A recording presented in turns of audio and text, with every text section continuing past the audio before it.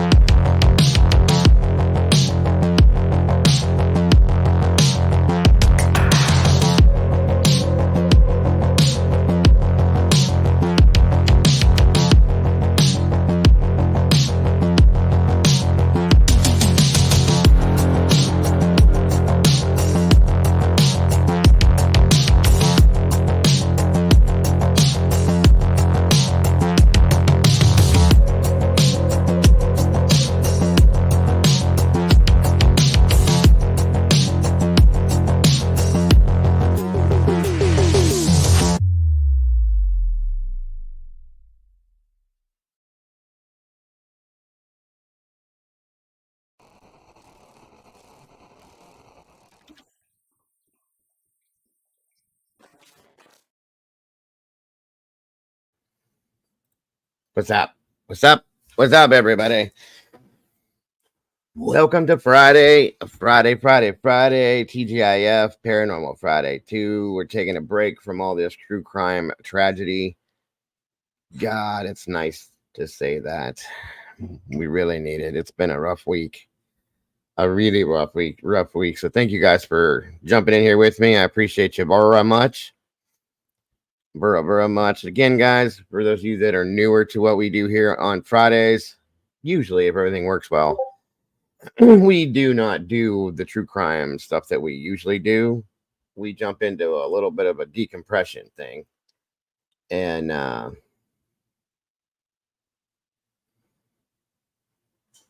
one second. Hold on a second, guys. I'm sorry. And we do a little bit of a decompression thing to get out of all the crazy, disheartening, sad stuff that we deal with on a regular basis. So that's why we do the Paranormal Fridays. Everybody's got a little bit of an interest in the paranormal. Anything normal from what we typically would do in true crime is what we jump into. It could be Bigfoot, ghosts, UFOs, cryptids, haunted, anything different than the norm is what we look at on Paranormal Fridays. So here we are.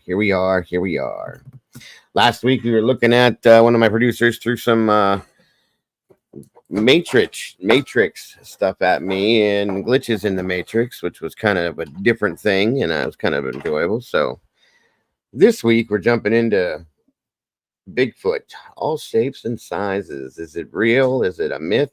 Is it a hoax? What is it? And there's all sorts of different ones. So that's why we're doing this tonight. So come on in, grab a seat, grab a couch, a chair, a stump, a toilet, whatever you need to sit on to get comfortable, do it. Please come on in. Let's have a conversation about this.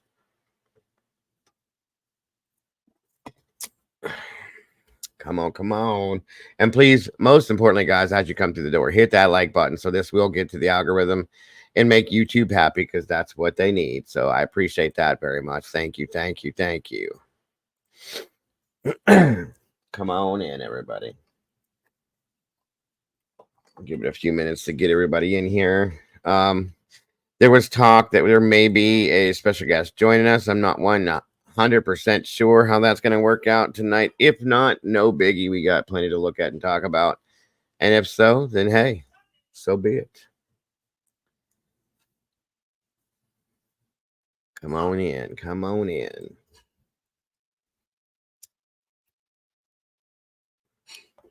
So far, it looks like, let's see who we got in here so far. Doodlebugs in the house. Good to see you, Doodle. Thank you for joining us. Metamom, thank you for joining us, Metamom.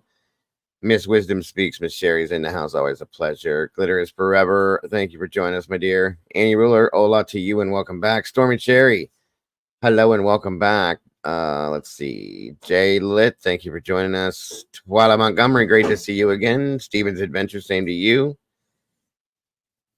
Let's see here. Alicia J, welcome back to you, dear. Miss Bonnie Bailey, always a pleasure. Thank you for joining us. Andy Rose, there's our little Andy Squatch herself. Thank you for jumping in here, Andy. I appreciate you very much. Let's see here. Brandy B, VOG, Aaron B, what's going on, brother? Good to see you tonight. Gene Spratt, thank you for jumping in here. Hello, Jackie. Thank you for joining us. Of course, Mom is in here, Mind of Monsters. Mom, I dropped you something in Discord. If you're interested, Kells 420, thank you for being here. Trish Crow, great to see you. Welcome back. James Tate, always a pleasure, sir. Thank you for joining us today. I appreciate you very much. Come on in, everybody. Get comfortable, if you will. Diana R., hello to you. Miss B. Williams, great to see you. Groot, welcome back to you. Come on in, everybody. Come on in. Candy Kitten, great to have you here. Great to see you. WNC Granny, great to see you as well. So for all you Bigfoot lovers, big feeders, squatchers, whatever you want to call yourselves, I hope you're interested in being here for this tonight. Because I know I am. I love all this kind of stuff. Always been interested in it.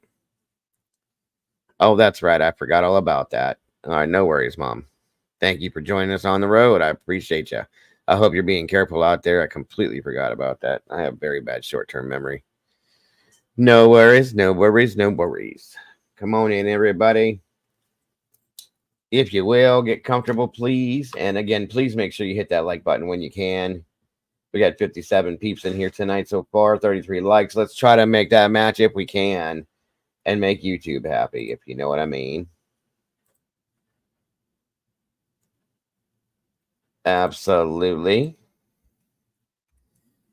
I will be joined by one of my producers. One of them does not mind jumping up. The other producer, who has definitely produced some really good stuff, she doesn't do panels. That's why you don't see her, but she's in the background, hot and heavy, guys, doing her thing. But we will be joined by the lovely Miss Andy tonight to start off with. We'll see what happens from there. Other than that, let's get this stuff rolling.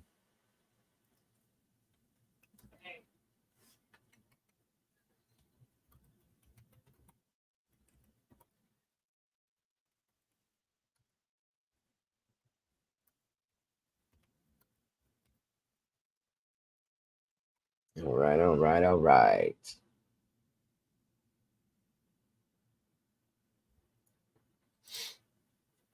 Come on down, everybody.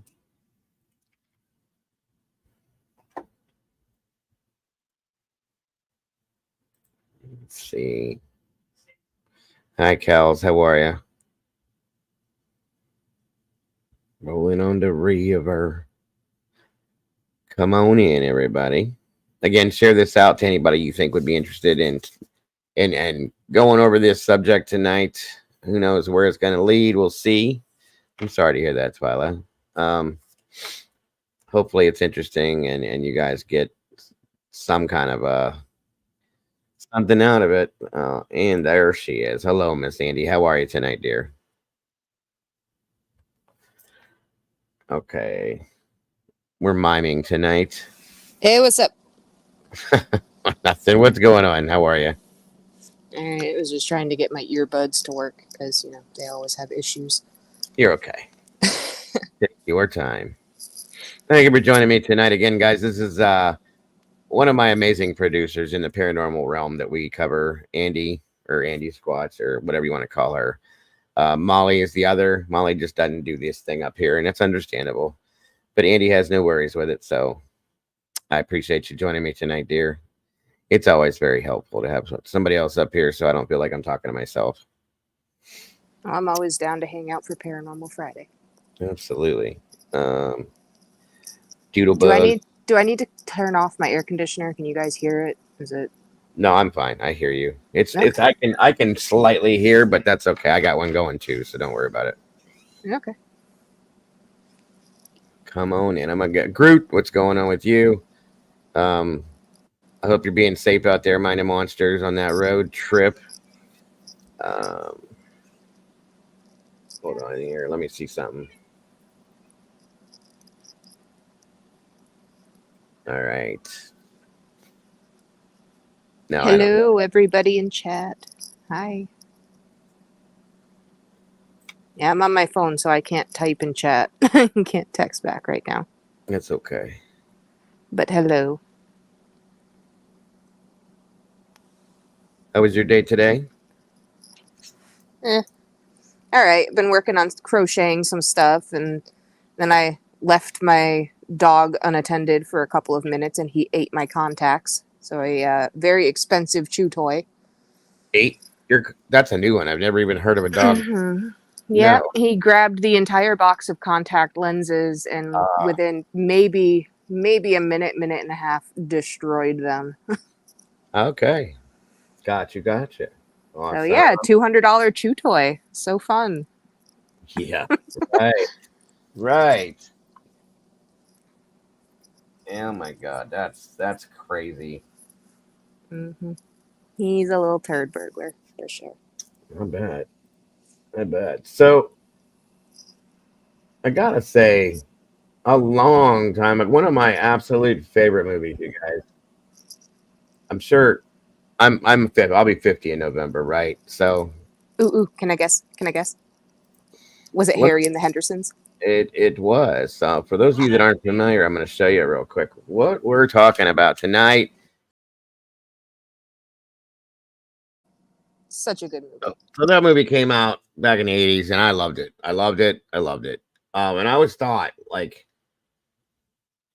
what if this is based off of like something real, And I started looking into that kind of stuff back then, and I was just like, wow, that would be amazing. And then as I got older and looked into it and read on it and watched different things about it, and of course, then the internet became something. And it's like, holy hell, there's so many options with this and that. Looked in it and all the sightings, and of course, the most famous one, the Patrick sighting, blah blah blah, and hoaxes here and people in suits there and all this stuff. It's like, what if, like, where did this start?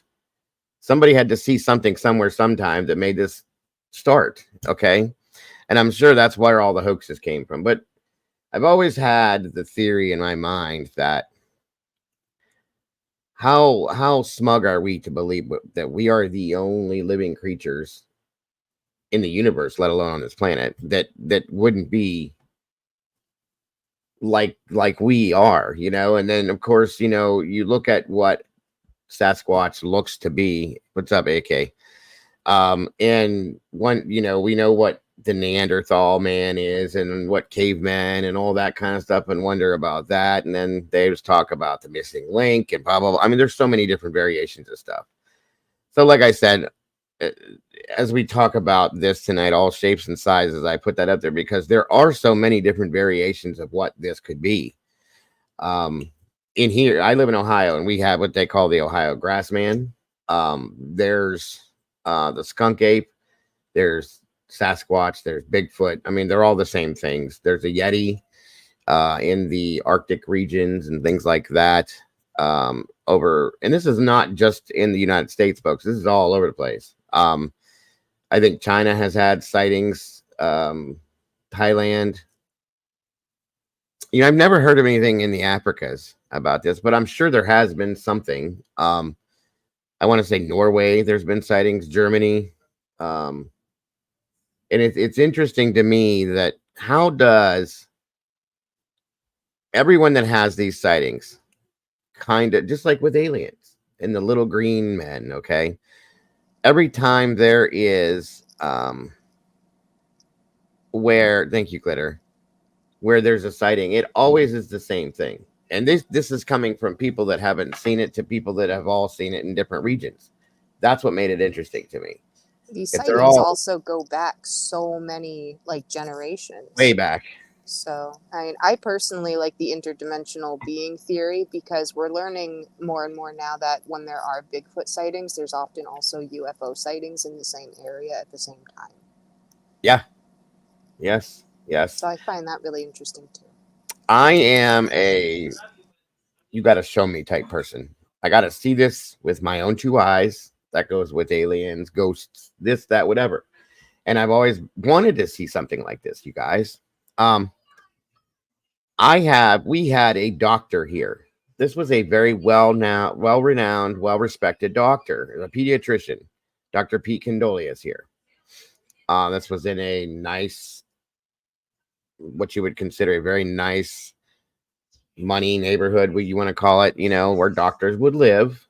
And there's a lot of wooded areas that surround this area that this guy saw. And he saw this over a fence, his backyard fence. And there, he lived in an area that above him was like a hill. Now we're down in a valley here where we all live out this way. It's called the Mahoning Valley, in Ohio. But there's a lot of hilly areas that were cut out for different homes and different establishments and stuff like that.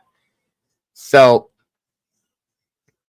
this doctor called, he went nuts about this. He was overly excited. And this guy, like I said, he was one of my kids' pediatrician when they were very, very little. Very well respected doctor. I know the family. I went to school with his brothers. And for him to come out, grounded guy, very grounded guy, for him to come out one day and say, I saw a Bigfoot. And I'm like, the reaction he had, if I can find the news article, I want to show it to you. But I don't know if I can, but the look in his eyes when he was talking about this told the whole story to me. And you can tell, I think, if somebody's lying about something, or if they really feel like this changed my life, my world. This is something I've never imagined was going to happen to me based on how they sound and their eyes look. And it's like, wow, I believed him. He saw something. And guys, I've seen a couple things, not Bigfoot wise. Never, ever have I seen anything that resembles a Sasquatch. I've heard things that make me wonder, because I live in a very rural area that's kind of mountainous, hilly, lot of forested areas and things like that. And I've never seen that, but I've seen things that I can't explain. Okay. I've heard things too. I don't know if there's, I think in some of the videos that I sent you, they do play the screaming in the woods that they believe is a Bigfoot. I've heard that standing out on my back porch. Right. Yeah. And my house, I'm surrounded by woods and mountains. So there could be anything out there. That's and I'll show you guys one of these days. I'm going to do in October. I have never been able to do this, but in October, I like to go outside in the fall, and I'm going to try to do some live streams from outside in my property. You'll see it's crazy out here. So, I gotta wonder, do they exist? Really, I'm not going to say they don't, but again, I'm the type of person that you got to show me. So, and I saw somebody in chat a while back say, could there still be Bigfoot Or are we looking for? Of course, I mean, just like us, we're generational guys.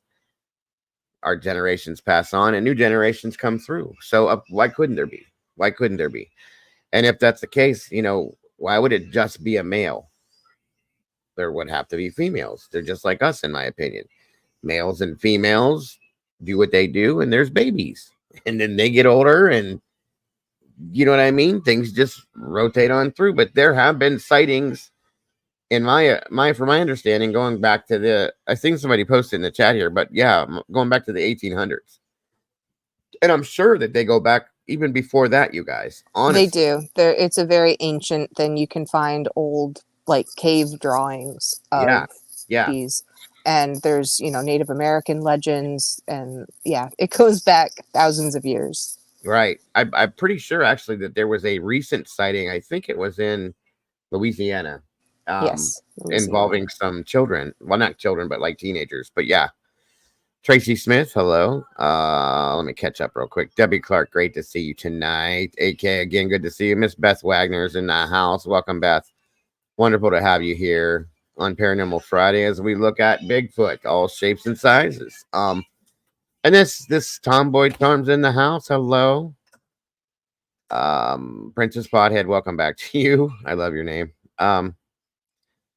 Let's see here. Mittens for Kittens. Hello, hello. 106th in Northeast Carolina. I'm so sorry to hear that. Don't come for me. Hello to you.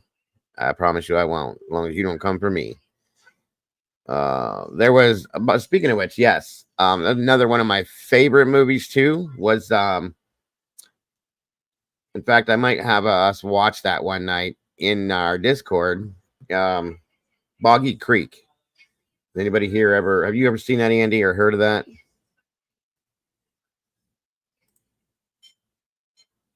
Nope. Sorry. I didn't know I was muted. No, I haven't.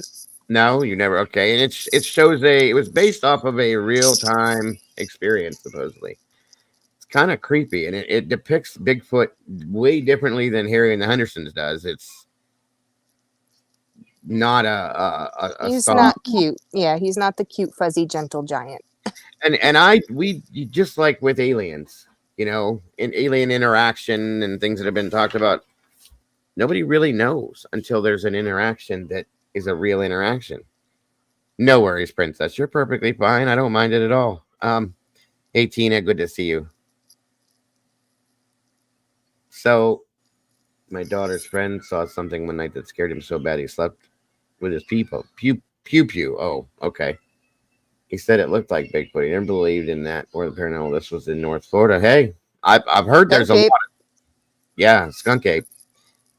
We've had a lot here in Ohio. In fact, the gentleman I was speaking with, one of our amazing community members here with, is from this area that we are looking at possibly having as a guest. And the Ohio Grassman, I've heard stories from a lot of people. Hey, SRB, welcome, dear, about seeing him or seeing it, whatever you want to. I don't know if it's a he or a she or what it is, but over the years, my grandparents have told me little stories that they've heard it, and people like to tell stories too. You know what I mean? And I understand that, but it's quite interesting to think that these things are out here. Listen, I'll tell you a story that happened to me right here. Yes, SRB, the Ohio Grassman. I'll show you something on it. There you go. Thank you, Glitter.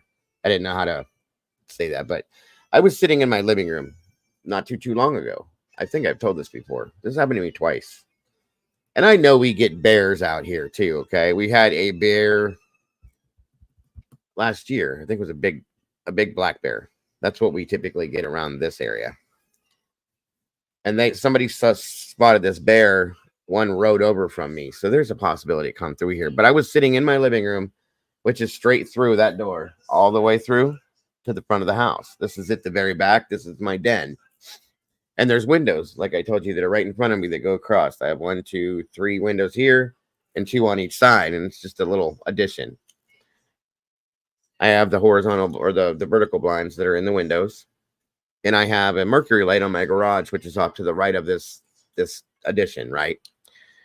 and it lights up the whole backyard. So it'll shadow anything that moves around in the backyard. So I was sitting on my couch, and from my couch, I can see the middle window back here. And mind you, this is up way higher than the ground level of my home because it's an addition. It was built up this way. So these windows sit right here where my hand's going back and forth at. So they're up higher than what normal windows would be for a house. So I'm sitting on my couch, and I just happened to look up. I was watching TV or something. It was dark. It was probably 11 o'clock at night. And I happened to look up, and I watched something walk past that window. The shadow of something go past that window that looked like the shape of an adult male. Well, it could have been anything, but it looked like an adult male to me because it was big. The head. But lighting will distort things. Let me say that. Even shadows. But I watched the shadow of somebody walk past my house, and I'm thinking to myself, the back of that window. It was just a normal walk, nothing, And so I'm like, I'm looking around like, is there somebody outside? But then I'm thinking to myself, how the hell did I see the head up here? Because that's like a 10-foot height up here, right? From the ground up to here. It's about 10 feet, roughly. Or I'd say maybe 9 foot. I don't want to over exaggerate it. 1 second, guys. I'm sorry.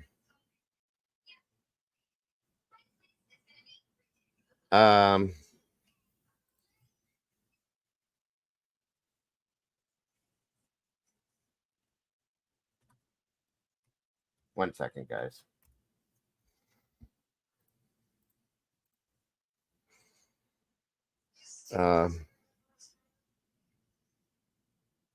Oh, yeah, that's fine, B. Anything you want to throw at us when we're doing these nights, absolutely. Now, anyway, so I got up, walked towards the back of the house, and as I get back here, I'm like, that doesn't make any sense. There's nobody here that's going to be that big. But even so, there's nobody here really. Everybody was sleeping. It was 11 at night. I go out the back door, and I'm standing on my back deck, which is to the right of that window. And I'm standing, I'm looking around. I don't see anything, of course. But I start hearing noises in the back behind my bar. I have a garage right here, and then I have a little shed in between, and then I have a medium-sized barn behind that in the back. And I'm back by the barn. I hear like sticks breaking and just like stuff like that. What'd you change it for? That was cool. And I'm like, hello? Nothing. So I walk down the deck steps around the front of my garage to look around back to the area where like that barn is.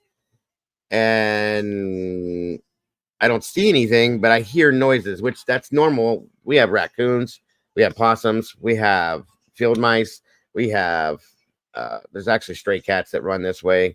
The guy 2 houses down has 2 dogs that he lets run over here and take dumps in my yard. So there's other animals that run around. Okay, we have coyotes really bad around this area sometimes. So I'm just kind of standing there staring, and you know how your eyes kind of focus when you're standing in the dark looking, and it takes a while, but you'll eventually start to see shadows or whatever. You can see the shape. I saw something in the brush that I'll show you one day. It's big, and I have a huge down this hill back there behind that barn. It's like thank you, Brady, a huge marsh, I guess you could call it. It used to be hooked into the river. They dammed it off, and now it's just like a big swampy marsh type thing. And on the other side of that, there's more woods.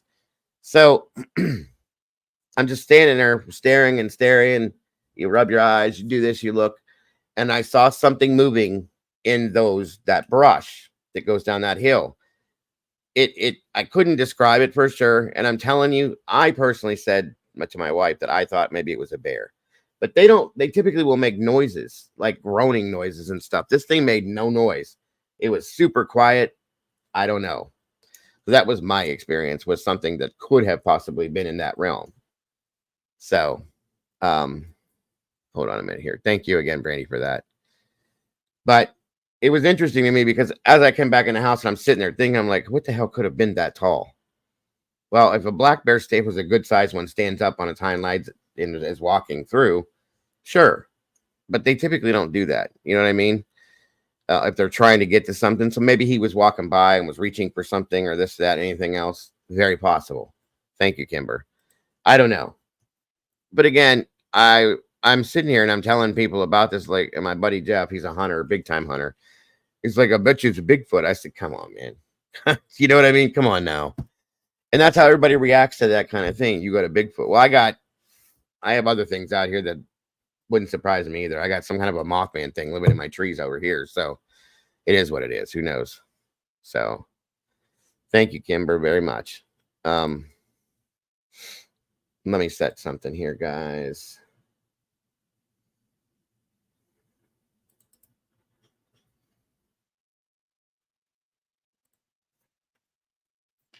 All right, moving on there.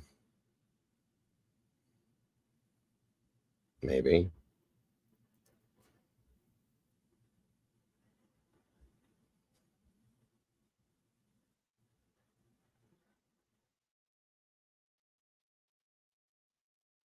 Where did it go?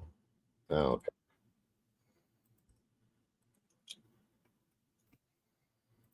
All right.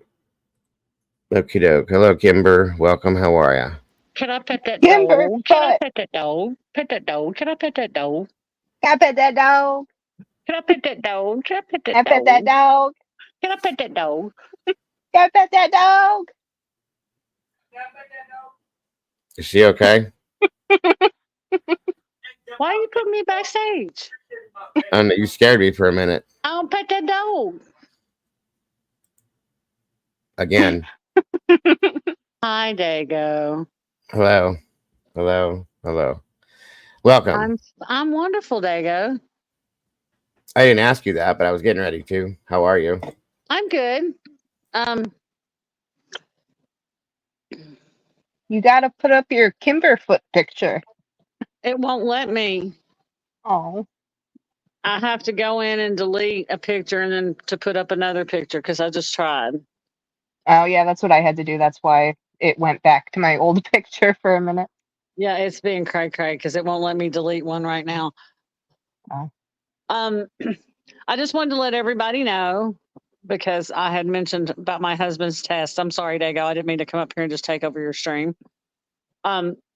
The doctor's 95% sure it's not cancer. She will have the initial results back on Tuesday, and then we have to wait for 6 weeks for the cultures to come back to see if it's viral, bacterial, bacterial, viral, fungal, or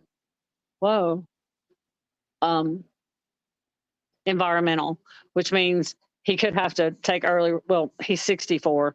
He'll be 64 in September, so he may have to take just a little bit of early retirement because it could be from the brake dust. So we just have to wait. But other than that, we're good. Hopefully everything works out. Yeah, I've heard that before with the brake dust type things. I have a friend whose dad was a mechanic and ended up having a lot of issues from that kind of stuff. So, I mean, I'm glad what you said first about the 95% chance. That's amazing, you know. Yeah, so, we dodged 2 bullets last year because he had a spot on his right lung, which it's still stable and small. And then he had a colonoscopy and there was a chance, but neither one of those turned out to be. So now we're dodging another bullet this year. We're just dodging bullets.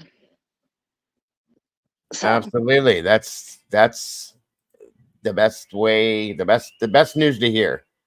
But I did have Sav and Val on the phone yesterday when I was at the hospital, and I was in the elevator with an elderly couple because after they took him, I went down to the cafeteria to have some breakfast, and I thought I had them turned down low enough because I was listening with my ear, and I did not, and they said something, and the older couple was like, "Oh my goodness."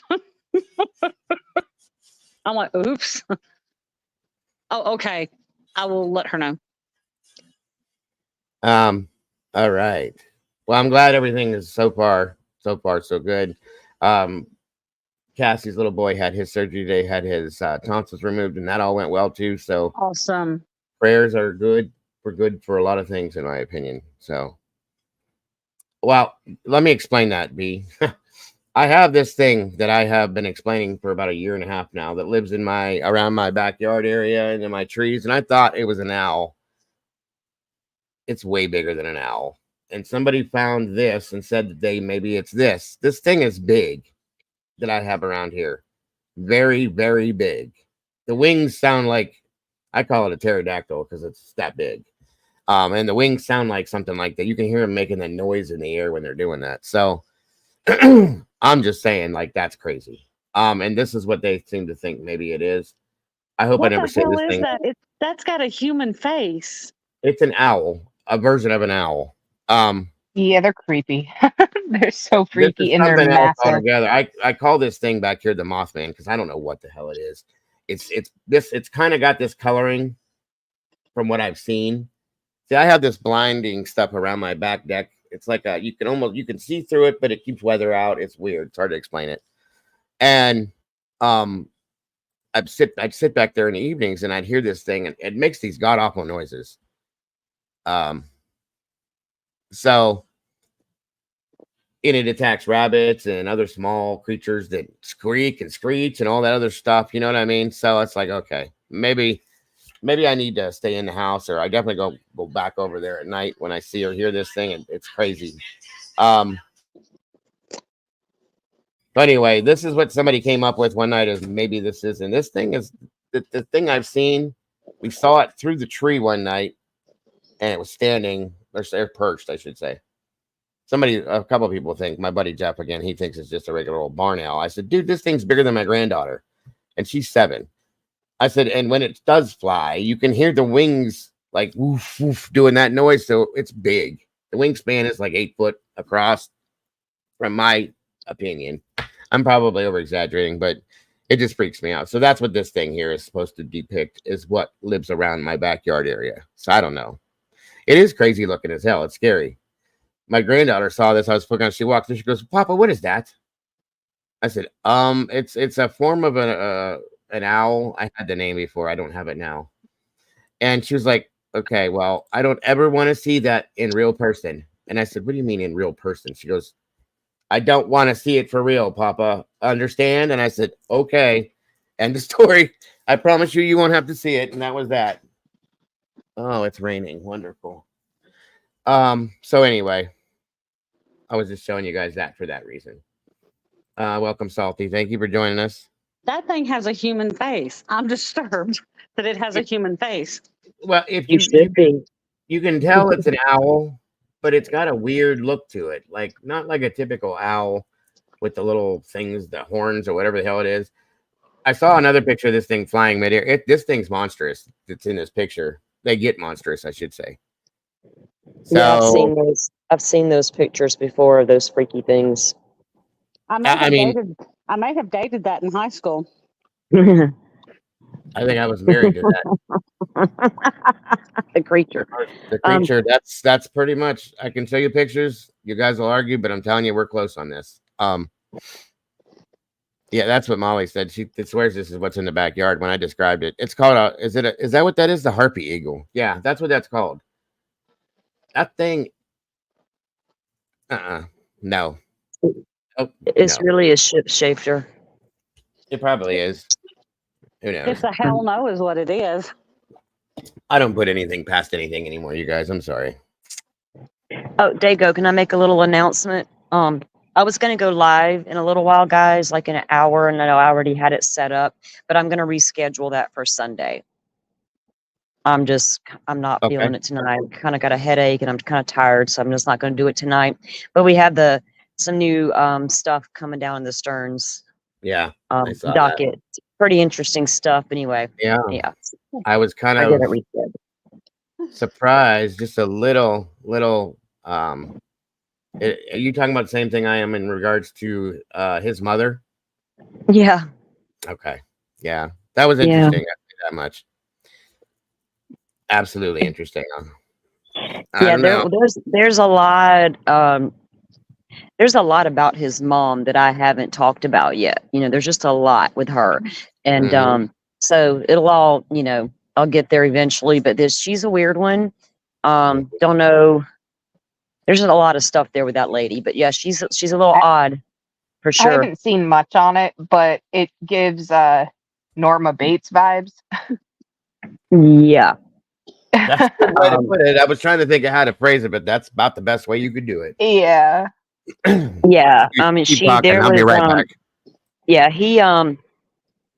I don't know. He's an only child, so it was just a very strange relationship he and his mother shared. And it's still a strange one, if you ask me, reading some of those emails to each other. I know he needs a Yeah, lot I of, saw he some of what you needs more posted. root. Yeah, he needs more root beer candy and coffee and Root beer candy. books. Root beer candy and Oh, origami books. boo-hoo. I know. Boo-hoo. Oh, he Poor hasn't ate him. a lot. He hasn't eaten a full meal since he's been there. He hasn't felt full after a meal since he's been there. And don't sell all of my collectibles, but you can sell some. Like, what the hell? Oh, poor baby. We're Poor gonna Well, take you're him not to baby. gonna need prison? you're not gonna need your damn collectibles where you're going. He might have something to eat. He can go in there and make his little paper figurines now.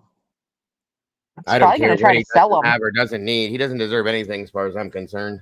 I wouldn't be surprised if he turns into one of those guys who starts doing origami to sell from jail if they allow he him. will. Because there've been Yeah. serial killers that have done that.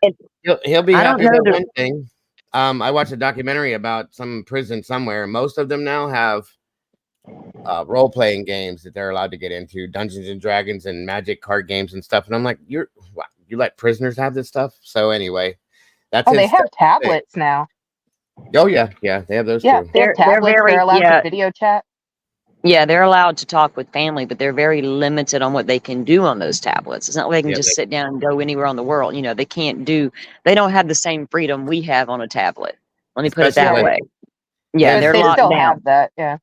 Yeah. His types of charges, they really have it locked down for too, because of that type of stuff. So Yeah, those tablets are used to do emails. I know somebody in prison. He's been there since he was 18 years old. There's a friend of mine's brother, and he's still there, and the dude's knocking 50, but he needs to be there. But that's how he's been using a tablet, and then we're in Florida forever for emails and communication with family, but they read all of it. It's not like they can just sit down and go on the internet and do what we do. You know what I mean? They can't. That's good though. Thank God. Very good. They don't need that outside contact, now, unless they got a smuggled in phone, which happens. But It happens and a lot. another, You see them on TikTok. yeah, another thing curious in those documents. I don't know why yet, but Stearns went back out to that crime scene later that day and spent about 12 minutes out there. And I don't know what he was doing. Wonder How if he sick was he is, I don't really want to know. taking something else out there, or Not sure. And he ended up dropping. I went to that trash compactor there on the property of the apartments where they found her laptop and everything. He ended up going to that thing 5 different times throughout the day. It wasn't like he just went up there once and dumped the stuff in the backpack and the tablet and then went back and threw his tire away. He went over there like 5 different times throwing stuff away. It'll come out eventually in more of the documents as to what was in each time he dumped something. But yeah, it was like 5 different times he went to the dumpster. He was probably trying to figure out what to do. I don't know. But I don't know why he went back out there, and he was only out there for like 12 minutes. Maybe he wanted to make sure she was actually gone. Do you know what I mean? Yeah, or that, or in a weird, sick way. Yeah. Yeah, and so I don't know, dude. I was wondering, how do we know that he actually placed her there when we think he placed her there? And how do we know that it was just him? All everything. Because, Oh, when he went back. Oh, well, actually, because when I started reading the document, it reads as if the time he was back out there, was doing was between 3 and 4. I think it was like 10 till 4 or something like that. But at that same point in time, Jen was allegedly back over by the school trying to get Maggie's. Yeah. So I don't think there's that. Yeah. Well, yeah.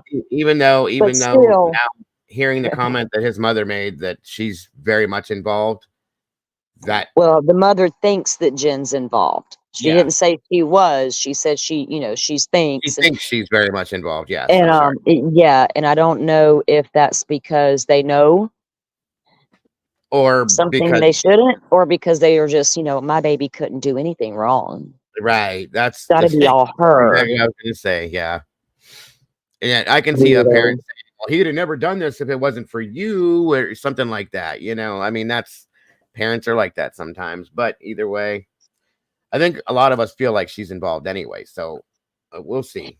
Hopefully, Well, we'll see. there's just so much with her. The fact that the sheer amount of lies was enough.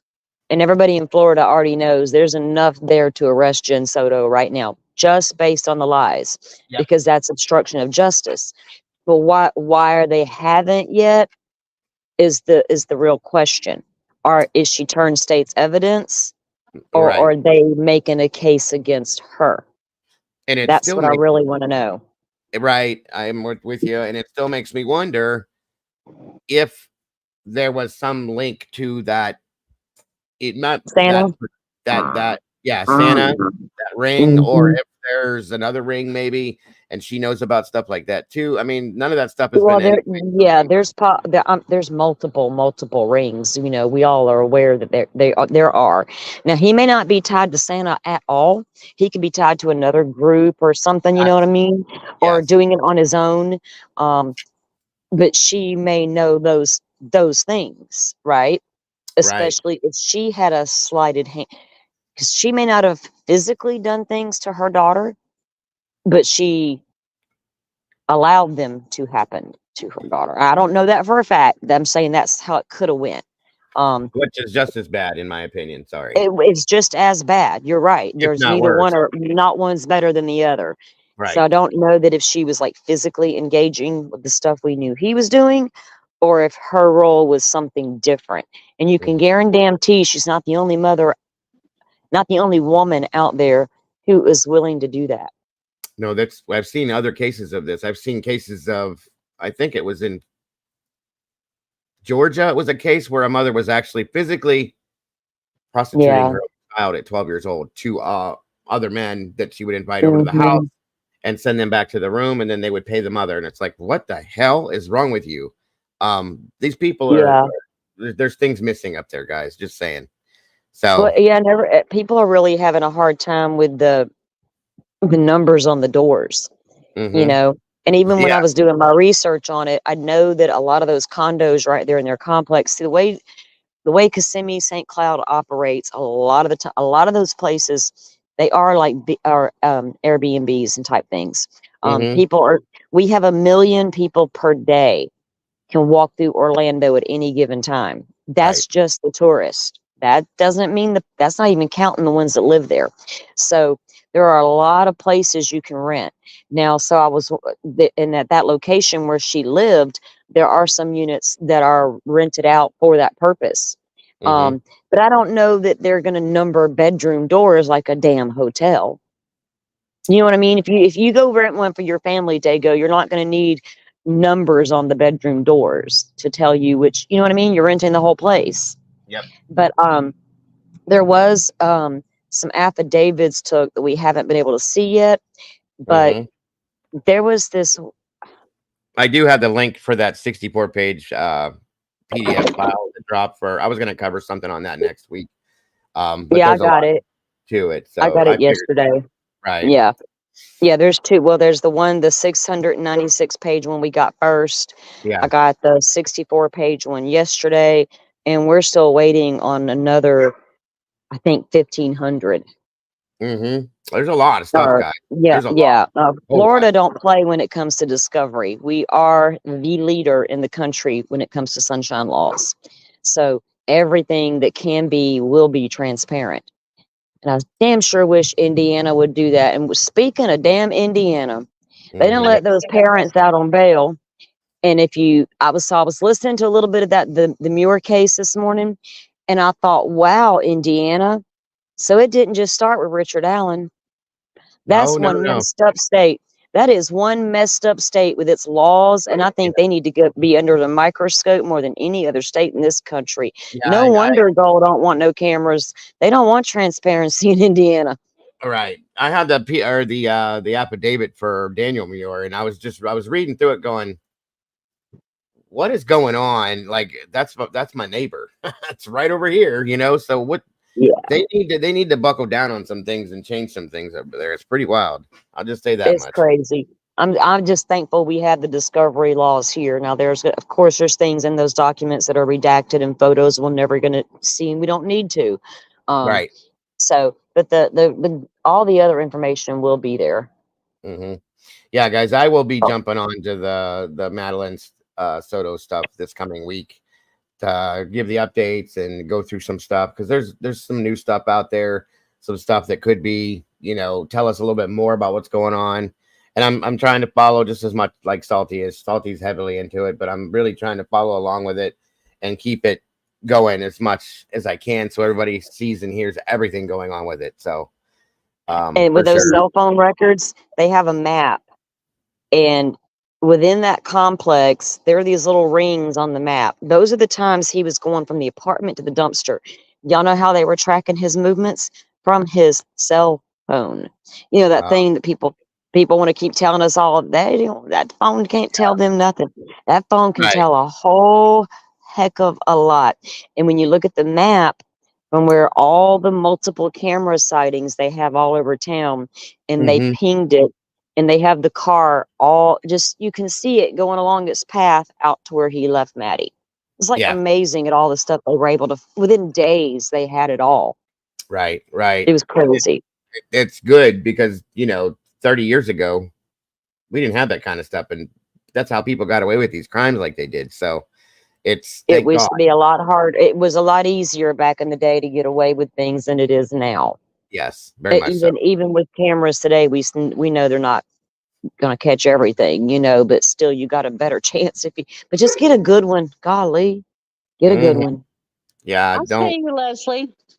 Yeah, I can see you too, Leslie. Yeah, I heard that they saw. We're gonna get back to the Bigfoot here in a moment, guys. Um, Yeah. I saw that they had read Jen's license plate number there the day after, I believe it was. And I don't know much about what that means. It could be anything, it could be nothing. I don't know, but I did see that before. So Mm-hmm. yeah, And he went it. somewhere in the middle of the night in her car too. Mhm. And that was before he ever took Maddie and placed her, but I mean, the police know where he went, but I haven't seen it yet in the document. I know he left, and he left in Jen's car Yeah. in the middle of the night. I think it was around 3 a.m. or something. But I don't know where he went yet. So we'll see Well, if we can figure it out. hopefully we get the full deal, the real, and I'm hoping that that's what's taken so long for them to do anything with her, is that they're building a very strong case so that there's no holes for her to slide through with this, and that they can process all of it and Mhm. prosecute it all together. Well, So his trial has been postponed. 'Cause he was going to have two separate trials, one for the CSAM and then one for the murder. yeah. Those have both been postponed because he had a double hearing the other day. Um, so now we're going to have a status hearing, I believe, in October, and I think they're going to try to combine the charges. So they'll lump the murder and the CSAM to one and make it one trial. But I don't know that for sure yet if they're going to do it that way or not. But there is a status hearing in October on those two things. So we'll have to Mm-hmm. wait and see. Yeah. Right. Yeah, definitely. But welcome, B Sweet. Thank you for joining And I us. don't think, the state doesn't need Jen to turn state's evidence against Stearns, but for anybody else she might know. Well, that's what I Do you was know what I'm thinking. saying? They got him. He hook, Yeah, line, and sinker, with or without her. They got if him. if there was a ring that's involved with him that she was knowing about, that could be partially what they're looking at with that. Because yeah, they have him Definitely. dead to rights. Yeah. So that will be interesting to see how that goes. God, if they could get a lot of information, even if she does know something and can provide them with a lot of information, they can take down a lot of these dirty, dirty people, and that's Mm-hmm. what needs to happen. We have to start taking them down at some point. And when you do, there another one's going to pop up. But it's very disturbing that there are people who want to consume that. Yeah, Children, I agree. I agree. violence towards them, all the things that we've heard lately. That there's a market out there for that shit, and that's the kind of stuff that I take to bed that bothers me at night. You know what I mean? Not the petty, frivolous stuff. I And it's agree. just like the more they can take them down, the more I'm here for it. Absolutely. Absolutely. Absolutely. Yeah. And it would be amazing if she has information on something and we can take down more than just what he did. You know, the more we get out off the streets, the better, period. So absolutely amazing. It would be great. I'm just fingers crossed that all of this gets prosecuted the way it should be 100%. And Maddie gets true justice for this. That was me, mystery. Me and I was talking with Dago, or you guys and Dago. She's like, who's speaking at the moment? I think that's what she meant, was us. Yeah, Leslie was asking who was talking. Oh, okay. What is that on the screen, Dago? I don't know. That's part of what I want. Well, I know. I don't know. I think he lives behind me back here. He looks like he's taking a poop. This was in Florida. It's a trail, and they're saying, is this a Bigfoot or not? Now, to me, it kind of has like an orangutan type look to it, but I don't know. I don't know. Well, that ain't no orangutan running wild in Florida. We got down south. We got creatures that aren't supposed to be down there because everybody wants to bring their exotic pets out here and turn them loose. So when you go down south, you got those gigantic birds. You got I call them anacondas, but they're not. They're pythons. I'm exaggerating. You got shit. My daughter had one. The damn lizard, the big ass lizard. They still got that damn thing. Their dad does. Yeah, iguana, that's him. Look, my daughter got it when she was 9 years old because she wanted a snake. I was like, no, you can have a lizard. I'm thinking a little gecko. Oh, no. We had to get the other shit. Anyway, my husband got that in the divorce. I didn't want it. But all that stuff lives in South Florida. So I guess somebody could turn an orangutan loose too. But I don't know, man. That's a stretch. Well, I mean, people have turned gators loose that were pets, and they've gotten into sewer systems and things like that. Somebody flushed their baby gorilla down the toilet. My sister had a pet gator. He was in the my sister's gator lived in the bathroom until it scared the shit out of my stepmom, which was pretty funny. But that's a whole other story. But we don't get many orangutans running around in the woods in Florida. No, that's what I mean. So that thing looks like he's just chilling. Right. So this. Hey, what if it's just sitting down, Dago, and it's like really is a Bigfoot, and he's just sitting there, like it's. It's big. It could be. That's why I said it's really hard to tell. I'm gonna play this real fast. Okay. It could just be chilling. I think he's pooping. Well, I mean, okay. This is it says it's up there between Gainesville and Ocala is where this was taken. This photo was taken at. Oh, that's swampland. It don't surprise me. Absolutely. Let's see what this guy says real quick. Hey folks, today we're looking at an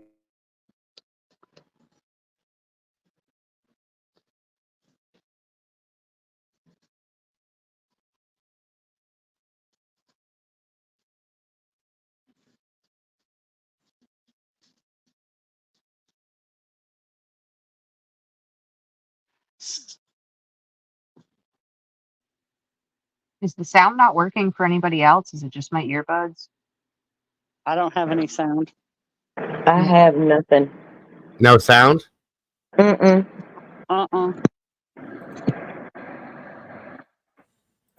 Damn. Let's try it again. Sorry. Let's see if this works. Let me know. Hey folks, today we're looking at an alleged trail cam photo released a few days ago on Reddit. It goes by the handle of Yes. Well, it was, but then it went away. Florida's swamp. That's because I paused it. Oh, okay. No problem. The photo looks interesting, but the question is it real or not? So this photo was released on July 18th or 19th, 2023 on Reddit. Florida Swamp Ape claims it was given to him by his friend and was a trail cam photo. The photo was taken in Williston, Florida, which is between Gainesville and Ocala, Florida. In the picture, we see a hairy... Now, here's my question. As you're looking at this photograph, okay, and I like to try to debunk things. That's my whole thing. There's what seems to be like electronic like wiring or something, or maybe possibly something hooked into this, whatever this contraption here on this tree is. There's a box dangling here. I don't know what all this stuff is out in the middle of the swamp, but if it's part of a trail cam scenario that they're looking stuff for hunting. Yeah, right. It could very well be. So I don't know. It's not a tree stand. I just zoomed in on it, and y'all, it's not a tree stand. But to get a deer cam up there, you're gonna have to take a ladder. And I know a bunch of dudes with deer cams, including my daddy. Right. And I ain't never seen that. Well, it kind of gives me the orangutan gorilla look, and I listen. People are saying in stuff that I've read before, escaped gorilla or escaped this from different places. Like people keep things as pets.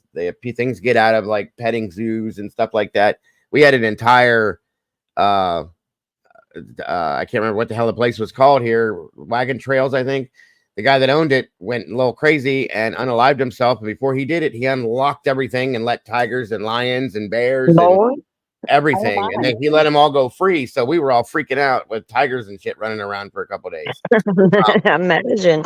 Yeah. But so that's a weird looking thing in that tree, though, because you see how it's got two pipes. Yeah, it's got looks like there's two pipes. One on that one main one you can see, but to the left there's another. And they go all the way up the tree. Plus, there's a hook halfway up, it looks like, coming out of the tree. But this bottom piece will go up to that. Oh, that's like a lumberjack thing. Hold on. What's this thing hanging in the air off this little square? That's a cooler looking thing. It looks like a feeder to me, some form of a feeder. Something ain't right with this picture. That's what I was trying to say before, was that I think it was a feeder. Yes, Claire. This thing's in the wild. This thing's out in the wild. Someone done snapped a picture. I mean, not out in the wild. Okay. Like if you go down to Animal Kingdom at Disney and you ride their little thing into the safari, it looks fucking real. You're literally in the safari. No shit. It's like you're riding through Africa. Right. So could this be one of those natural type parks? Do you know what I'm saying? That's what I was wondering too. That's why I was asking about these things that we're seeing in the background. And is this thing just a walk by or drive by like trail? Damn it, man, because I've been looking for Bigfoot since I was a little girl. Well, we don't know. We still don't know. I'm still looking. That's what we're talking about tonight. All shapes and sizes. So we'll see what when I remember when I was growing up watching the documentaries with my dad where they would try to debunk sightings and all that. My dad never bought none of that shit. That dude was real. He's in them woods. Yep, I got you. Hey, Zelda, welcome, hon. So let's see what else this picture does. Primate-looking creature apparently clutching a youngster while situated behind a log. Also a youngster. Oh, that's what this here. Oh, I see. Gotcha. There's the face. Wow. Okay. Yeah, it's a mama it is with a baby. Wow. I didn't see that till just now. Damn. We were studying all that other stuff too much. Yep. There's the face. It looks like it's got its head down, sleeping on its shoulder. Interesting. Don't that make you want to reevaluate the way we look at pictures? 100%. I got one there's one we need to review again. See, I thought this was a shadow, like a lighting shadow or something that was being shined until I'll be damned. Yeah. Wow. Okay. Let's see more. And the picture is an apparent deer feeder. In this first test, we ran an error level analysis test to determine if the picture was photoshopped or manipulated by AI or CGI. The test result was negative, indicating what you see in this picture is actually what was photographed. A quick caveat, however, since we do not have the source picture, the results sometimes can be manipulated. Our next test, we ran a reverse image analysis, and that too did not reveal any photo manipulation. This test is not fooled by not having the source picture. Again, we see no evident signs of Photoshop, AI, or CGI. In our next analysis, we look at the photographic smear or blurring. The analysis showed potential movement of the baby in a different direction than the adult. Caveat here is that pixelation can cause what appears to be smear. So again, this analysis is very subjective and certainly not conclusive. Some of the Redditors, as they call themselves, also had some very subjective assessments as to what it may be, ranging from an escaped chimpanzee or bonobo to seeing a boot underneath the log. Again, at any point, these are all subjective and are just opinions. So there is no smoking gun as far as the photo is concerned, at least not yet. But I do have a number of concerns. This is a trail cam photo, but where is the metadata such as the time and date stamp? There are no other trail cam pics to go with this one for comparison. There is no backstory, and as you know, if there's no story behind the evidence, it is not evidence. And one thing I've heard many times in my 25 years of Bigfoot research that always turns out to be a hoax is the line, "I got this from my friend." All investigations are usually pragmatic and need to conclude with 100% certainty. Right now, I have no tentative conclusion to this photo, although I can comfortably state it is not looking good. Here's why. In many of the statements made on Reddit by Florida Swamp Ape, usually answers are very simple and vague. Okay, that may be just all he knows. After all, the photo was just given to him by a friend. But how about the constant statements of believing it was an escaped chimpanzee or bonobo and Googling different animals? Why post it to a Bigfoot Reddit page then? Why does your screen name say Florida Swamp Ape? The casual answer was, and I am paraphrasing here, that Florida Swamp Ape believed that there were people who could determine at the Bigfoot Reddit page what it was. And he casually explains the whole Florida Swamp Ape name thing was a joke, but more on that later. Again, I'll state I've been doing this Bigfoot thing for 25 years. And generally, when I see answers like the ones I discussed previously as a bad omen, the omissions and ignoring other questions such as where are the timestamps, where are the other pics from the trail cam, what make and model was the trail cam, and how about an unaltered picture, and the fact that all those questions are ignored, this usually means that hoaxery is afoot. And by afoot, I don't mean Bigfoot. Finally, we have identified who Florida Swamp Ape is. As we've seen, he states his casual dismissal of his handle as just being coincidental, but we have found pics of him in April of 2023 at the Florida Bigfoot Conference. Could this be his inspiration for perpetrating a hoax? We also know that he is into fantasy games and his handle was created while at GameStop. He lives in Central Florida. We also know that by his own admission, he loves creative writing in a fantasy setting and has penned some books. Haven't we run into a couple of other hoaxers that have claimed to have been authors of fantasy books before? Now, I haven't outed his identity yet in hopes of communicating with him to come to a resolution of this. But for now, this is looking like a hoax, seeing the disingenuous answers we received on Reddit. Till next time, folks, this is the Squatch Detective Steve Culls. We'll catch you Sunday nights live, 9 p.m. Eastern on Squatch D TV. Well, I gotta go join that Reddit group. I'm in a couple of different discussion groups. I'll go discuss with them. Oh, Mom, it's Kimber and Salty and Andy Squatch or Andy up here with us. That was an interesting theory. Now, yeah, this squad. Oh, yes, Kimberfoot and Andy Squatch. Those were their new names for a while. So, Dago, I don't mean to change the subject, but I wanted to tell you something before I forgot. I don't know if you've seen the latest, and you and I talk about it all the time, but Delphi Defense Team is asking the Supreme Court to weigh in again. They have filed a document, and basically what it means is we got a lazy judge. Mm-hmm. Well, you know that. That's putting it kindly. There's a couple of hearings coming up at the end of the month, but yeah, they're still trying that, and we'll have to wait and see if the Supreme Court takes it up or not this time.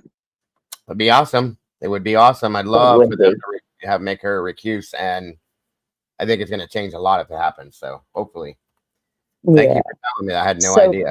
Yeah, oh, you're cool. I was listening to them debunk Florida Swamp dude here, but I had to get that out before I forgot to tell you. Thank you, Zelda. Mom, are you on the road? Yeah, she's gone vacation. Yeah, I know. But be safe, Mom. She has a tire with a slow leak, so she popped out. Oh, well, you better be careful. You better be careful. Don't make me have to Mom, come get you. I know what mom's thinking right now. I'm gonna stop when I get. She's gonna get that tire. Make sure she got some air. Mm-hmm. Slowly. Be careful out there, Mom. Sounds like a few people I know out here has got a slow leak going on. Just saying. Dude, I had one in my car recently. You're right, though. There's a lot of slow leaking going on, ain't there? Hey, Zelda. Not trying to be mean. Wonderful to have you here tonight, Zelda. Thank you very much. And guys, we was being funny, not mean. Right, Mister. There's a lot of links in here and chat, guys, for some amazing channels. I think one of them is Salty up here. We got Kimber up here as well. Doodlebug, quite a few guys. So please check out those links if you have not subscribed. Please do. It'll take me forever to throw them all up here. So just go through the chat, check them all out, and do the thing. Of course, one of my other producers, Molly, that produces the paranormal stuff. Her link is in here too, and that's pretty much what she does. And that channel is nothing but mostly paranormal type stuff. So check it out, guys. It's very interesting stuff. Let's see here. So recently, I don't know if you guys heard about this, that in Louisiana, there was a sighting per se that the police had to rescue a couple terrified teens from a grumpy, glowing-eyed Bigfoot. Interesting. Very interesting. There's all kind of crazy stuff be happening in Louisiana. Did they mistake it for one of us? Could have been. Could have been. That's what I'm saying. Yes, definitely. By the way, the Josh Zimmerman situation, to highlight that real quick, there's a chopper up, right, that has been up and out all throughout the day, according to Nick, that is circling certain areas. So I'm wondering if they have an idea of where he's at, and I pray to God they do, to get that monster off the street, because the guy scares me, period. For all of you or anybody else that's out there, because nobody knows where he's at. So hopefully that means something that's good, that they got an eye on him and they can grab him soon, hopefully. So good, Mom. Y'all be careful out there. Where are y'all at right now, Mom? You left what, 4 hours ago? I need your location. I need you to share your location with me. She's still in Florida. Yeah, she should be still in Florida. Chit Chat Daily, welcome to you. Thank you for joining us. So let's see what this is all about here, you guys. Take a left down there at the end, Mom, and you can come my way. She's in Georgia. She's in Valdosta. Damn, she be hauling ass, Mom. She is hauling ass. Damn, Mom. I'm impressed. My ex-husband would be impressed. No doubt. All righty. All right. Thank you, Zelda. That was awesome. That's a lot of links to drop, but you did great. Thank you so much. Actually, that makes sense, Mom, because where you are and where I'm at, I'm thinking of me getting to Orlando, but from Orlando, yeah, you made good time. In 4 hours to get from Orlando to Valdosta. That's from the area. It's just, it drives straight up the state, and you're going to be in Georgia. Mm-hmm. Yeah. See, because we border Georgia and Alabama. Right. Yeah, but you got to haul some ass to make it in 4 hours to Georgia. I can make it from Pensacola to Orlando in about 6 hours, and it normally would take the average person 8. See what I'm saying? That's a long drive from me to Mom. So from where she's at, though, to get to the state, the state line, it's about 4 hours. Yeah. Yeah, and she don't forget she's in a Mustang too, so she's getting getting down. Yeah, she's getting and going. Watch out for them Florida State Troopers, Mom. You know this Mustang passes everything except a gas station, she said. Right. So is this in the swamp in Louisiana, Dago? That's what they're saying. I'm gonna listen to what they have to say here. See what we're talking about. I'm curious to see what happened with this, to be honest with you. So here we go. I hope to God there's wait, let me double check it before I even start it. Make sure there's audio this time. You still here, Miss Andy? Yeah, I'm here. All right. Dragonflies in Orlando. Welcome, Dragonfly. Thank you for joining us. I love the name. Yes, very much so. Mystic, hello. How are you? Good to see you today. I appreciate you. Have been rescued after an encounter with a glowing-eyed and growling Bigfoot in a Louisiana forest. Natchitoches Parish Sheriff's deputies said the recent high school graduate Natchitoches Parish. Okay, welcome, JD. Mhm. Good to see you tonight. To see you guys are gonna ask where it's at. That is it. I don't know where that is. I'm not very familiar with Louisiana, but there it is. from Homa called in Thank you, Zelda. distress while deep within Kisatchie It's- National Forest late last week. The teenagers, aged 17 to 18, recounted a chilling encounter with what the group described as a creature resembling Bigfoot with glowing eyes, according to the Natchitoches Parish Sheriff's Office, NPSO.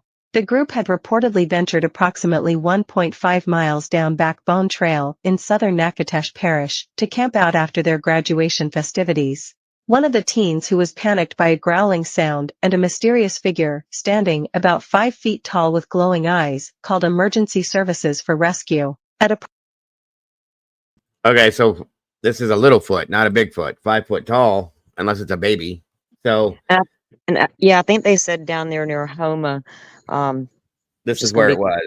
Yeah. Kiss it. Kiss it. Apache. Kiss it. Apache. Okay. Kistachi. I didn't want to say it Apache. wrong. I think I still did. I love the Kiss Native Apache. American names. Kisatachi. Kiss Apache. Kisatachi. Kisatachi. I don't want to kiss nothing. You guys kiss the Tachi. No, I You ain't kiss kissing Apache. nobody's Tachi. No, I do Right. not kiss There you Tachis. There you go. There you go. We're going to talk about that too, Mystery. There's a lot of them lately too. It's interesting to me because we'll go a couple years, 2, 3, 4, 5 years, nothing. Then all of a sudden, boom, boom, boom, they all pop out. So it's like, you got to wonder, is it, and I think it's because a lot of them are hoaxes. I hate to say that because I really want to see one of these things. Okay. I do. And I would love to see one of these things for real, not some guy dressed up in a monkey suit running around acting like one. Yeah, there's some really good documentaries out there that are really well done Mhm. that go through the different various footages that have been, turned over, brought forward, however you want to put it. And a lot of them, they can't debunk some of them. Right. They Because of simply can't. Some you they- can with the movements, right? Yeah. They explain and show you how.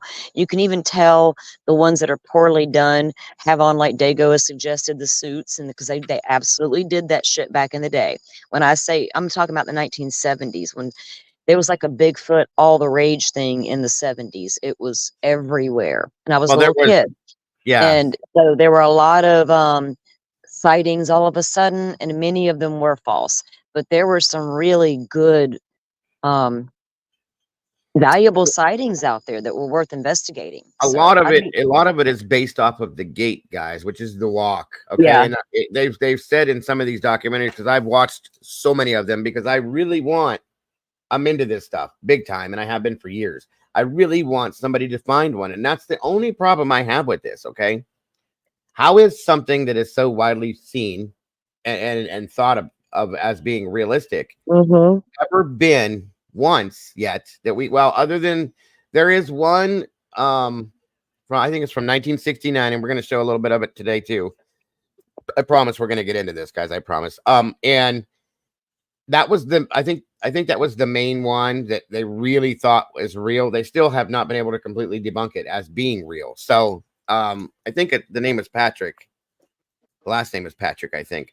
I'll show you when we get to it here, but that's the one that I've watched that thing forward, backwards, slow motion. I watched a documentary on that one. And Mhm. I think even the guy that filmed it did a lie detector test and he passed it. So just saying, but they're saying this one here is 5 foot tall. So this is not a quote unquote. He's just a mini foot. He's a little foot. Yeah. Yeah, he can't help it.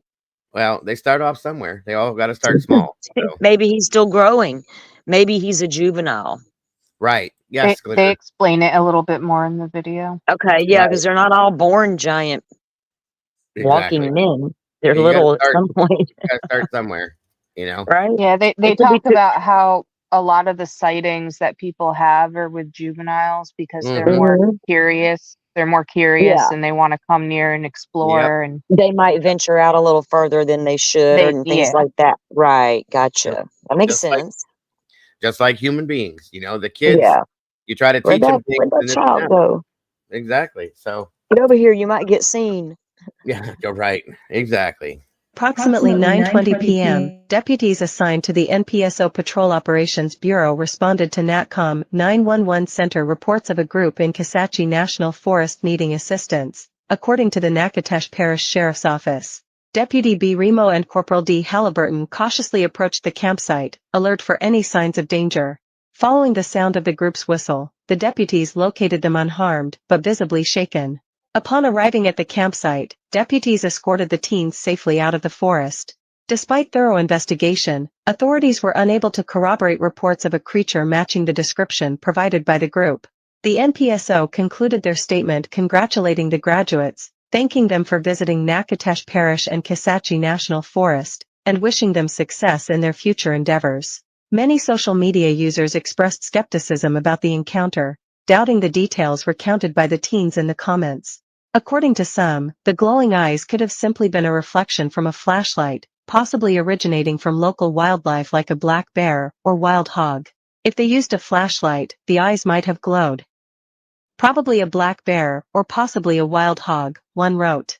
Others praised the teens for their quick decision to seek assistance rather than trying to navigate the forest alone while feeling distressed.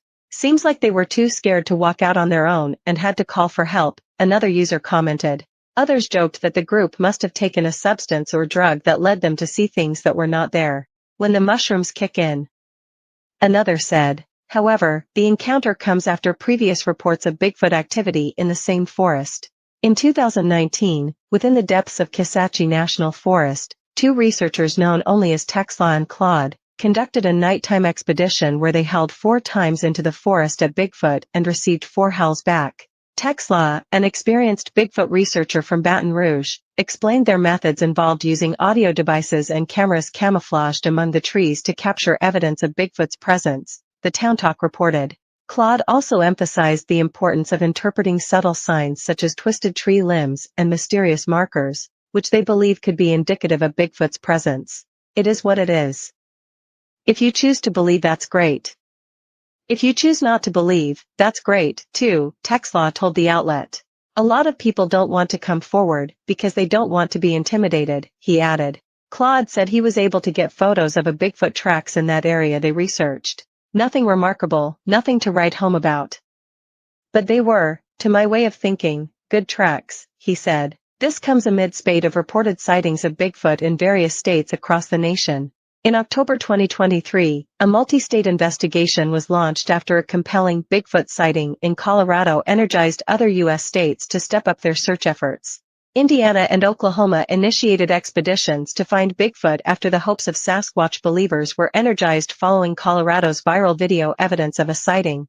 During a narrow-gauge train ride from Durango to Silverton, a passenger looking for elk with her husband was distracted by a hairy creature instead. Shannon Parker, from Cheyenne, Wyoming, said, "I think I saw Bigfoot." Another passenger named Brandon saw the couple react and decided to pull out his phone.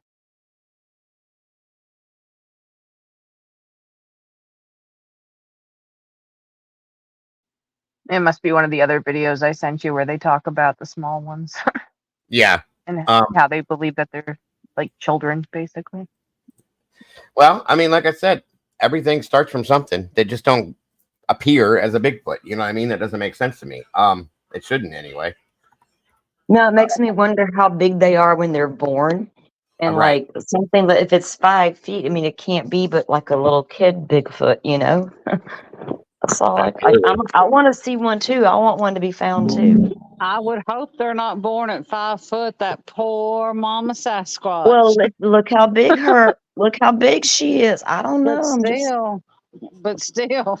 I'm not, girl. Sasquatch. Look, I had 4 babies, and my biggest, no shit, you was 5'7". I couldn't, and that was my natural baby. I couldn't imagine what you ladies go through to have one bigger than that. Right. Those are some old pictures, Dago, that you've been showing. Those are cool.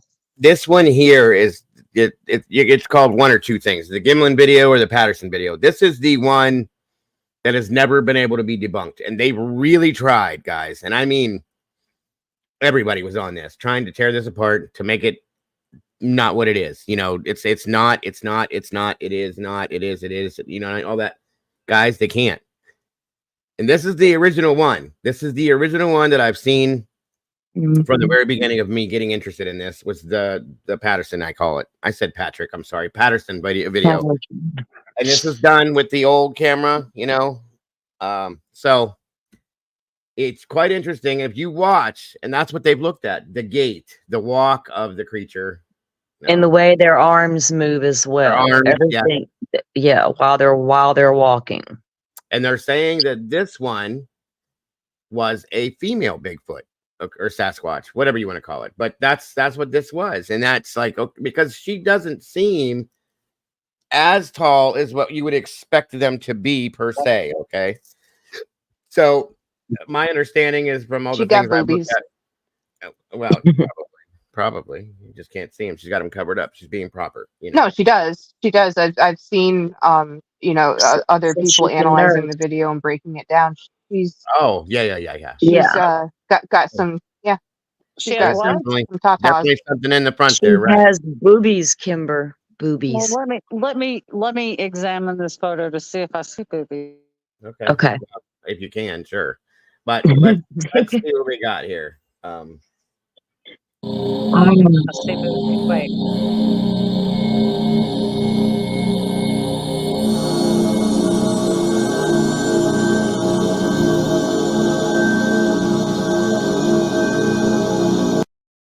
Now see how see right there. You can see it there. I see. How she's The boobies. swinging her arms and the gait with the walk. Okay, Yeah. they've done I don't know how many tests on this. An adult human being can't do this. They can't do this. Because of the way our hips are made. And were you going to say something, Andy? Oh, okay. I thought you were going to say something, but according to what, I don't know how many different documentaries I've seen, it's not possible for a human being to walk a specific way with your arms swinging, the length of the arms. If you look at her arms, the hands, how far down they hang, things like this, there's things that we just can't do. The feet And her walk is very different from the other video from it's like late 60s, early 70s, maybe. It's a different creature. It's not this particular one here, this lady one. It's a male, and he's bigger, but he's way more convincing. This one I've always had. I mean, I just don't know about this one yet because the walk is so different between the two. Just comparing those two alone, their walk is very different. Now, could that be because one's female and one's male? It could be. Yeah. Right. I have no idea. You know, they can't study them. I would. The thing that's always amazed me with these, if you look, you can't really see it well, but I've looked at this 1,000,001 times. A lot of people are like, oh, it's just a monkey, an ape, orangutan, a gorilla. There's such a difference with the facial features of what a Sasquatch has been made to look like as compared to a gorilla or something like that. Yes, there is a resemblance.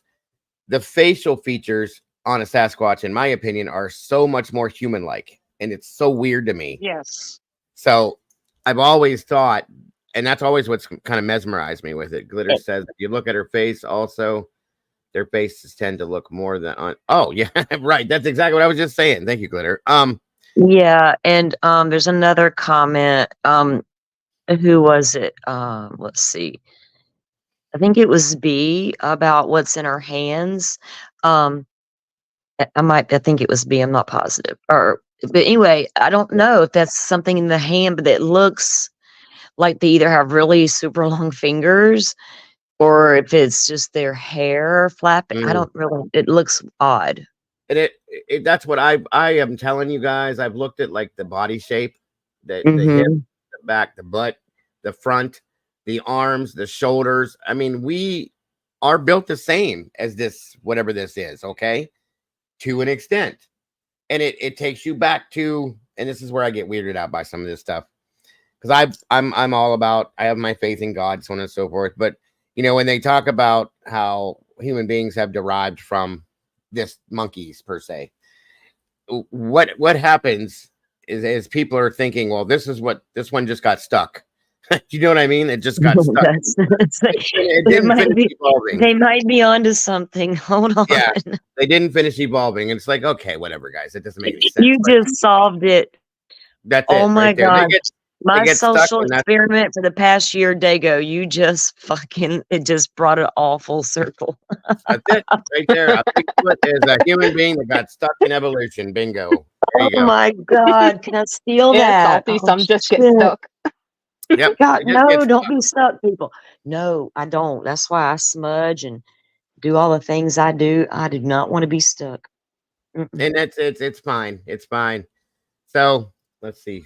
I'm sure they're gonna keep going back and forth, but just watch it, guys. See what you think.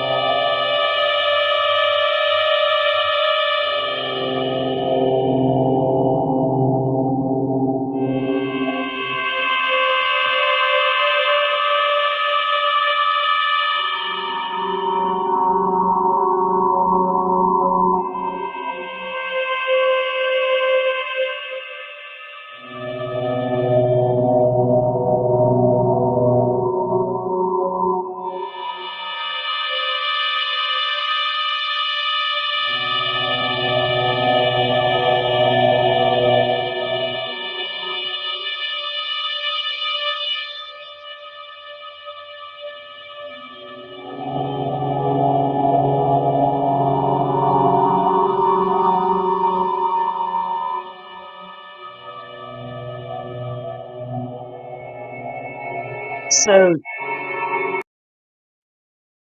One of the were other. they able, Go were ahead. they able to move to the other side and get a different angle?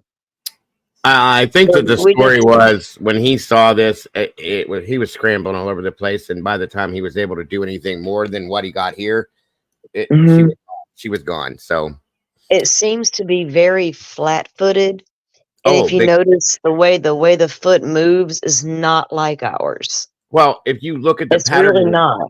yeah, the Yeah. foot has a different, like, I think it's called the metatarsal, and there's something in their foot that we don't have in ours. It towards the Mhm.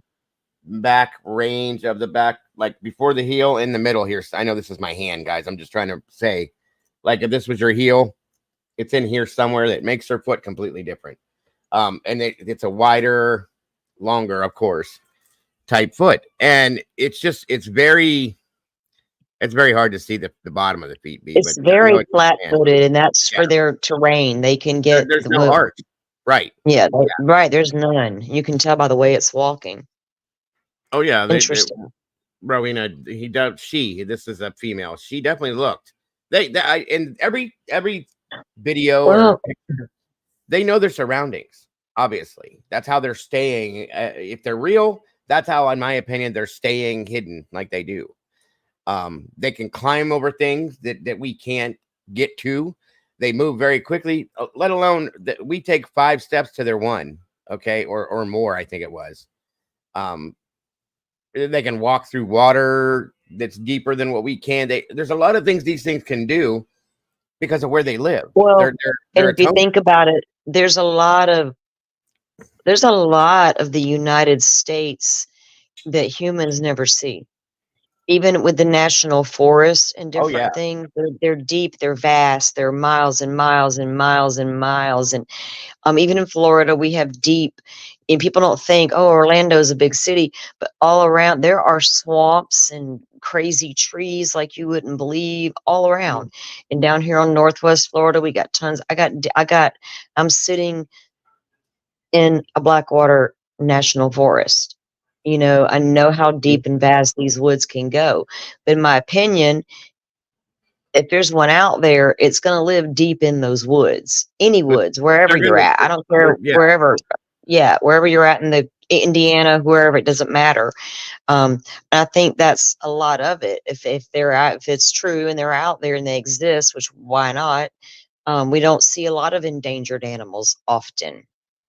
right. Right. There was a time in Florida we didn't see black panthers. They were on the endangered list. They're not anymore, but it's still rare to see the black panther. Sure. You might now more than before, but so you know who's to say? I don't know. Absolutely. Absolutely. I do agree.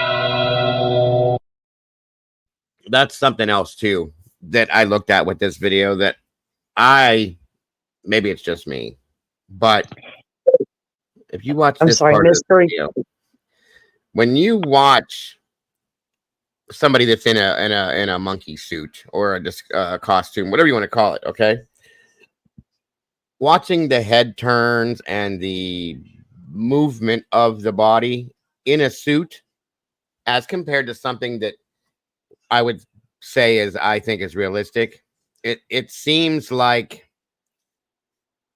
there would be a different look to the suit or This to was the, also in the 60s, so like yeah, keep that in mind yeah. when you're thinking about costumes. They weren't that, they weren't Mhm. that well made. They weren't that elaborate, and they evolved with. Because in the 70s, the ones that were used, because they were absolutely used, they're out there.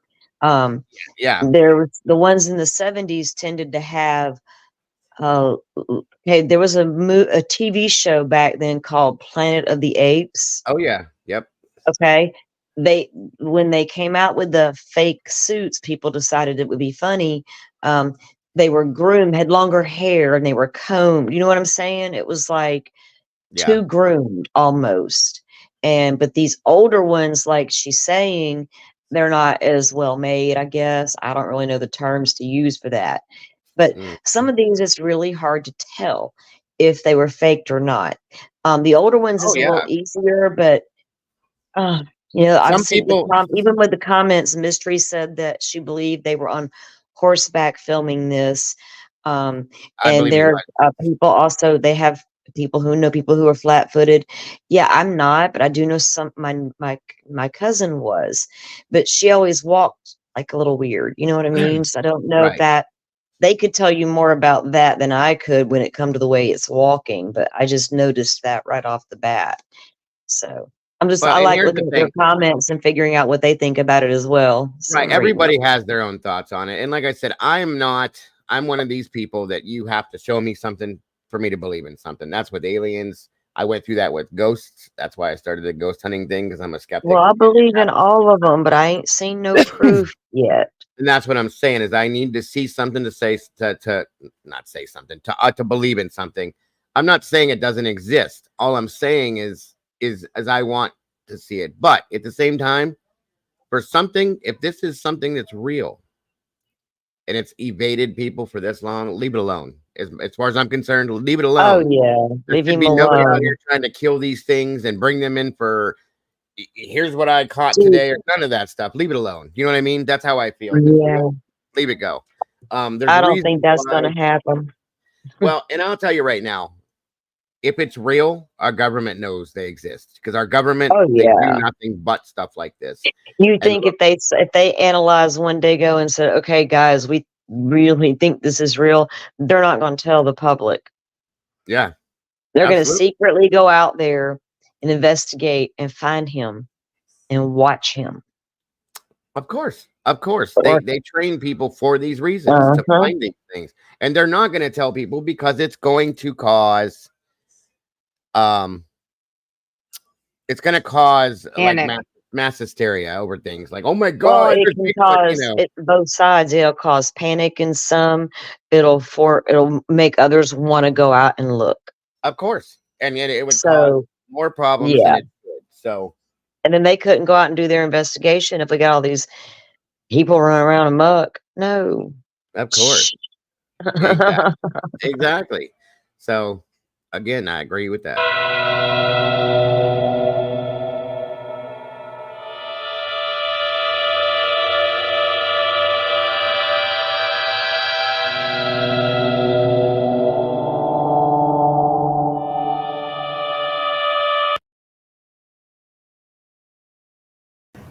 I'm Now, this is the gentleman that filmed that video. Okay.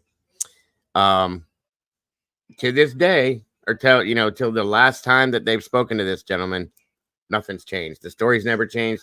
He says he knows what he saw, so on and so forth. But as it says in there, he said that in multiple interviews he's given. But I thought you guys would be interested. And I have something else we're going to look at tonight too. We're going to look at FBI documentation that I have here about stuff like this. That just saying. I love some FBI documentation. Absolutely. Bob Gimlin was there. Yes. I was backing Roger Patterson up all the time. Well, he had the camera up, working with it. I was right in back of him. It was a Saturday, sunshiny, bright fall day, October 20th, to be exact. And it was just a warm, sunshiny day, and we were just riding up alongside the creek on the east side of the creek. And about 4 miles from where we were camped, Roger was just riding. Roger was riding in front of me. I was leading the little pack horse. We were basically going out to camp about 40 miles further out than we'd been riding. We've been riding, making big circles every day. And so we were going to go on out. So we had a pack horse with us, a small pack horse. And when we were just riding up the creek bed, and Roger was taking pictures of the beautiful colors, of the fall colors of the trees and the brush and all that. And all at once, when we come around the bend in the creek, there one stood across the creek from us. And of course, Roger's horse just went berserk. Well, mine did too, but I was able to stay on him because, I was a pretty good rider back, and I was only 36 years old. So I was a pretty good rider, and I stayed on my horse, and Roger finally, he didn't get actually dumped off his horse, but he got a little help getting off, and he grabbed the saddle bag cover, one flap that he had it on there, and unflapped it and got the camera out and started running across the creek, taking the picture. And he stumbled. It had a kind of a bank on the far side, and so Roger had had the camera up to his eye, of course, and he kind of stumbled and fell down on his elbows. And he wasn't really sure if he got sand or whatever in the camera, because this is all happening really, really fast and excited.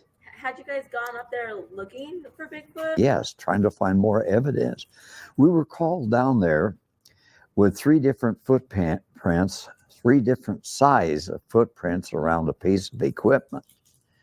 And by the time this was Labor Day weekend, and by the time I got down there, or we got down there, there'd been so many humans that come up and walked around and disturbed the tracks, plus it rained also.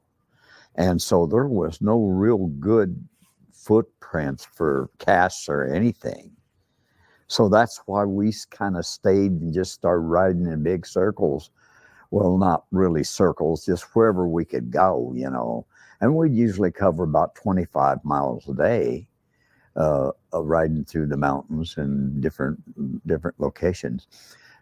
But that's why we had decided to travel further way on back, a lot further back, and look for more evidence, because we hadn't found anything in a month. We'd been riding for a month and hadn't located anything. How does that make you feel, knowing that you guys have this footage? Well, it makes me feel really good. Of course, Roger's deceased, has been since 1972. I'm sorry, I thought I told. This is Bob Patterson. This is the guy that was with the other gentleman that he's talking about right now, Roger Gilman. My apologies. I thought I said that in the beginning. Sorry, guys.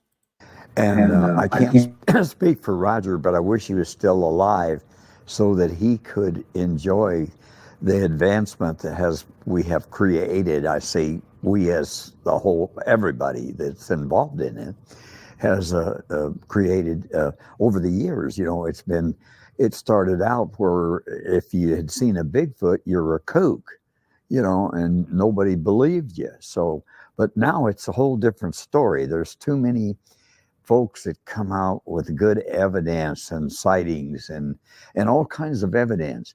So they can't deny it any longer. And so the last few years has been really good. There's Bigfoot jerky, Bigfoot everything. And so I'm really pleased with the advancement that we have acquired so over the years. The first 35 years was difficult. It was around where I live, gee whiz, I was. And that's the thing, guys. This gentleman has been through the ringer over this video for years upon years upon years. And his story's never changed one time. And again, this is the video that they cannot debunk. So just saying. Was a real outcast. And so, and I had a job and all that, you know, and so well, the guys that I worked with, they believed in me and stuff, but the other folks didn't. You know, they just said, and my wife worked at a savings and loan institution, and so she worked on the teller line for a while, and they'd come up and say, "Hey, God, you're Bob Gimlin's wife. You know, we thought that, oh, Bob was a sensible guy, but he goes down there in California and comes up with a weird story that he had made a film of a Bigfoot." So it hurt a little bit. It hurt a lot. And so that's kind of what I went through for 35 years. And then in 2003, the Russian scientists had come over to visit with me, and they had invited me in 1990 to come to Russia, but I was busy working and I just couldn't get the time off, you know, and I was riding a lot of colts, breaking a lot of young horses. And so then Dmitry Bayanov decided to come to the United States to visit with me and go to the conference that Al Hodson was putting on at Willow Creek, California. And the response was so tremendous that that's what got me back into going to conferences and talking about it and telling my story. And so I've been doing it ever since. I go to conferences all over the United States. Talk about that day. You guys set out to do a documentary on Bigfoot that day? The day that we started out, okay, we left camp about 1:30 in the afternoon. A sunny, real sunshine, sunny day. And we got everything packed up in a little pack horse and ate lunch and everything. And we got started out. And of course, Roger was riding in front of me all this time. And he was filming the trees, the beautiful colors, changing fall colors, that everything was changing. And never even thinking that we'd ever run onto a Bigfoot, because we were going to head way on back, about 35, 40 miles farther back, and stay the weekend. And we were only, I say, about 4 miles from where our camp was, just riding along the creek and lazily kind of rolling along there with a sunshiny afternoon, and all at once, boom, there's one standing across the creek. So things started happening dramatically fast. Yeah. Mount St. Helens. You had said that's a hot spot for Bigfoot. Mount St. Helens?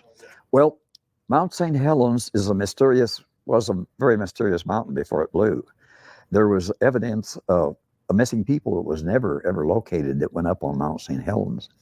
And over around that particular area, around Mount St. Helens, there was some really strange stuff going on. And it never was proven, to be on the shadow of doubt, but there was things happened that was never explained. And so they kind of branded Bigfoot as part of the mysteries. And so Mount St. Helens, yeah, before it blew, was really a hot place to go. It's been kind of a tough subject to deal with, really, in the early days. Not like now, not like there's so much sightings and so much evidence out there now that they can't deny that they don't exist. Bigfoot and aliens. You have heard connection between them? You know, I don't know. I won't say no, and I won't say yeah, because I don't know. I've never had that experience, but there is so much evidence brought forward that it possibly could be. And if it's accurate evidence, there could be something there. And a man by the name of, well, I can't come up with his name right now. He wrote some books way back years ago, and he mentioned that in his books that there was connections between the UFOs and Bigfoot. And this guy was a very good. And that's a whole other side to this. I've heard, I don't know, countless stories that people believe that there is a connection between unidentified flying objects and Bigfoot. And I've heard stories about them being in an interdimensional scenario, you know, where there's a rip in the dimensional wall and they walk through, which is why nobody ever found them. There's so many stories I've heard about this stuff, guys. So there's so many different ways to look at this too. The UFO thing was kind of interesting to me to hear how or why, you know what I mean, and what brought that about. And there's multiple stories about that I've heard too from other people believing that, you know, long time ago, UFOs dropped these things off and left them to do what they're doing, and you know, they're coming back and seeing how they're evolving, so on and so forth. I've heard multiple different variations of that too. So it's very interesting. It is to look at things in a different light. Do you want me to start looking into the mysteries of Mount St. Helens for another episode? Sure. Yeah, that was, I would remember that scenario was huge back in the 80s. I remember when that happened. So yeah, that would be interesting as hell too, because there's things that I've heard stories about with Mount St. Helens about things living down inside of the volcano itself. I know it's hard to imagine how the hell could you live in a volcano. There's stories about that too, guys. So yeah, sure, absolutely, please do. There's I think B said it too, or yeah, Mount Shasta as well. So glitter. Oh, okay. So that's a good point though. What if this is, or Bigfoot, big feet, whatever you want to call them? What if it is an alien race that is here, and that's why they evade like they do, because they're not comfortable with that? You know what I mean? They don't want to be found because of that scenario or whatever. I'm just saying, what if that was the answer to what this whole situation is about? And I've seen that articles, multiple articles, I should say, about that scenario. So just something to think about. He was quite a guy. Go a little bit to that specific instance where you actually saw Bigfoot. I mean, tell me a little bit about, you know, afterwards, that takeaway of knowing that you had seen something that most people in their lifetime will never see. How does that make you feel? And then when you actually talk to people who've never seen it, how do you even go about describing what you witnessed as a person? I'll never forget that few seconds that I did get to see her. It'll be with me the rest of my life. And so I feel like that I was pretty much, well, I won't say I was blessed, really blessed, but however reason or why the reason that I got to be the one that witnessed her, that I'm still alive, makes me feel really good. And there's been so much question about, do you feel that there was a young one, or, well, we never know, because there were 3 different sizes of footprints, and this was only about 3 miles from where the footprints were. And it indicated that there was a male, a female, and a youth. So beings we only saw, well, I didn't realize it was a female at the time I saw it. I didn't know the difference.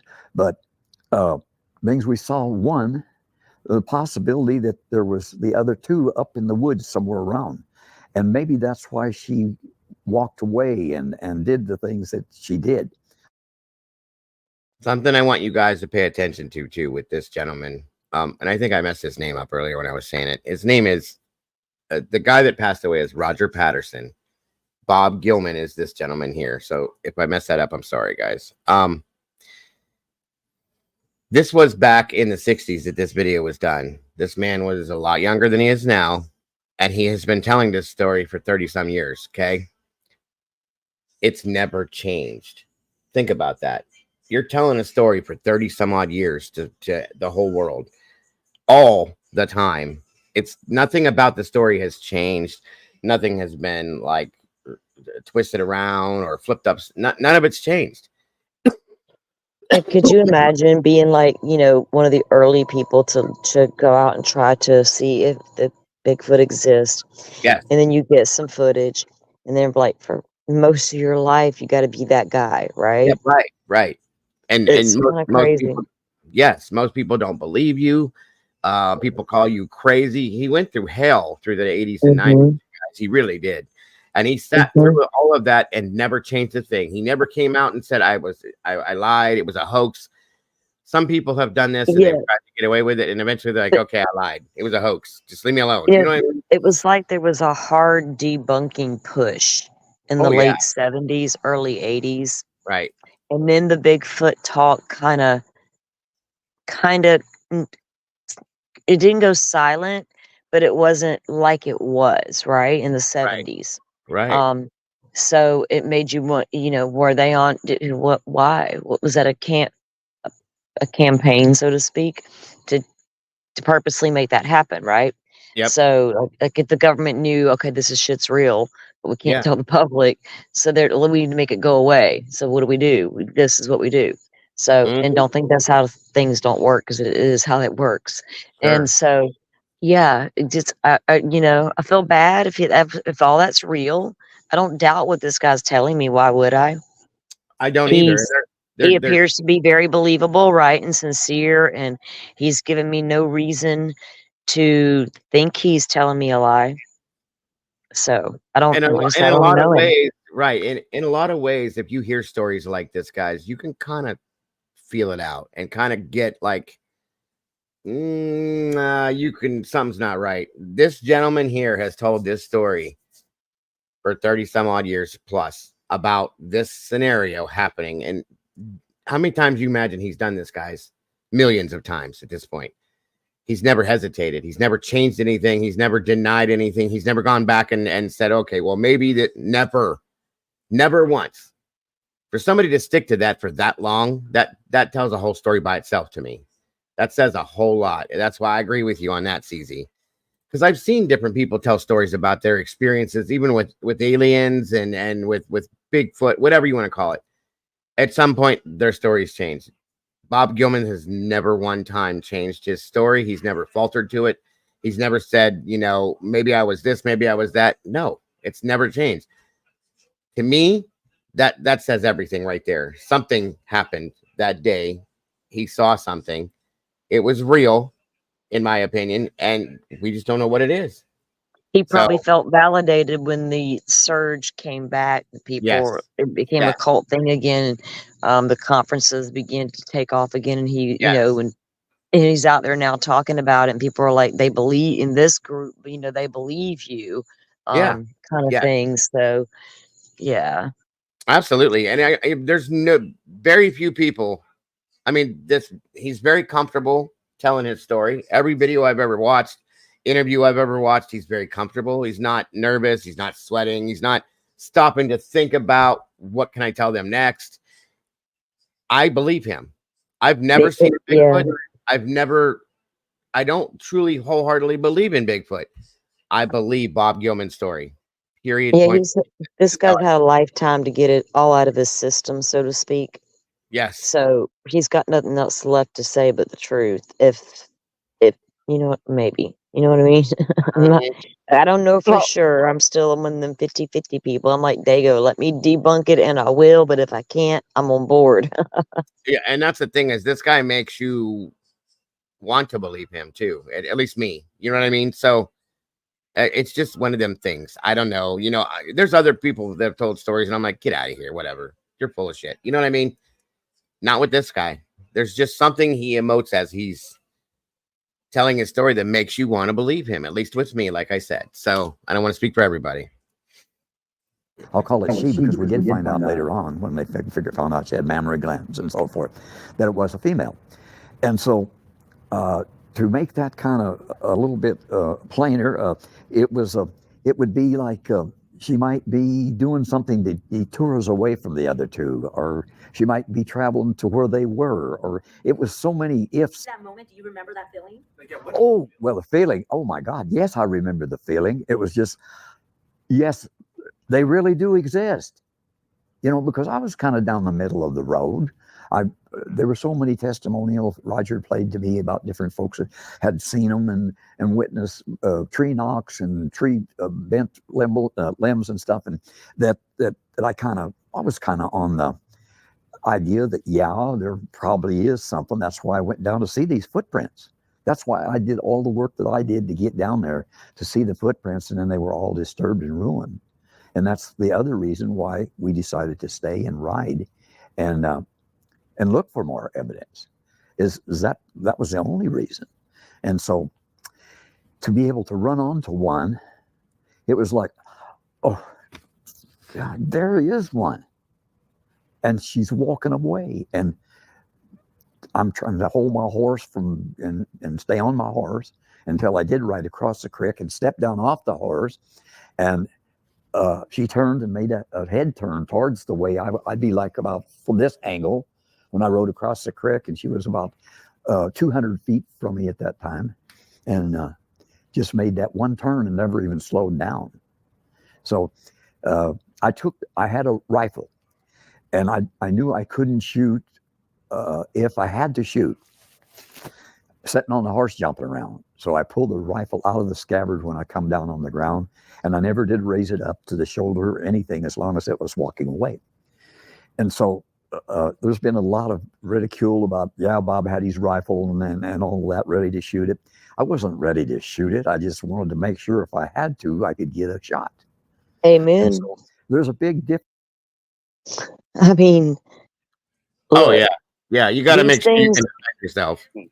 they either, and one thing you have to take into account too, because there are some footage out there, and some of the random ones that look and feel more convincing, they turn to look 9 times out of 10.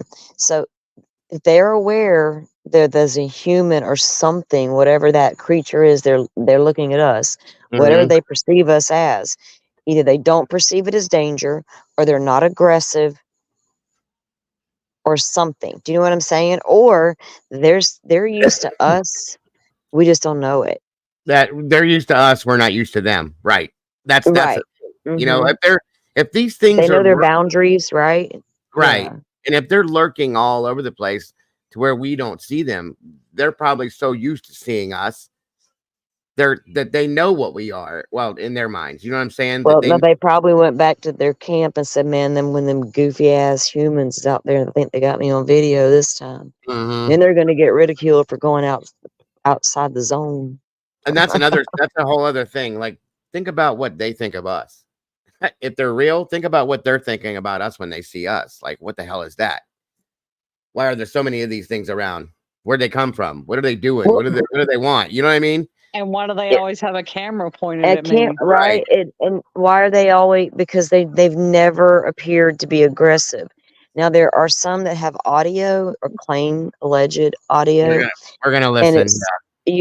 so that's awesome that you got some, because it's a very distinct sound. It is. But I feel like they're not aggressive at this point, because so far they've never been aggressive in any of the footage ever. Thus far, right? Thus far, no, they haven't. I can tell you what the Bigfoots are thinking. They're thinking, "Damn tourists." Because I'm saying, right? I feel their pain. My God, they're thinking, "Damn tourists." I feel your pain, Bigfoot. And it's so funny because I have in this little one, I live and I have a I have a 4-way stoplight right down there. And there's like a Dollar General, a gas station, and one restaurant that opened a few months ago. And it's literally named Bigfoot Crossing. So, right. Yeah, I love and it. My grandson loves it. All the Bigfoot stuff they have, and this guy has big wood carvings of the Bigfoots. He gets take my picture, Grandma, every time we go down there. of course, it's very, very, very cool stuff. And Glitter, you're right. I'm sure the aliens probably lock their doors and roll up their windows when they fly past our planet. I promise you, I agree with that one. Especially nowadays. But yeah, I mean, I can imagine. They see they us, do. right? They see us and they'll go back to where they come from to the rest of their group and go, oh, stay close to home, guys. There's another one of them hairless weirdo. They already know that it didn't work. Yeah. So But look at the they're gonna that's what they just did. They laughed when they thought about it because man. right. Yeah. And like I said, there's so many different variations of these things. Now I gotta wonder something that Glitter said too, because there's another gentleman that does this stuff too, besides Dawn. And she said she's seen footage of Todd standing when he was in Oregon, and they were very aggressive to him there. But it's the only place that he said that it's ever been aggressive to him, and he said he'll never go back. And I have seen and heard stories of some that are aggressive. Like they're probably larger because say like take a deer for instance, a Florida deer compared to a northern Alabama deer. Yeah. We're talking two different sizes, right? Alabama northern deer is way bigger than damn deer down in Florida. Right. So it makes me wonder, would like Oregon, the terrain, given the terrain, I wonder if they would be like, that's like, where's the largest of these creatures, right? Mm-hmm. I could guess if you ended up in too near their territory, I would imagine they would become aggressive. Of course. Yeah. And then what if they have children that they're protecting? And just like us, if a bear comes towards our children or a coyote or something, we get aggressive. That's just how that works. So you don't know what's going on if this is a realistic situation in this thing's mind. Okay. And you got to think about that. So, and that's true too, B. I've heard that the Yeti species, because I think there are variable, if this is real, I do believe truly in my heart that there's variable species of these things. Okay. The Yeti, like I said, that live in the Arctic regions, and the ones that they've seen in China are they will adapt to whatever region they're in, right? Yeah, it's like since you've got some in Florida and you got some in Ohio and you got whatever out in Oregon, you're gonna have much different weather and different probably fur as well. Yep. Because you can't survive, animals can't survive in Florida. Well, and I mean, you know what I'm saying. If they're used to really cold, weathered places, they're not going to do well in Florida. No. Well, like I said, any photographs or drawings or anything I've ever seen that are depicting what a Yeti would be, they're so much bigger, so much hairier, but they live in Arctic regions, so they have to be just like any animal that you find, in different regions, like you just said, their fur, their coats, whatever you want to call it, is different for the region they live in. It's just like, how it is. So it would make sense. But, and again, every story I've heard depicting a Yeti situation is always the ghost hunt, y'all. I think we need to go on a Bigfoot hunt. Mom, you still listening? You down? She's in the chat there. It's always of an aggressive nature, so it makes you wonder why, So yeah, let me let him finish his story, and then we'll move to the other side. Go ahead. Difference between that and me raising the rifle up to shoot at it, but a lot of folks don't quite understand that. I mean, they probably never realized my hunting ability. I hunted big game all the years before that. I shot a lot of elk and deer and bear. And I was an excellent shot. And in comparison, I mean, you see all these wild game, all these different kinds of animals. In comparison in size, how much bigger was this thing, and how big would you estimate this thing to have been? Well, I don't have to estimate. Bill Munns has proven the height over the years of a lot of study of measuring different things and taking the footprints and measuring them. She was 7'3 3/4 tall. So that's pretty good size. And to me, that's a female. So typically in like within humans, men are taller than for most. Than so most women. You know what I But we'll mean? put the male maybe like 9 to 10 feet damn tall. 8, 10 9. foot tall and bulletproof, baby. That's what I'm saying. I've always thought that too. A female Sasquatch would be, in my opinion, smaller than what a male would be. And they've seen, 9.5 foot. They're talking about that. That's a big thing. Okay. I got a couple friends literally that are 7 foot tall. They're huge. So imagining something that's 2 foot taller than that, good God almighty. Like that's a tree. It's a walking tree. You know what I mean? So I don't know, guys. I mean, it's insane to me. And you got to wonder, like, why are they so tall? It made me wonder one time, was this a species that was here before us, maybe? Yeah, it's like a survival thing. Right? Yeah. Like giraffes evolved over time to reach their food in the trees. So Mhm. their necks stretched over time because Yep. they had to get right. So maybe they're tall for a reason. Right. I Right. And mean, I don't know. For their blood flow, their organ, to their muscle mass. You know what I mean? To hold up all of that, you need a big frame. and they live. I guess, yeah, it's weird. I mean, for what it seems is they can live for a long time, but they're not interacting with what we do. They don't eat and drink and deal with the things that we do that kill us off earlier than what something like this would, because they live off of nature. They live naturally. They avoid all the other dumb shit that we have to deal with, so on and so forth. So it would make some sense that an animal, a creature, whatever the hell this is going to have a longer lifespan than what we would, possibly because of those things, because we know what kills us. Obviously, everything we've invented, we kill ourselves. So We don't know what their breeding would be like. right. So I don't know, like how often could that occur?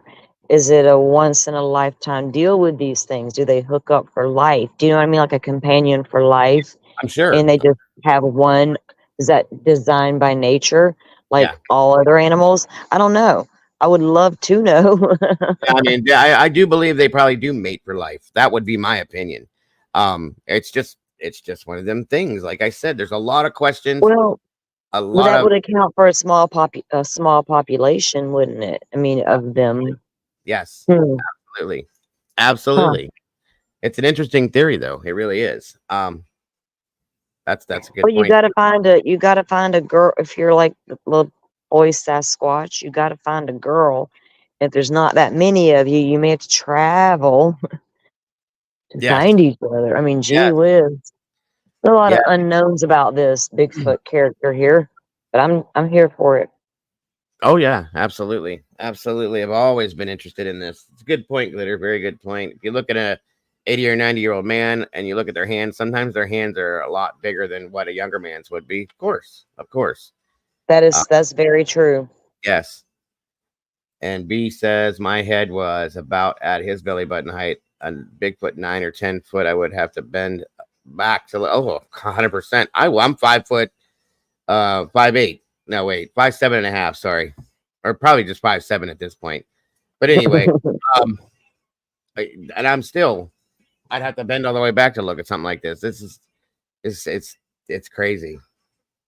Is that pretty accurate in terms of what you saw as well? In terms of Well, I never realized, because I was up on top of a 16-hand horse when I first saw her. So when they asked me, I said, oh, it was probably a little over 6 foot tall and massive muscle, just bulk muscle. So I was way off as far as, and they said, well, what do you think she weighed? And I said, 300 pounds or more. Well, that would have been light. She probably weighed closer to 800 pounds.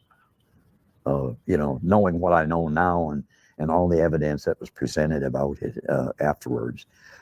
But a person I made a lot of mistakes about different things that they asked me when they first saw the film and then asked me about the film. I said, 6 foot or a little over 6 foot.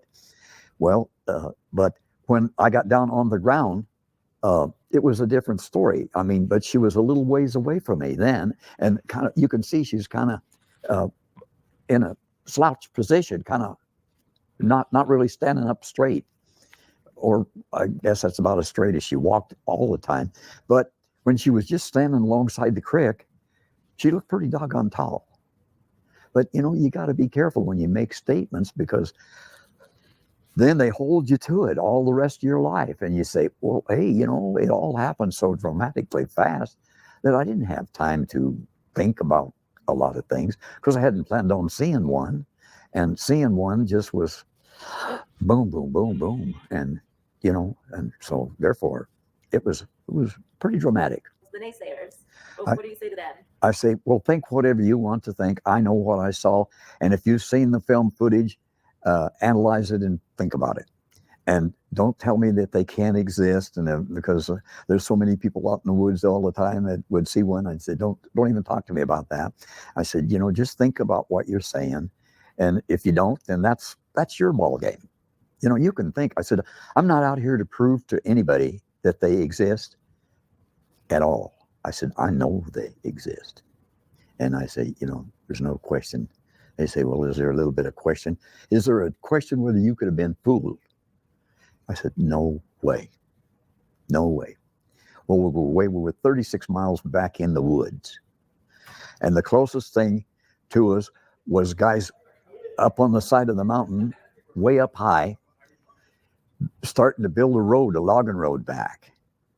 And they were way up on the side of the mountain with a bulldozer and road graders and stuff. And I don't even know if they were even anybody up there on a Saturday. This was on a Saturday afternoon, October 20th, 1967. And so we didn't witness any equipment moving up in there or anything, because we could actually see way up on the side of the mountain from where we were riding up the creek bed. So we didn't see any activity up there, or wasn't even looking for it. We wouldn't pay any attention to that, really. We were out there just riding, we had a destination that we were going to, and that's where we were going. And Roger was filming all the trees and the brush and stuff that had the beautiful red and yellow fall colors. And that was, you know, just his mistake, or his error actually would be, you know, to not be ready. Because I preach now, be ready for anything that you might run into, and carry stuff with you to pick up evidence and present the evidence to whoever is interested enough to take it. Take a plastic bag with you and tweezers and a ruler or something. If you see a footprint and you cast it, you put something down to indicate the size of it. A dollar bill will even work, or anything that you know an actual size of it. And so I said, put it on one side, put it across the front side, and even the heel, so that you can verify what you're really telling folks. I just share my experiences of what happened to me and how it happened and so forth, and take it for what it is. Not being the one that filmed it, one might even argue that you had the best view, because you weren't trying to handle the camera. You weren't you actually had the ability to just look at exactly what you saw. Can you tell us maybe something beyond the film itself that someone, like, for example, maybe sights and sounds or smells and sounds regarding the Bigfoot that you encountered? Well, yeah, when I first saw the film footage, I thought, that's nothing. That, you know, guy, he never really got anything that was good, because I was looking at it through two blue eyes, and Roger was with the camera, and the film footage that he got was, well, I finally decided that it's pretty good. But the first time I saw it, I said, that's nothing. That's nothing. I saw so much more of everything, of the muscle movement, and I was looking at it all the time. Roger had to relocate 2 or 3 different times to get a little closer. And well, that's why I rode across the creek and took the rifle out of the scabbard, just because he said, well, Bob, can you cover me while I go and get in another area? Because he wasn't sure that it was all alone either. He didn't know whether the other two, because there was 3 different size footprints, whether the other 2 was there somewhere around. So anyway, there was so much stuff that went on about that over the years, and it's settled down a whole lot because people are seeing them now and witnessing them and witness what they do. And there's actually folks that claim they communicate with them. Most offbeat. That's true. There have been people now that do this, that this is what they do. as far as communicating with them, which I think is really interesting. Everybody still with me? I hope I didn't bore anybody out yet. No, I was Yeah, I'm reading the here. comments. Yeah, I was reading the comments about his Western shirt. Yes, he's definitely an old cowboy. That is And a it's cowboy. definitely, He yeah, that's sure is. definitely a Western shirt and hat. And he said he was breaking horses and stuff. He wasn't going to go to Russia. And I don't blame him. I think there was more to the story is why he didn't go. I'm sorry. Absolutely. All right. I'm going to pull up some of this audio. One piece of the audio that I have. There's others that I have, but this is just a variation of sounds that are being made in the woods. And I do have audio with what sounds like to me a version of our language. It's so creepy weird to hear the way this is being spoken. It's weird. But we're going to listen to this one first, and then I'll get to that other. Again, quite interesting to me.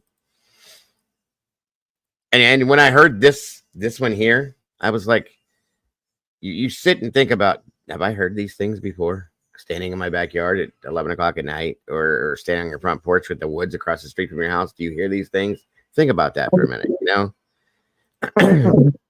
Pretty interesting.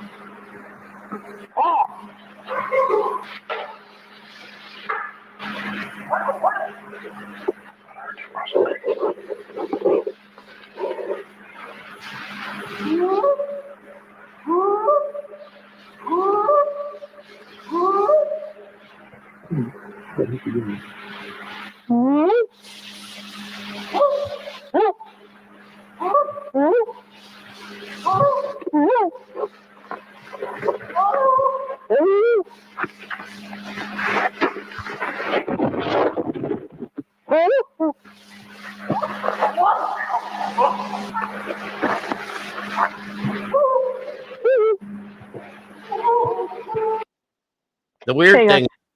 Hang on. Can you imagine if there were two separate groups hunting for Bigfoot and they don't know the others out there and they're just hollering and hooting at each other in the woods? I can imagine that could very well happen. But the funny thing is some of the sounds that you hear, it does remind me of noises that like apes would make or something like that. But there's so much more. Like at one point, there's some other stuff we're going to listen to where it sounds like a conversation is going on between these two of these things.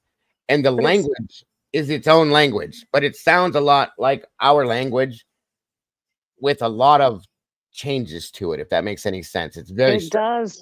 But it sounded like there were more than just the two out there. Sounded like there were others out there making noises, but the two sounded like they were talking. And the recording equipment they use for this is very, very high-end recording equipment to pick up all the aspects of the sound. You know what I mean? So it's very, very interesting to hear these things. But the language, the conversation part, you can hear a little bit of it in here, but there's a whole thing of nothing but that. It's so weird to me. It is just so strange. I'm still just picturing it as multiple groups, not knowing the others are out there. Yes, that would be. It's just hilarious to me. It would be just picturing these people out there like doing the whoop whoop and Yeah. Other Yeah, people are just answering. They all think they're talking to Bigfoot. absolutely. Absolutely.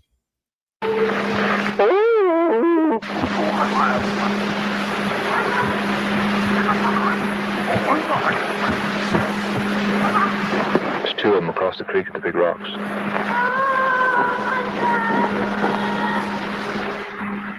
So how did that fall? It sounds like he talks to us and they talk to each other. Yeah.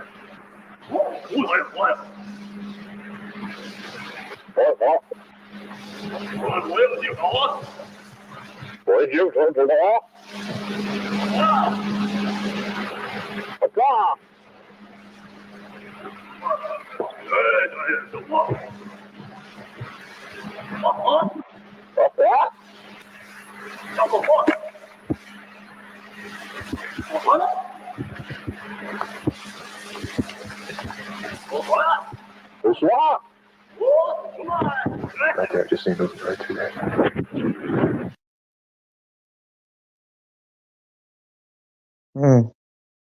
It's Wow. crazy. Like at one point, it almost sounded like the one said, "What the f?" You know what I mean? It's I'm just saying it's so weird, especially when you start hearing them kind of talk. And there's some of this. That's what I wanted to show you guys too. 1 second here. Let me get it pulled up again.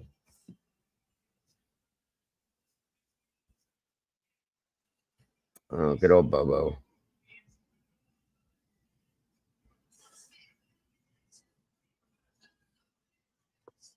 I have trust issues with audio and on YouTube. I know. No, I'm teasing. Believe me, especially after the Idaho case, big time. And you know what the weird part is? I heard something in there that sounded familiar, and that's the only that. And I thought, yeah, and that's what I've heard.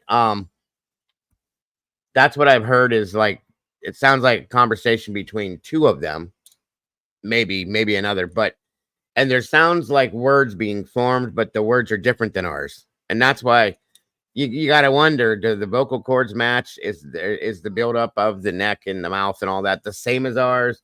I'm sure the tongues are bigger, so that there's probably a little bit of a difference with forming words, but that's how they do it, as compared to how we do it. So that Yeah, I was was really going to say their vocalization seems to be somewhere between human and, ape or whatever. Yeah. Yes. Which, I mean, makes sense because a lot of people think that it is something that's like kind of in between.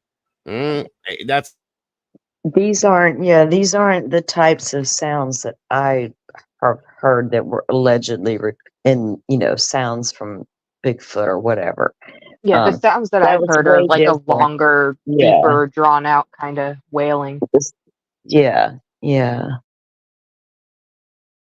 right, and that's why I wanted to play the conversation, as I call it, that you can hear. This is another picture that they're stating is It's good to analyze them. A female carrying a baby on her back.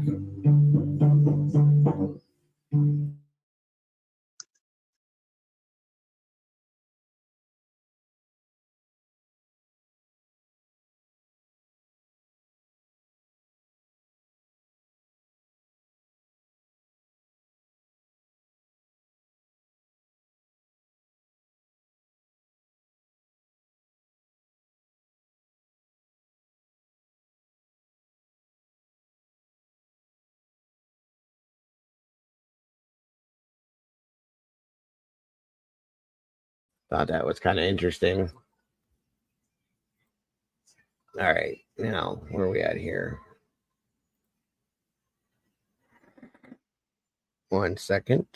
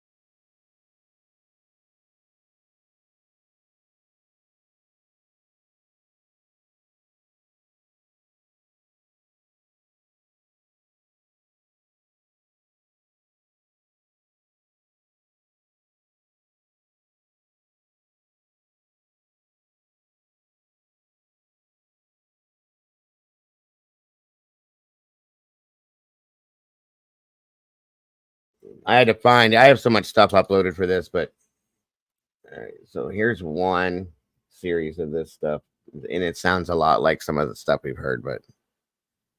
I do hear a responder after the third howl that suggests a second Sasquatch was in the area. It was not a coyote. That responder makes a low flat howl and ends with an up whoop. Then the coyote chorus kicks in. So they believe that this might have been two Bigfoots, one male and one female, talking to each other.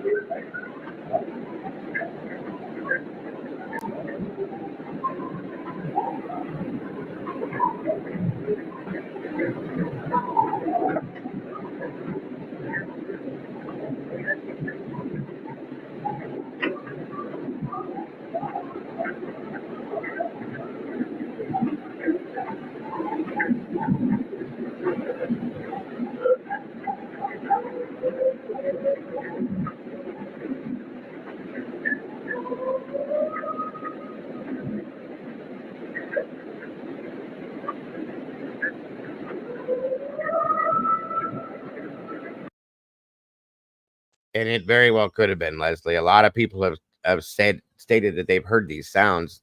I probably could have, but not even thought about it. So, just saying.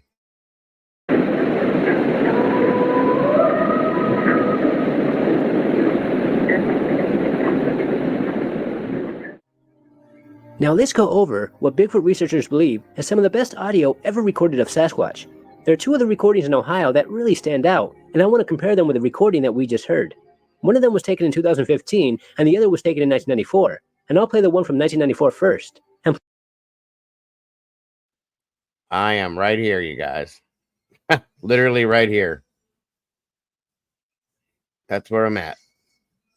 Please let me know what you think. Do they sound like they're coming from the same animal?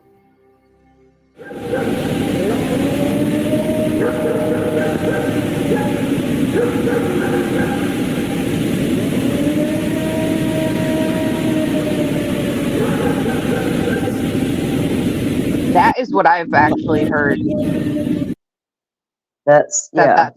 I've heard that outside, like chilling on my porch at night.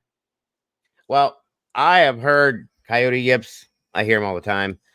I've heard dogs howling and barking. I've heard coyote howls. I've heard bobcat screech. And I've heard some other things that I don't know what the hell it is. Maybe it is something like this. I don't know. We're a big time source for Bigfoot here in Ohio. I mean, big time, or Grassman, or whatever you want to call it. But there's been a lot of sightings and things that have been. I'm gonna tell you some other stuff. That happened here. The audio you just listened to is I have heard before. Yeah, and I've heard another one that was very similar to this one. And to me, these two, this one and the other one I'm speaking about, were way different than the first one we heard, right? Yes. But around here, like on these Florida rivers, we grew up camping like in the woods. Mm-hmm. And at night, when you're laying there going to sleep, it's super quiet. If you're not at home, there's no background noise, right? It is quiet. You fall asleep with the crickets or the frogs, depends on the rain. Here too. Yeah. When you hear things, right? Sometimes you get told it's this, it's that, it's a wildcat, it's a bobcat, or so it's whatever, it's a bear, something. We heard it all. And occasionally we would get told that's just Bigfoot. Yeah. Well, and you here, know what I'm saying? But it was that time in the 70s. But so there's no telling though. You hear this strange roaring in the dead of the night like that. If you're in an area where that could happen, hell yeah, it could be Bigfoot out there.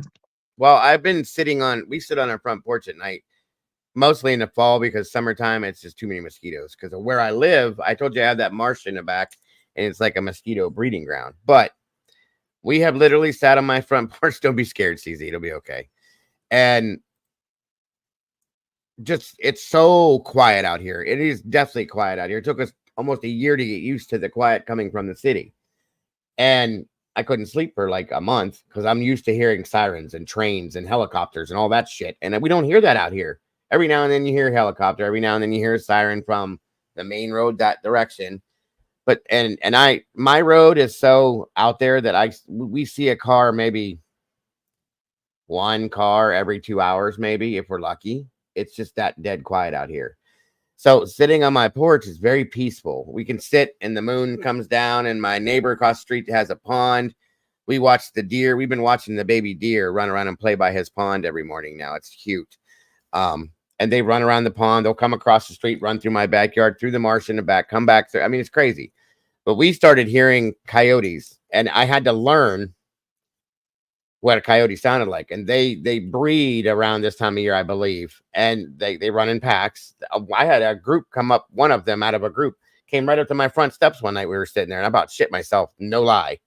I thought it was a dog until I smelled what it smelled like when I got closer. And I stomped, and it stood there and stared at me for about, 30 seconds. And then thank God, I don't know how or why, but there was a baseball bat on the front porch. I grabbed it and smacked it against my front porch, and it took off. And I talked to my neighbor about that, and he was like, oh, they do that all the time. They'll usually send one to scout a scenario because they smell you before you smell them. And if they go back and say, hey, there's people there, they take off. Something like that. You know what I mean? But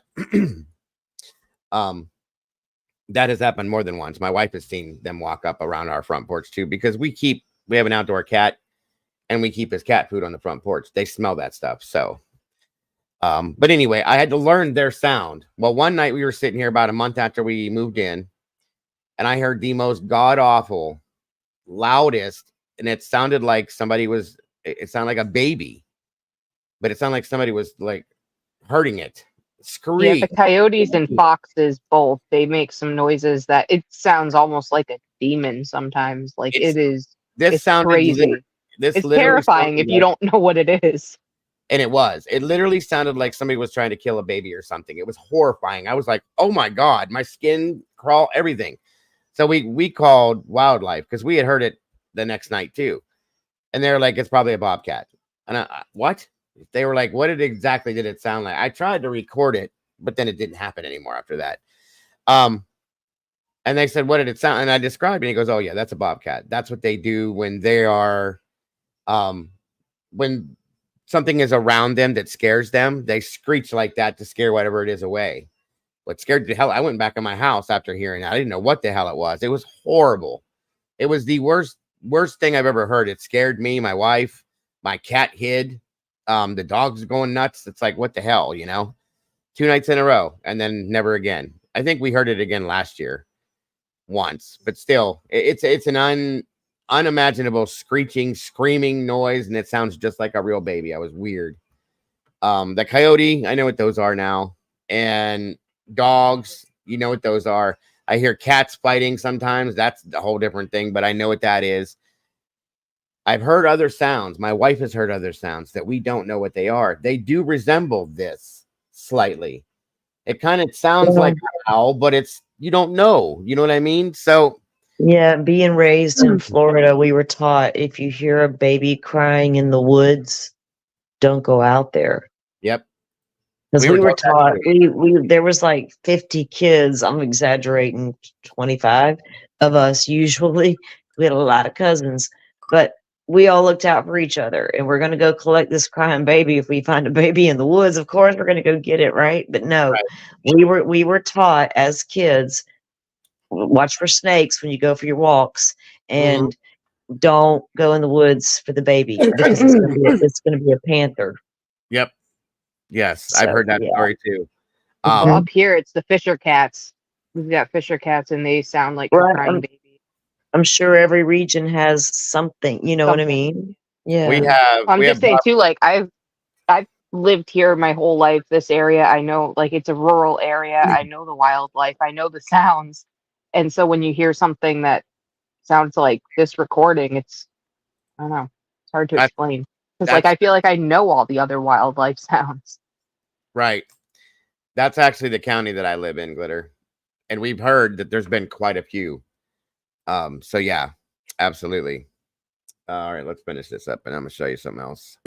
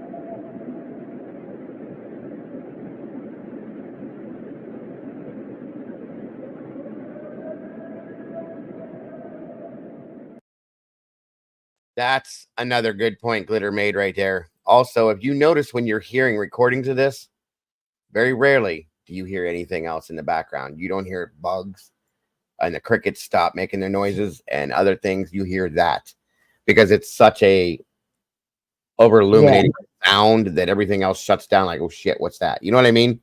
So all the other animals know.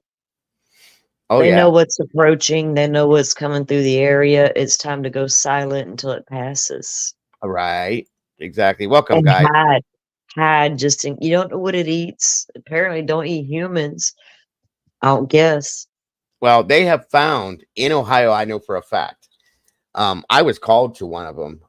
And I still to this day couldn't tell you what it was, but there was a deer in the middle of the road. They call the fire department in small towns to remove animals off the roads. I tell you right now, it sucks, but they do. There was a buck laying in the middle of the road one time, probably 2 years into me being in the fire service. They called us out. We took out the rescue truck and the grass Jeep is what we had for grass fires and stuff. And basically you just chain it and drag it off the road. And then you have to call wildlife to come out and they remove it. But, this thing was a good sized buck. I'm going to say it's probably a good 12-point buck. It was big. It was a damn waste. It was a shame. But this thing had the stomach region of it completely shredded. And I mean shredded. And I'm looking at this, the smell. I stayed back a bit, but it was funky. It's bad funky. Anyway, but like the whole stomach area, the region, and along the rib cage and stuff, the ribs were broken. Like something snapped them. And the whole stomach area was completely gutted and ripped out. And there were what looked like claw marks. Probably 3 or 4, I would say, on both sides. Like something grabbed and ripped this out. And my partner was with me. He was like, it's got to be a bear. There's nothing else that can do something that has claws that big. And I agreed with him. Like, I don't know of anything else that could do that. It had to have been a bear. Where that area was is not known to have bears in it. But, you know, you always get this one happenstance type time where something will happen. There are no bears that go in that region ever. Okay. Every now and again, maybe once every 5 or 6 years, one bear will pop out of nowhere in Trumbull County. This thing was a big ass deer. And I'm not kidding, a big deer. So if it was a bear that did it, the bear had to have been huge. Okay. And I mean huge. But the claws were like 3 to 4 on both sides. It looked like something grabbed, dug in, and just ripped the whole thing out of the stomach. And it was gutted. There was nothing. I mean, there was pieces of like entrails around the road, but there was nothing else there. It's like whatever was there took it with him. It was kind of gross. But there were ribs broken on both sides of, if you know how a deer is, the body is broke right here. snapped in half, not cracked, not fractured. They were snapped in half, like you would see a broken rib bone. It was crazy. We pulled it off the road and we're standing there waiting because we had to wait. Wildlife shows up, right? And he's like, oh, damn, you know, blah, blah, blah, so on and so forth. He starts to, what they do is they cut it up and they were putting it in this, like a square type thing. And then they take it and dispose of it. Anyway, we asked him, my partner. They go through all that. Yeah. Yeah. Well, there's different like sometimes there's other guys that will show up with a like a pickup truck and they'll just throw it in the back and then they take it and do it. But this is a big thing. He cut it down, cut the legs off of it, and they threw it in this big container and put it in the back of his truck. I don't know why he did it, but like that. But anyway. Oh Lord. Usually here I'm amazed because normally here when they're hit, they're just tossed on the side of the road and nature takes its course. They're not allowed to do that here anymore. They did that. Well, they do it all over. Oops, yeah, they've done that because they said it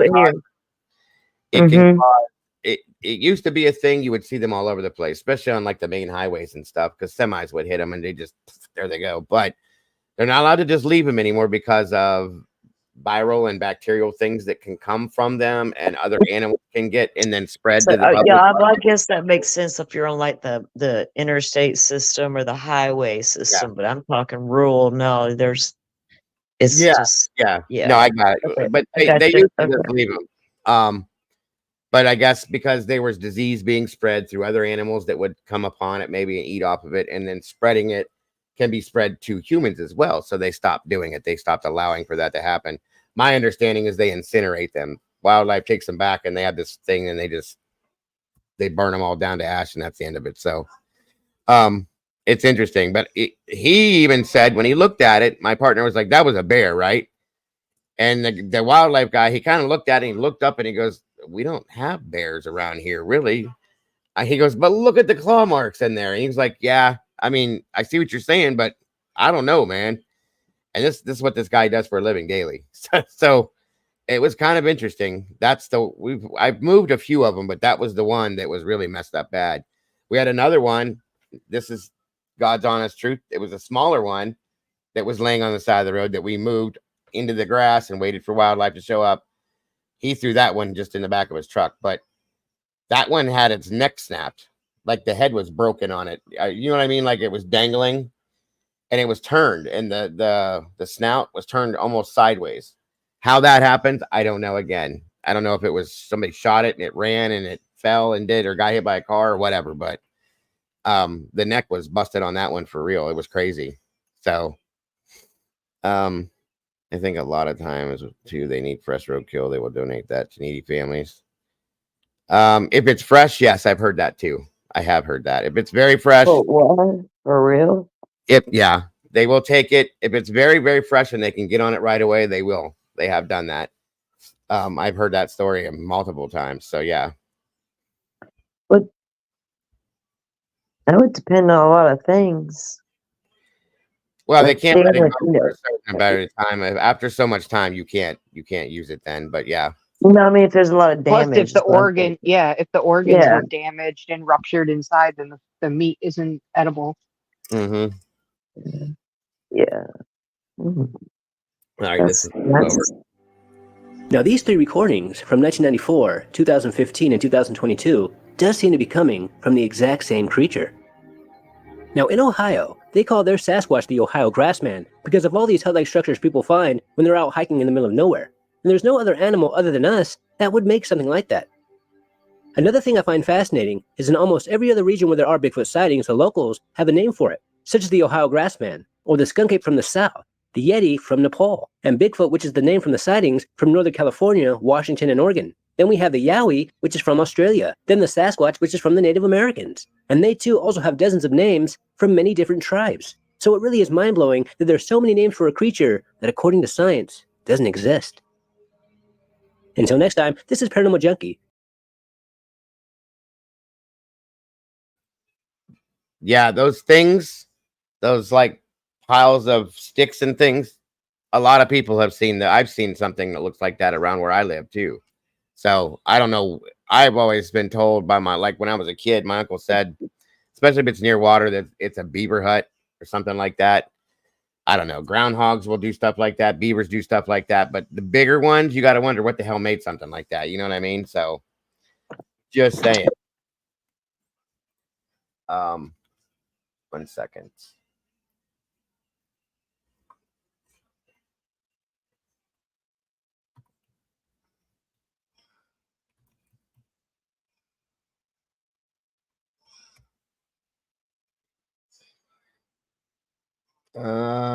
Where is this here? Hold on a minute.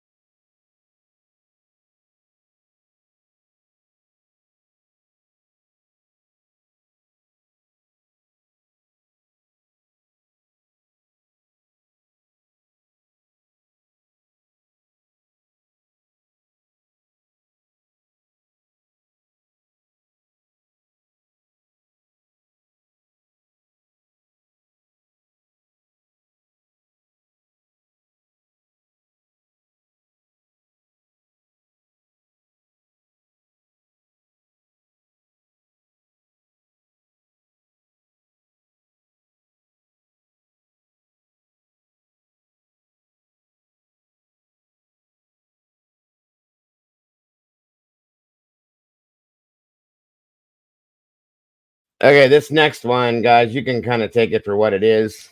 It's up to you. And then we're going to move on to some other things.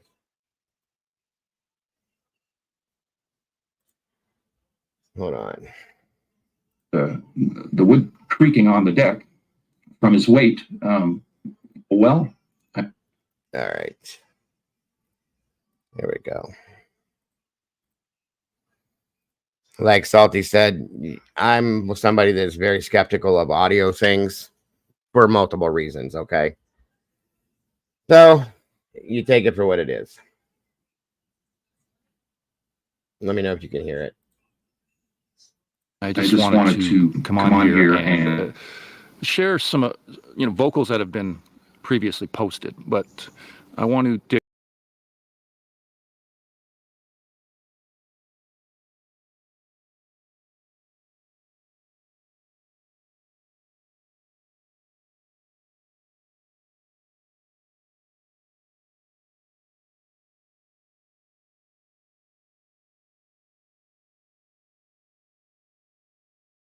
It's 11:22 every damn.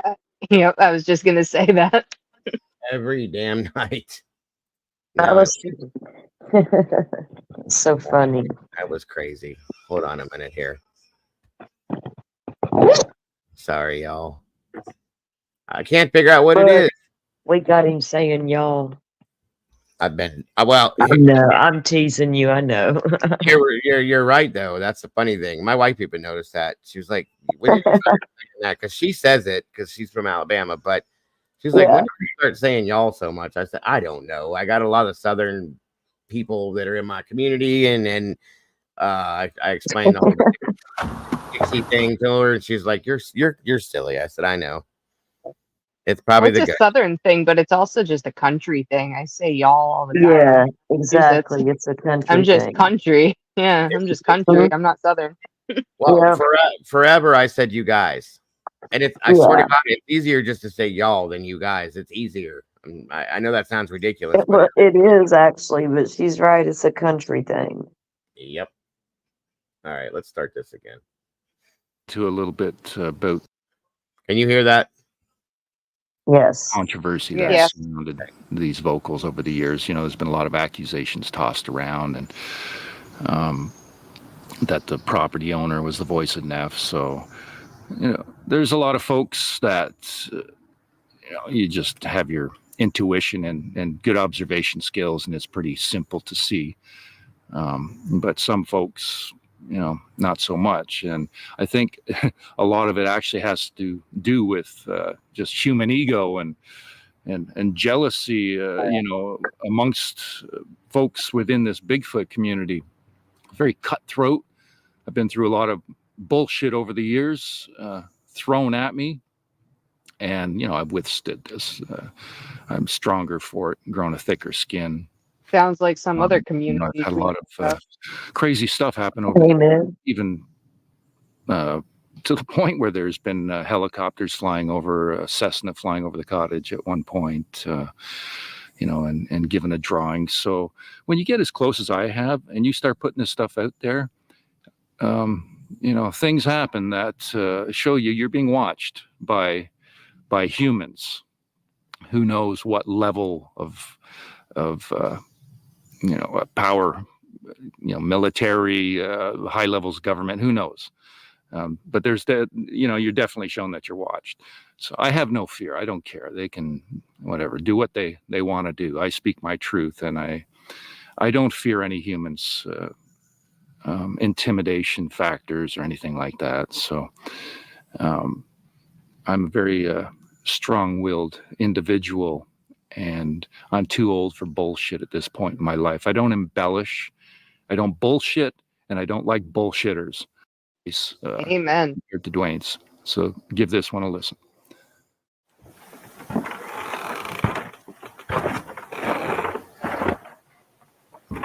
I just wanted to come out and say hi, Nefertia.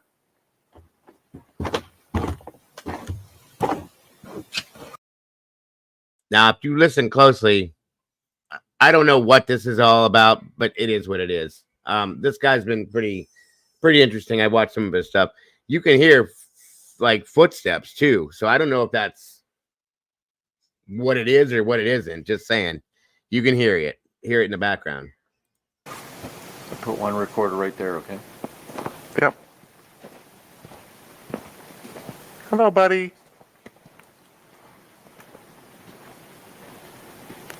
Can you talk while I'm out here? Right. Yes. Holy shit. Yes, my friend. Netahu. Where are you, bud? Netahu. Nefatia. My brother.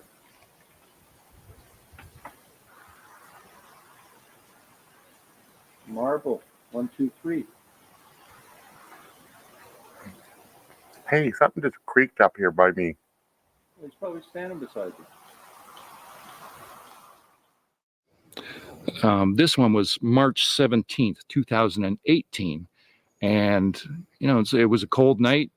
It sounds like there's a good bit of wind going on. And so Dwayne was standing outside. I was inside the cottage. So we were doing our thing there, taking turns, seeing if we could entice any vocals. And Dwayne's about to give up. And he says, okay, you win. And he starts to walk. And that's when Neff calls out. And you can tell that it's distant from his voice. It's quite easy to hear. Use some objectivity in your observations. There's a lot of people that they think, this audio is manipulated, or I'm doing stuff in a studio. I have so many nights recorded. It's seamless. So no, I don't screw around. Like I said, I don't bullshit. This is my truth. This is my reality. And I've been putting this stuff out there. Why would somebody come out and talk about interdimensional, invisible people that can materialize and speak in your mind and make things appear from thin air and manipulate all our electronics, knowing that I'm going to take a boatload of ridicule? It's been a lot over the years, difficult to deal with at first. And I can understand why a lot of people who have spoken out, they get a bit of that and I'm out of here, I'm done. Myself, no. This is 10 years later, so I'm only stronger, because of how much they have supported and given me. I have a mountain of supporting evidence, and it's very advanced contact at this point, even though they are still basically as elusive as they've always been. it's gotten to a level of asking questions and getting answers and realizing that they know what's going on in this world more than humans do. With this shit show going on, they're well aware of it at a level that most of us, possibly all of us, aren't. They can, I guess consciousness, it's all connected. So there are no secrets. They can see what's going on. They can, they know what's going on behind closed doors, right? So anyways, Dwayne's outside and he says, okay, you win. He starts to walk back and Neff vocalized. So give this a listen. Help you guys.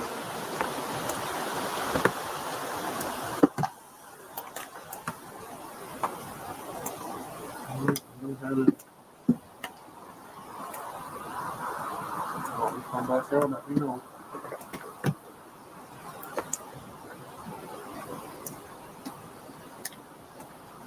Alright.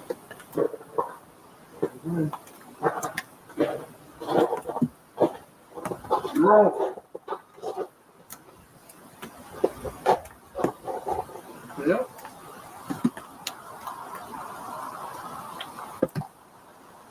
You?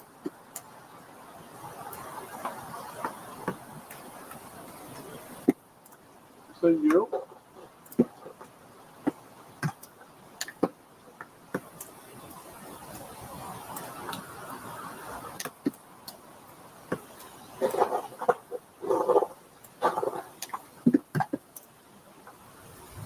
You? You? No? You?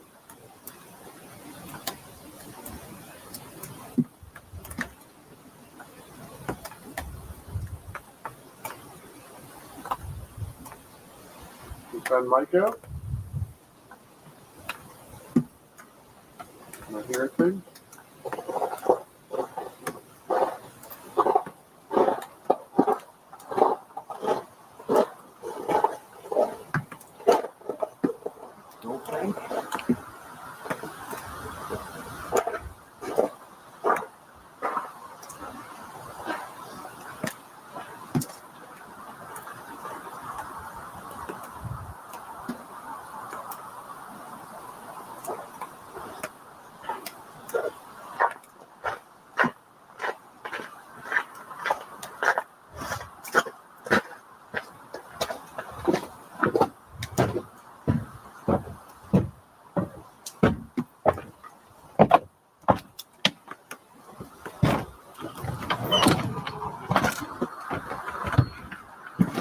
I don't know if I know how to use it.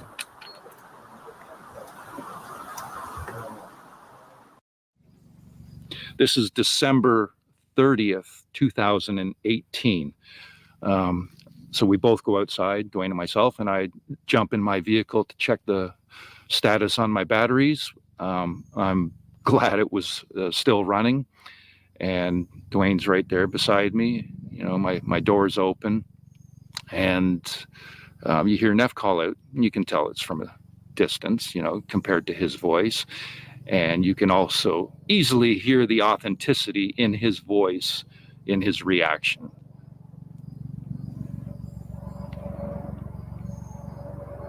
And here comes a helicopter.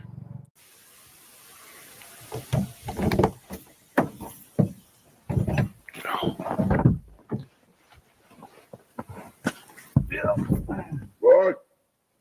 Mike. I heard him. Did you hear that? Oh, yeah. Did you hear that? Yep. He's right here. Over here. He's over here. What are you doing, Neff? He's like right here, man. Hold on.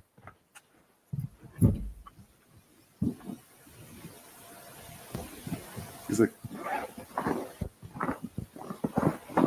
what are you doing, man? Checking. He's out here with us, man. He's right here. Oh, I know. I just seen him. I think I seen him. Just checking the battery. It's still running. What? It just didn't go there. What? What the light is? What? It just disappeared. It just disappeared. I'm just saying he tends to call it when it disappeared, man. We're busy, right? No, I wasn't busy. I was standing here. I heard him clear as day. He fucking. I heard him, you know, mine, right? Oh, God. No, he's kind of going. No, man, that door in the kitchen disappeared. It went black. He's up on the top. Okay? And that's where it came from. It came from up there. And you kind of the light going up there. Or either or at bottom stairs. It was like right here. Thank you. Hey, Neff, I love you, buddy. Did you hear him? Oh, yeah, I heard him. Not as clear as you can. I was in my car. Oh, you're 10 feet away from me. How did you not hear it clear? I was in my car.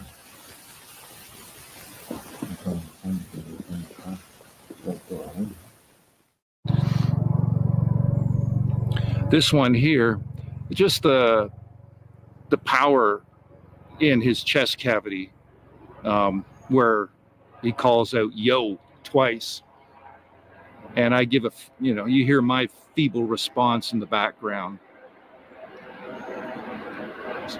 Wait till Molly, these are supposed to be Sasquatch, like vocalizing different things. Now I am a little, I like watching this guy, but he all he's doing is recording it, you guys. For people that are asking about videos, he's just recording everything that he hears around this thing, and this is in his backyard that this happens all the time. Hey, Mrs. Mississippi, good to see you. Thank you for joining us.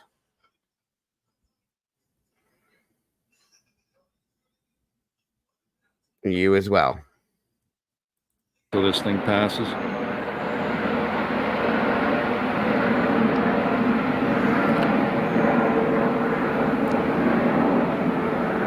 You can tell that comes from a very large being.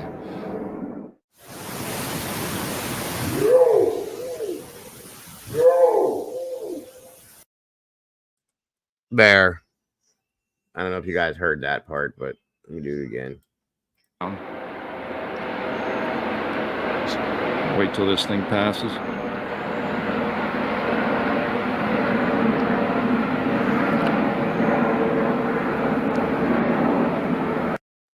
This is in Ontario, Canada, way back in the woods. You can tell that comes from a very large being.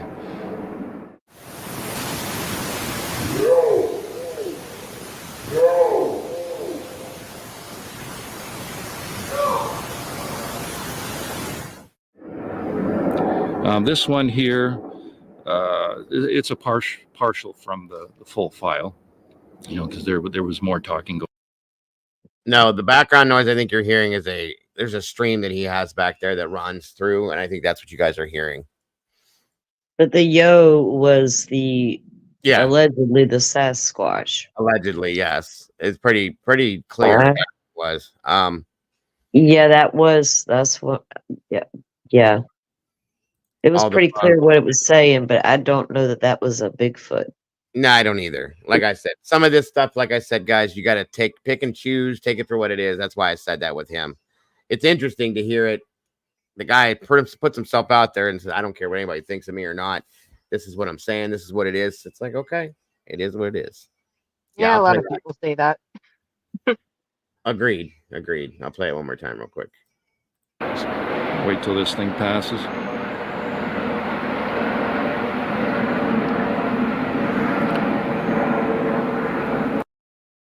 Now that noise you hear is the helicopter flying over top, is what he's saying, which I can hear it clearly. So that's what that noise is. I don't know about the other. My understanding, though, is from his other videos that there's a stream that's back in there somewhere. I've heard it on some of his stuff before. I don't know for a fact, you know, but I've heard it, and I've heard him talk about it. So you can tell that comes from a very large being.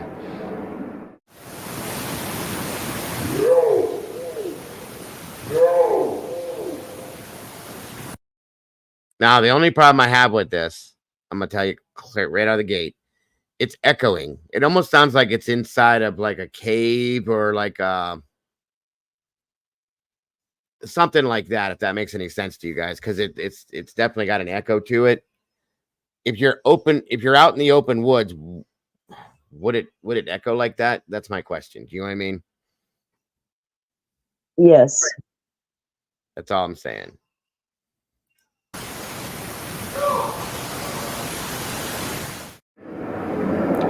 This one here, it's a partial from the full file, you know, because there was more talking going on. But basically, two voices speaking and messing with my windsock over top of the microphones, the little foam thing over the mics. Neff and a younger sibling. That you know, two voices from the same family.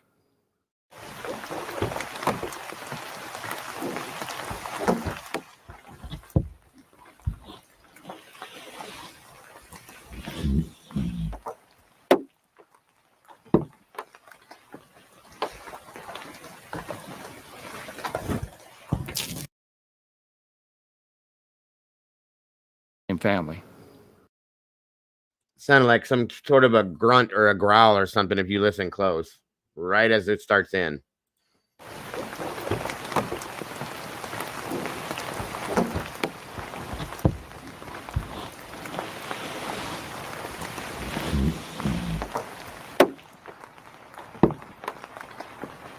I mean, my stomach makes the same noise if I have too much Taco Bell.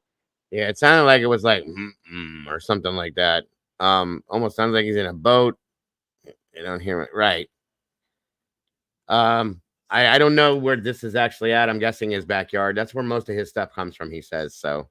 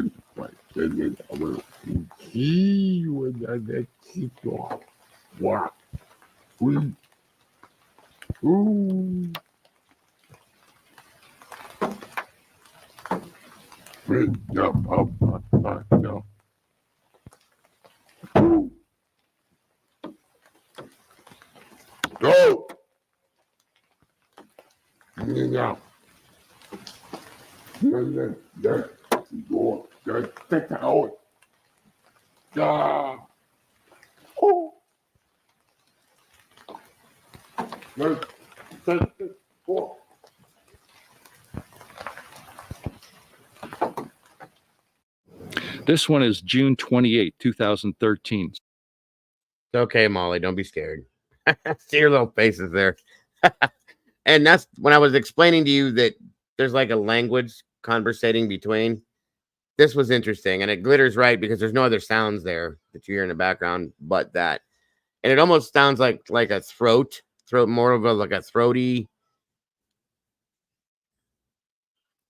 I don't even know what I'm trying to say. Like it's coming from the throat more than the mouth. Does that make sense at all?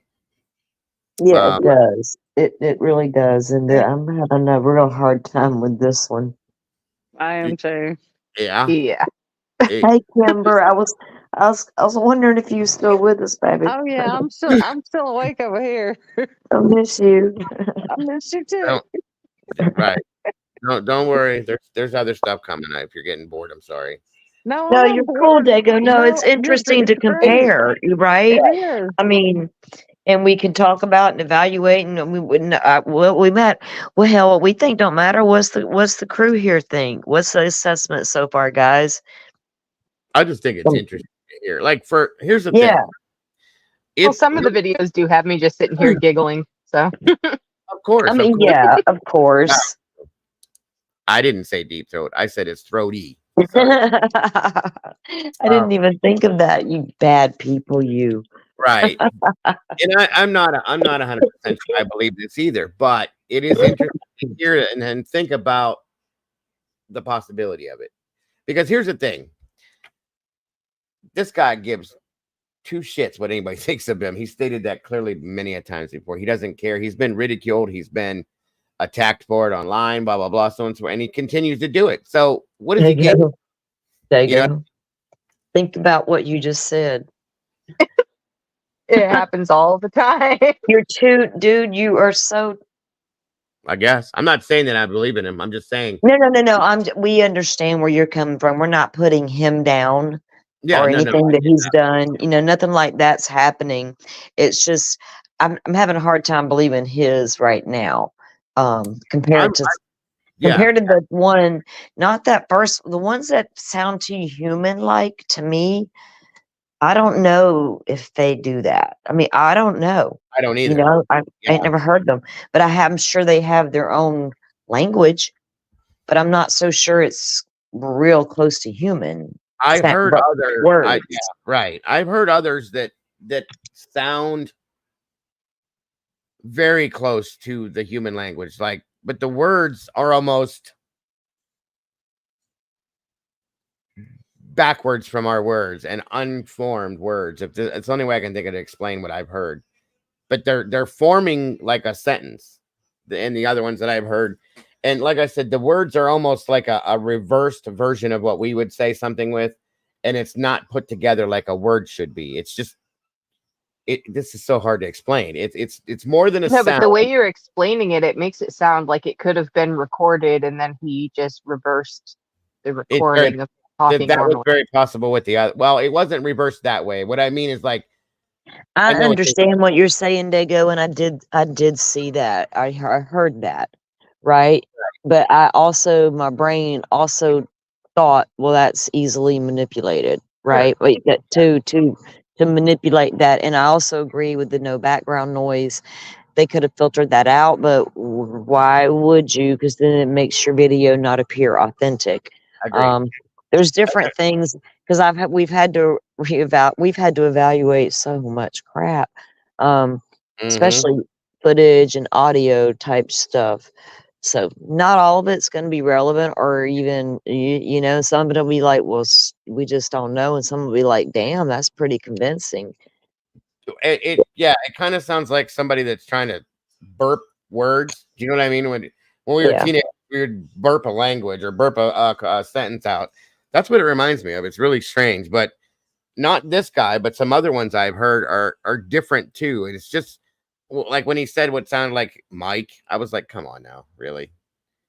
You're going to say, hey, Mike, let's have a beer now? What's next? You know what I mean? I'm just saying. It's a little odd to hear some of these things. And I don't know. It's just interesting. And I like seeing everybody's different reactions and feelings towards it. So it's 5:30 a.m. roughly. A departing vocal from a night of some crazy vocals that were given, calling out my name and that stuff. But this vocal at the end of the night is just astounding. I'd love to see anybody on earth recreate this. You can hear the power in his lungs from such a distance from the microphones as well.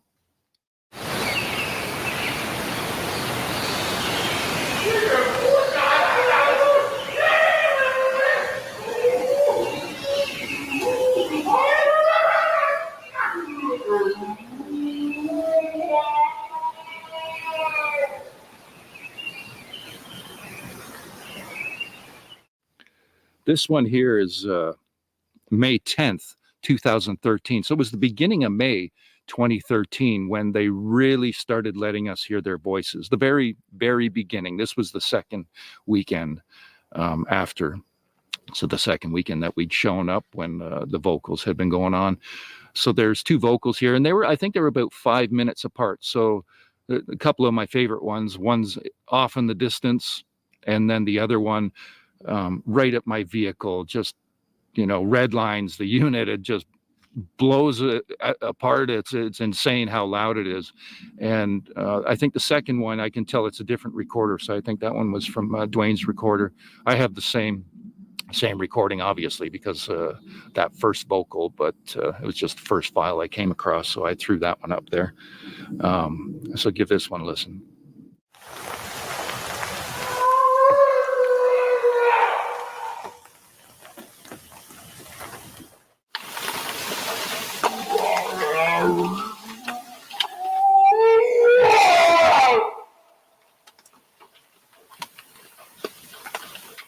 So this one is from May 3rd, the very first weekend, after 8 months of weekly visits.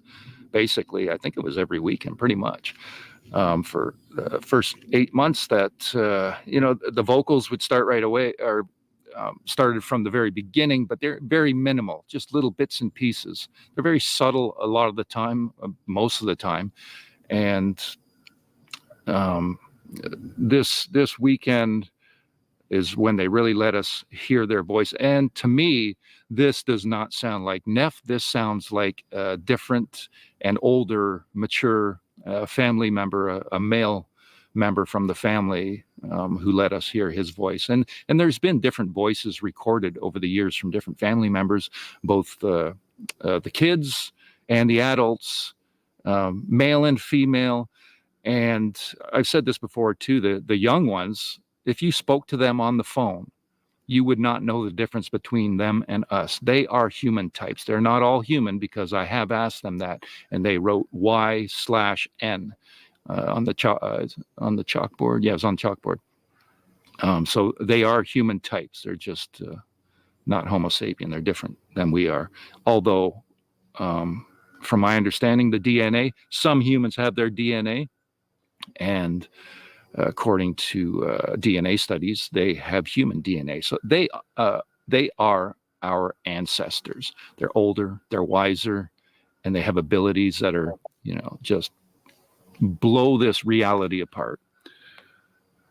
So give that one a listen. That's older family member, I believe, not Neff's voice.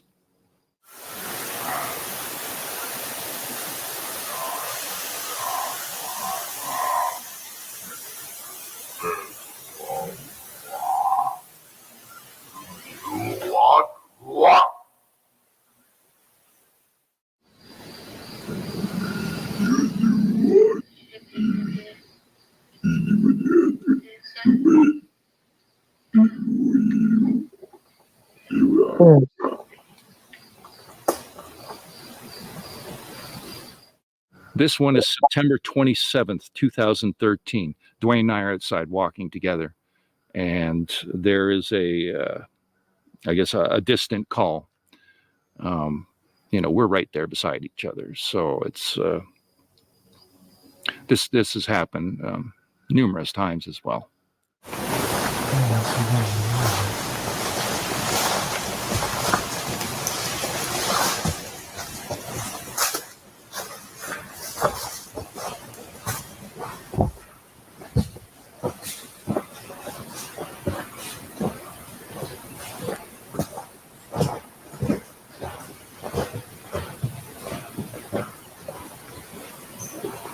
You got it.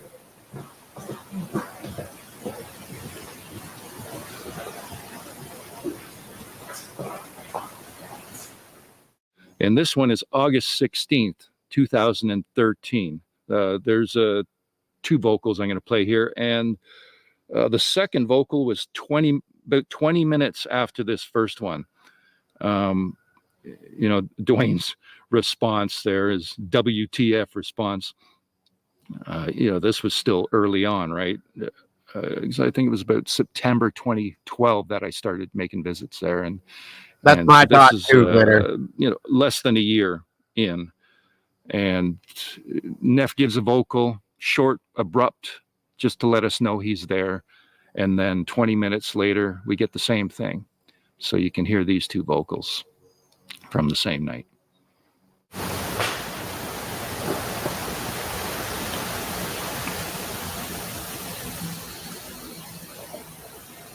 Right. What? Oh, hey, he's right there. Right there.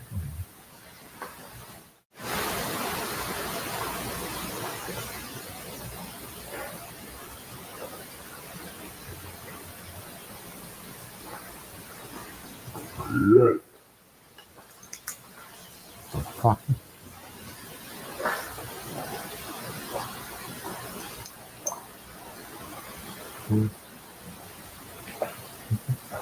Hear from the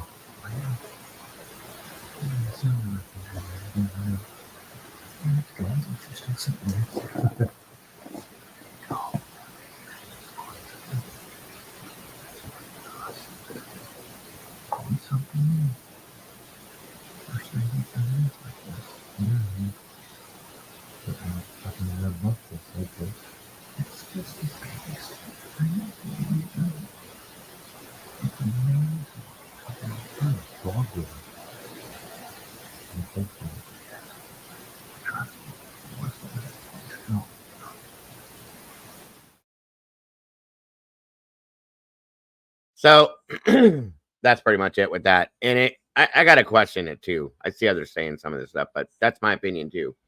If you're able to get close enough to these things and they can voice something like that to your microphones, why can't you take a video of this? Yeah, I was going to ask you, do you have any idea where their audio recording equipment is located?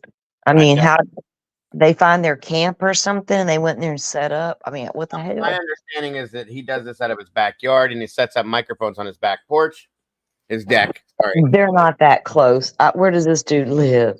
He's in Ontario in the woods, and that's why I'm like, okay, I'll try it out. You know what I mean? But why can't you do a video of this? If you have to set up a video camera and record. But that's got to be a very because it sounds like they're just sitting around chilling, right? These things. So they're not like walking through the woods and working or whatever they do. They're chilling. So how do you hear that from your backyard to that level without super powerful equipment, or they're right there in your backyard? Well, based on what he makes it sound like, is that they're standing right next to them at some point too.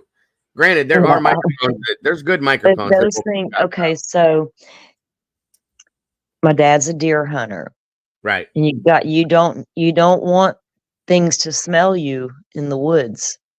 Don't tell me Bigfoot's not going to smell you coming for a long way away. They're not going to tolerate you being all up in their camp like that.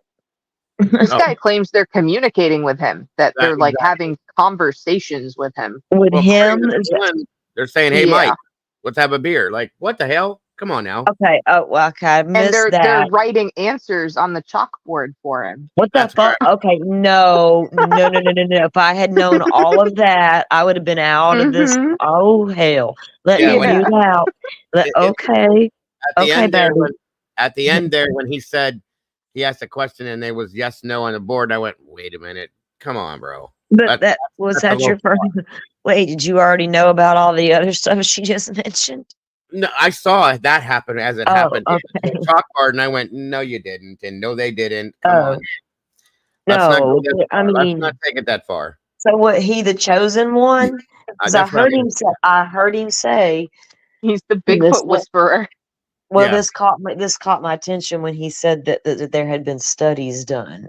And I'm like, what? Not on Bigfoot. There hasn't. Right, and Glitter just said that they can pass notes back and forth, but you can't catch it on video. Come on, bro. Let's get with it now. That's a little bit much. That's a good one, right?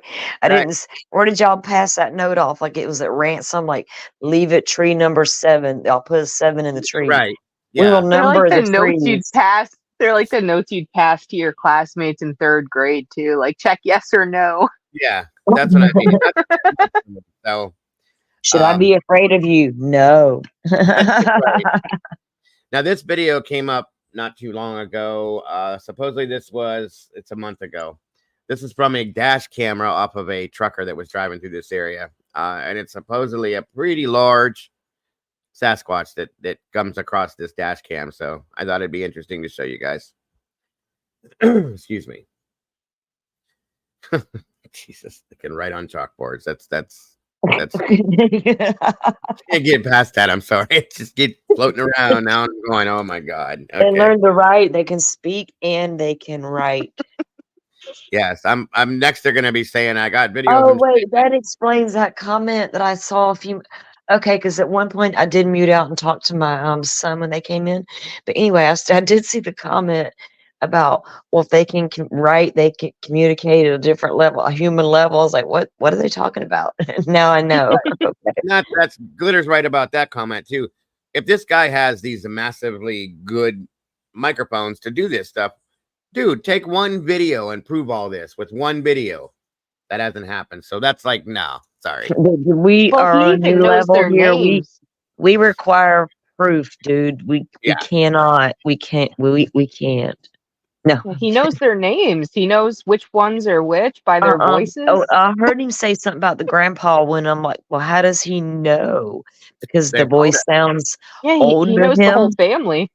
Yeah. Well, holy shit. Well, damn, problem solved. He done found the Bigfoot. I was waiting for him to start talking about them having Thanksgiving dinner together or something. They probably are this year. Yeah, right. They make him His friends. next video will be him having a beer with Sasquatch. Right. He finally came to the backyard.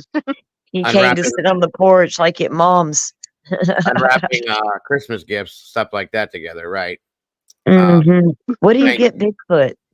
Thank you, Karma. Socks? Big socks? Yeah, big shoes. Socks. Big shoes.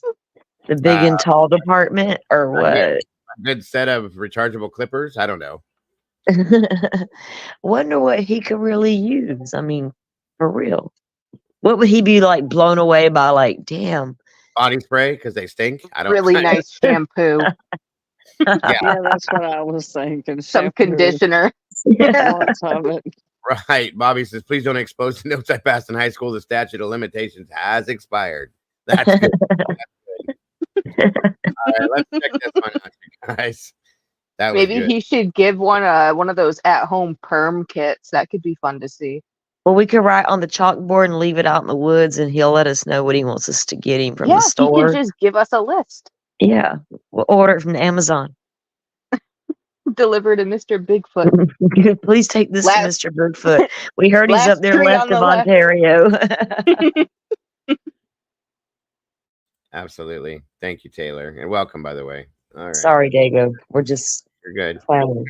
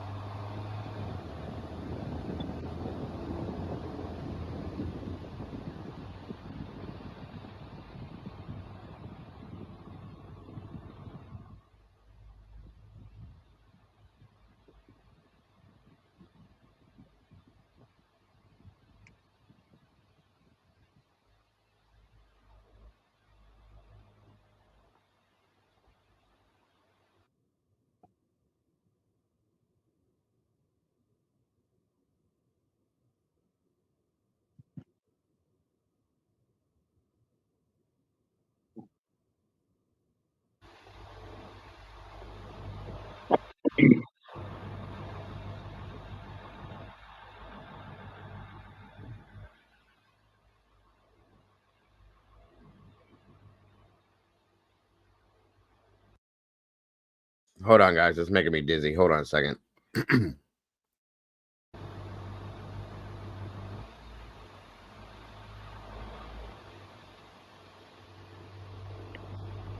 Well, that's a little fast, isn't it? not your fault.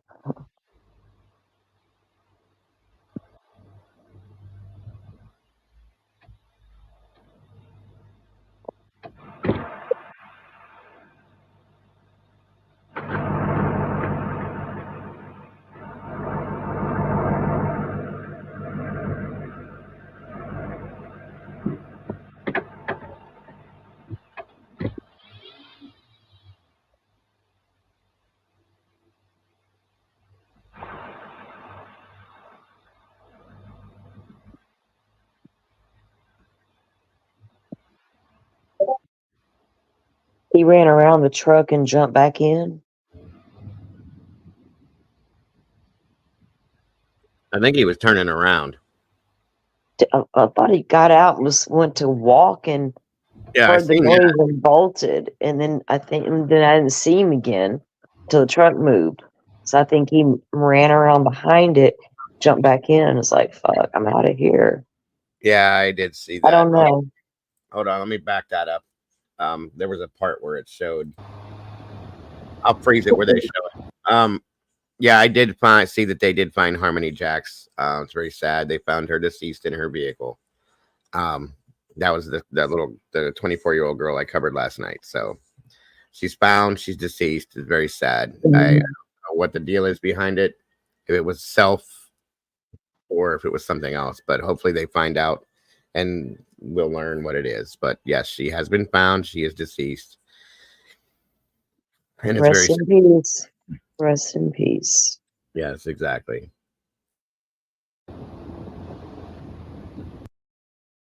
Now, what they did in this video, once they found, when you see this, they took some colorization and highlighted the visual that you see with other colors so you could see it better.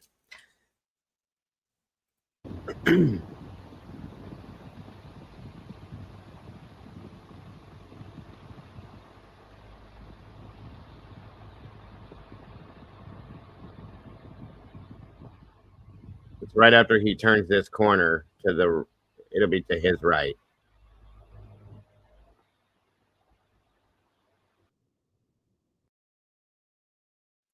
Right there.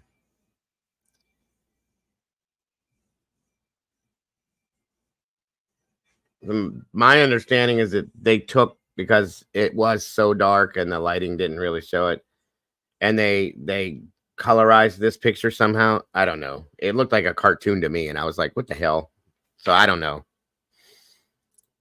Well, yeah, I can see it. I see it. I got one. I blew it up, but it's hard to tell what that is. Exactly.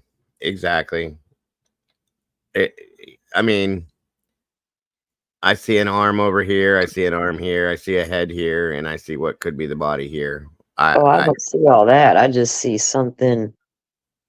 Yeah, the way I understood was that it was grayed up with some colors to make it clear to see because it was that dark. Oh, I mean, I know they change resolution and different things to adjust things to make it more visible, but I don't know about this, but I don't know. How did he not see it? That's the thing. You got your lights on. That's big. That's well, real. because sometimes if it's just I don't know. I'm gonna tell you I've seen some really thick, nasty spider webs in these woods. You don't want to run into by accident. I agree. I've seen it in trees. Then, right, and yeah, I mean, there's all kinds of different. Because of the different colored stuff they chose, it's hard to tell. You know what I'm saying? It's hard to give something like that a fair look sometimes. So, absolutely. All right. Also, with it being late at night like that, if it is spider webs, they could be covered in dew, which would cause reflection light. absolutely, they will too. It's crazy to see, but I see it all the time.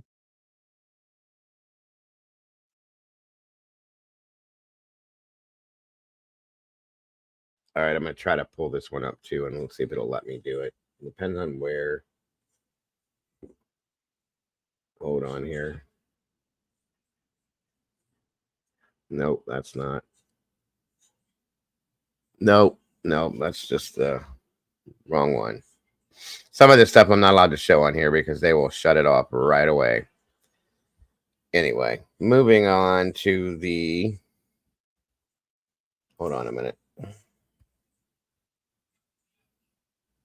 Copyright stuff. Yeah, that's why I can't. I made sure to do that filter thing for videos, so everything that I sent you was under the filter. Yeah, you're good with your stuff. Oh.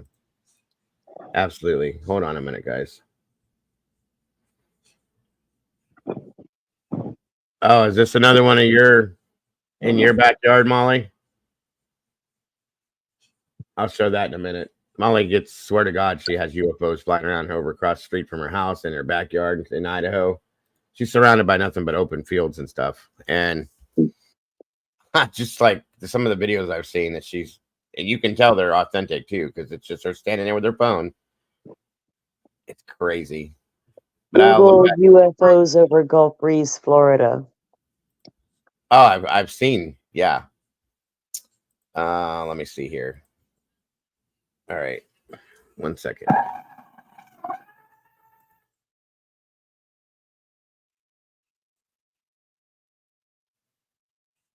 Oh, 1 second, guys. Sorry.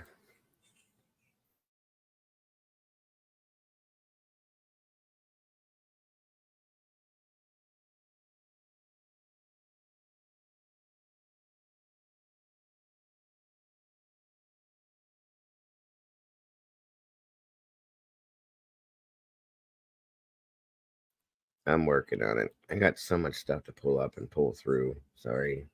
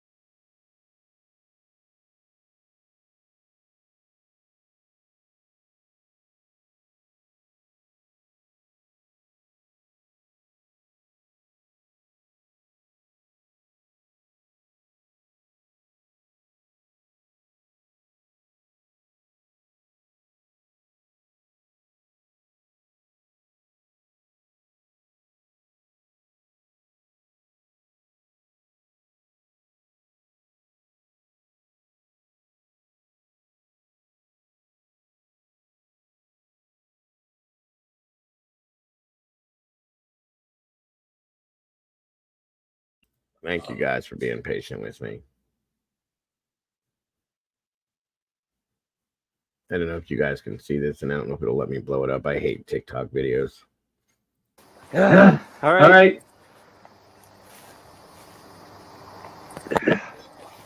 Damn. All right, go.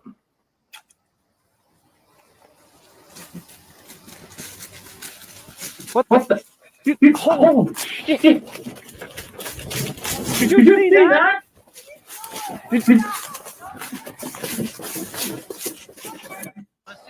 You ready? Okay. All right. You ready? Okay. All right.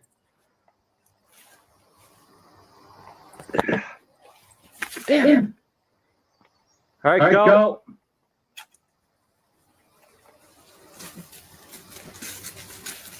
What the?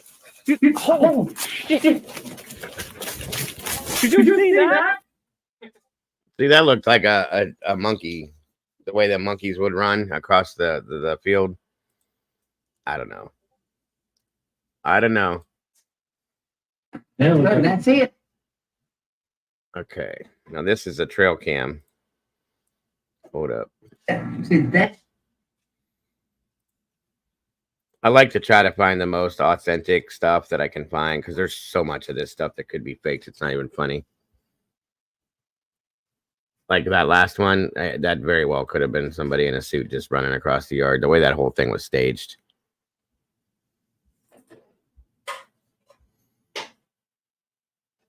Oh, okay, Glitter. No problem. All right, let's see here.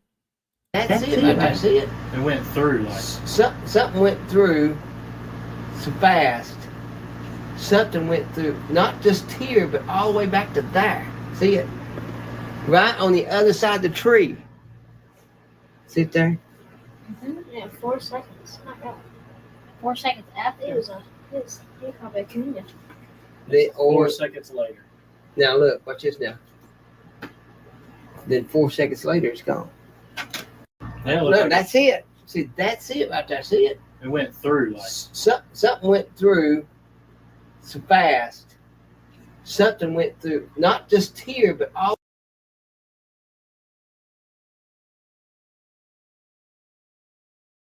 I don't see it. Not that one, sorry. Hold on. What'd you send me, Glitter? Let me see here. Hold on.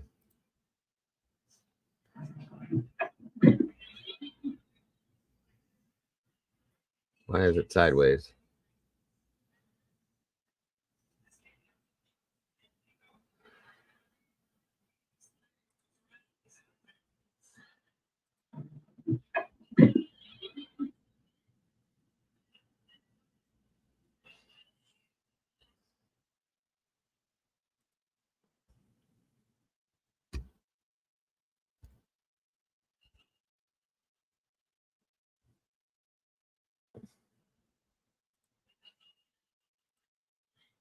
Hold up. Oh. Was there an orb in that video too? The hell? That was weird. A orb or a light from the camera. It could have been a light reflection too, but yeah, that was definitely, that was in the last video I played. I just now saw it. Thank you, Glitter. That was weird. Okay. Like your background? No, it was off to the side. It was the one where we scanned when the truck driver was going around the corner. Yeah. To the left of it, there was like what looked like an orb moving, but it could have been a reflection because of the darkness and the light. So And then the vehicle's moving. So. yeah. Interesting. Good catch though, Glitter. That was pretty weird.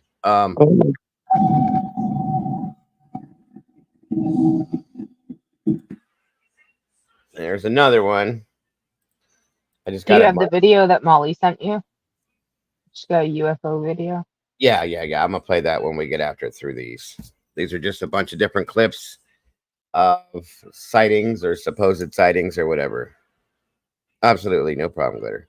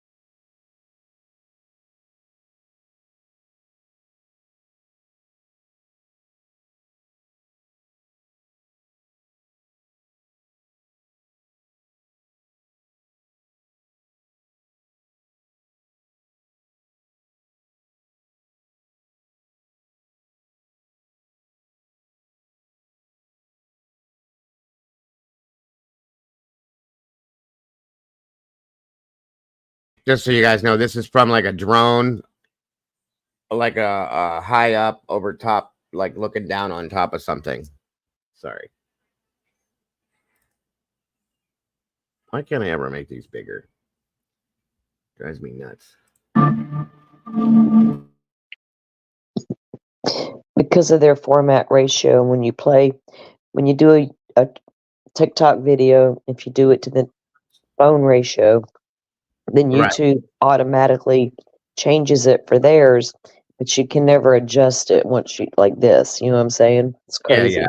It just drives me nuts. But this is very high up. And this is in Southeast Idaho. It's very, very high up. So you can see this figure running all the way up through here, if you can see my cursor.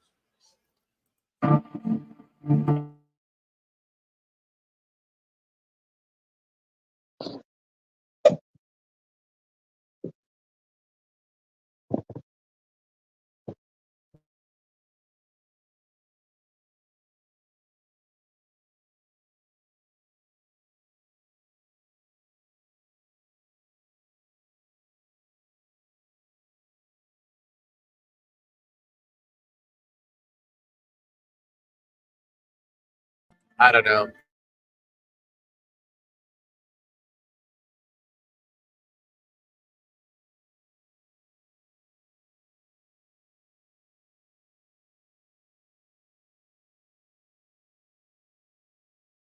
Okay, that was it for those. And now, where's it at? Sorry, everybody. Hold up. Oops.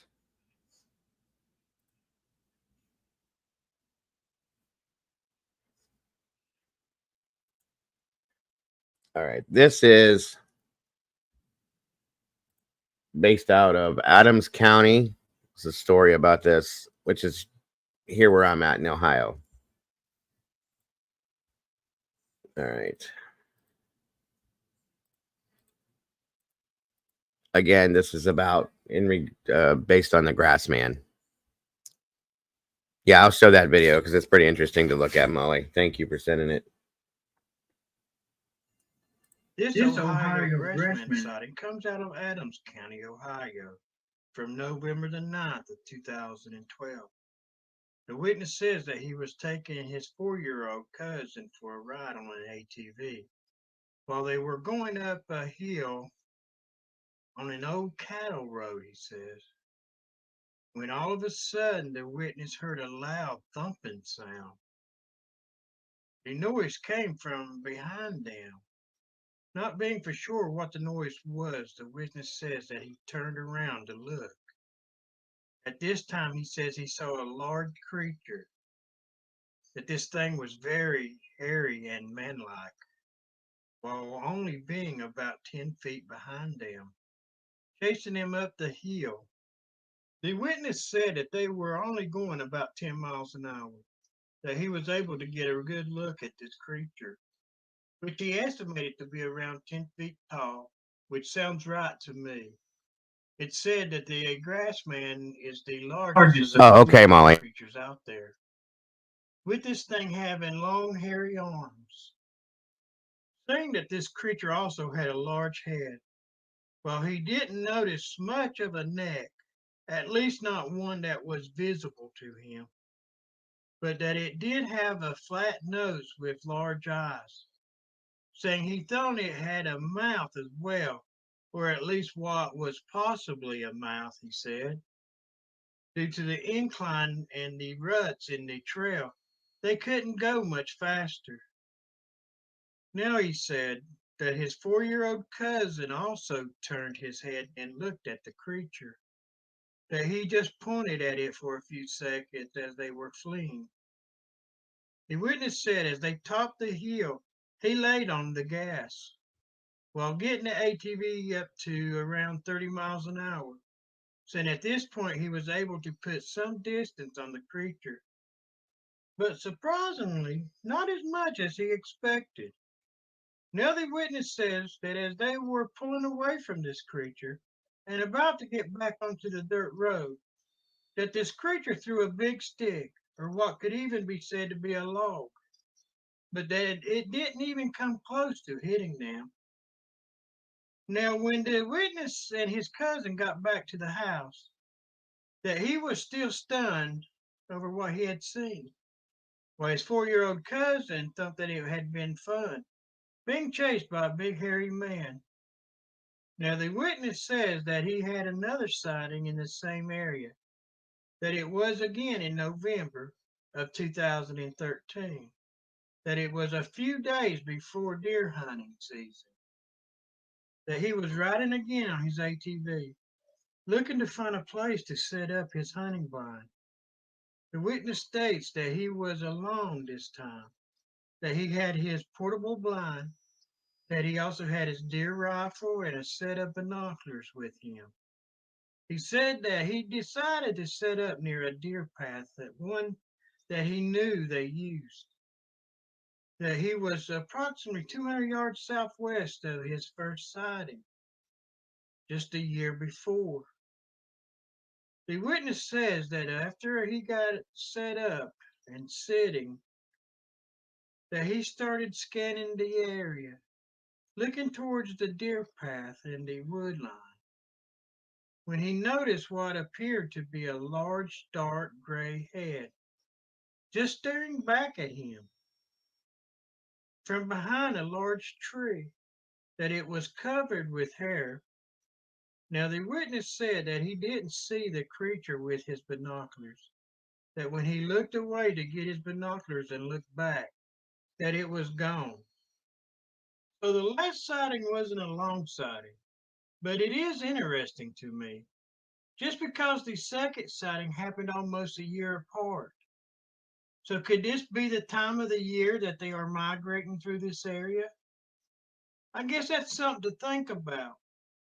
So I hope you enjoyed this sighting report. So there's that one. Again, there's a lot that come out of here. Hold on a minute.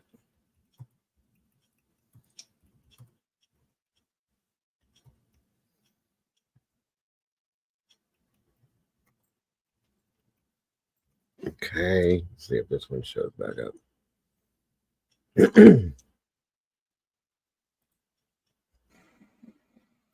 This is, I don't know. I know, well, for you guys that are from Ohio, you know what Hocking Hills is.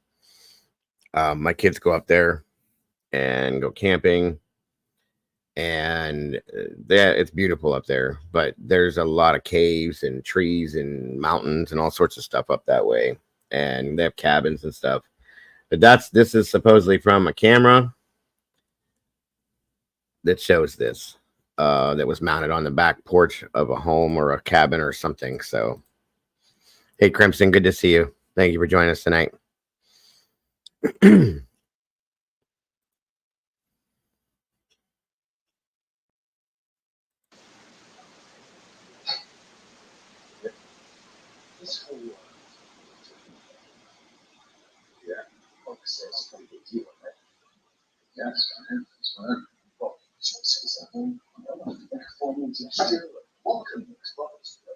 No, don't stand here. Don't be weird. But not saying something. Why do you? To me, I know. What the occasions? You just want to go far. Why do you tell me something?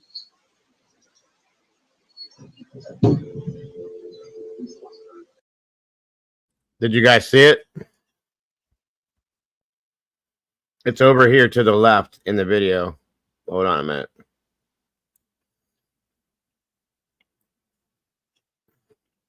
The dog senses or sees or hears it first, and then if you look right over here, if you can see my cursor, you'll see something move just about the time that the dog like kind of gets up and starts to, sorry, Karma, to notice it, I should say. I'm sorry.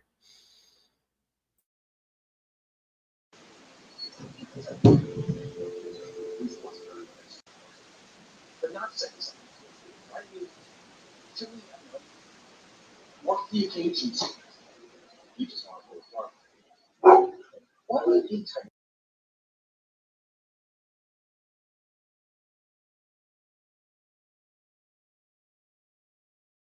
Look in this region, like to the slight right of this post right here, and you can see something move.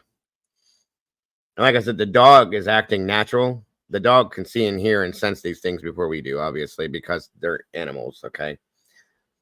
But as soon as you can almost kind of, I don't know about hearing it, but you can definitely see movement. Just look right here, stare in this area right here, and you'll see something. And then it moves this way over this way.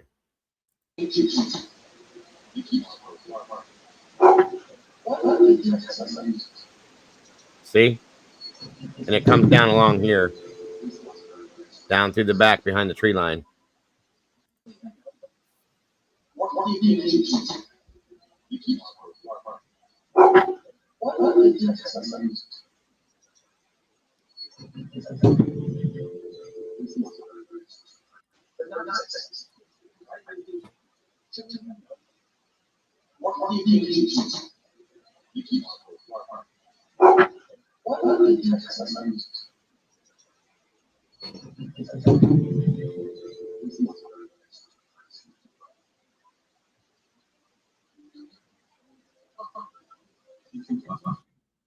This is one of the most realistic ones that I've seen.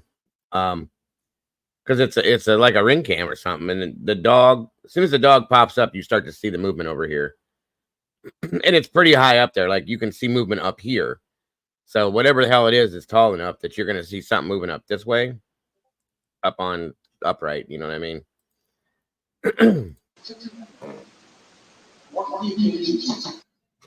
I'm going to slow it down and see if that makes a difference. If I can get to it. There it is. Sorry, it's going to make that weird ass noise. Yeah, definitely.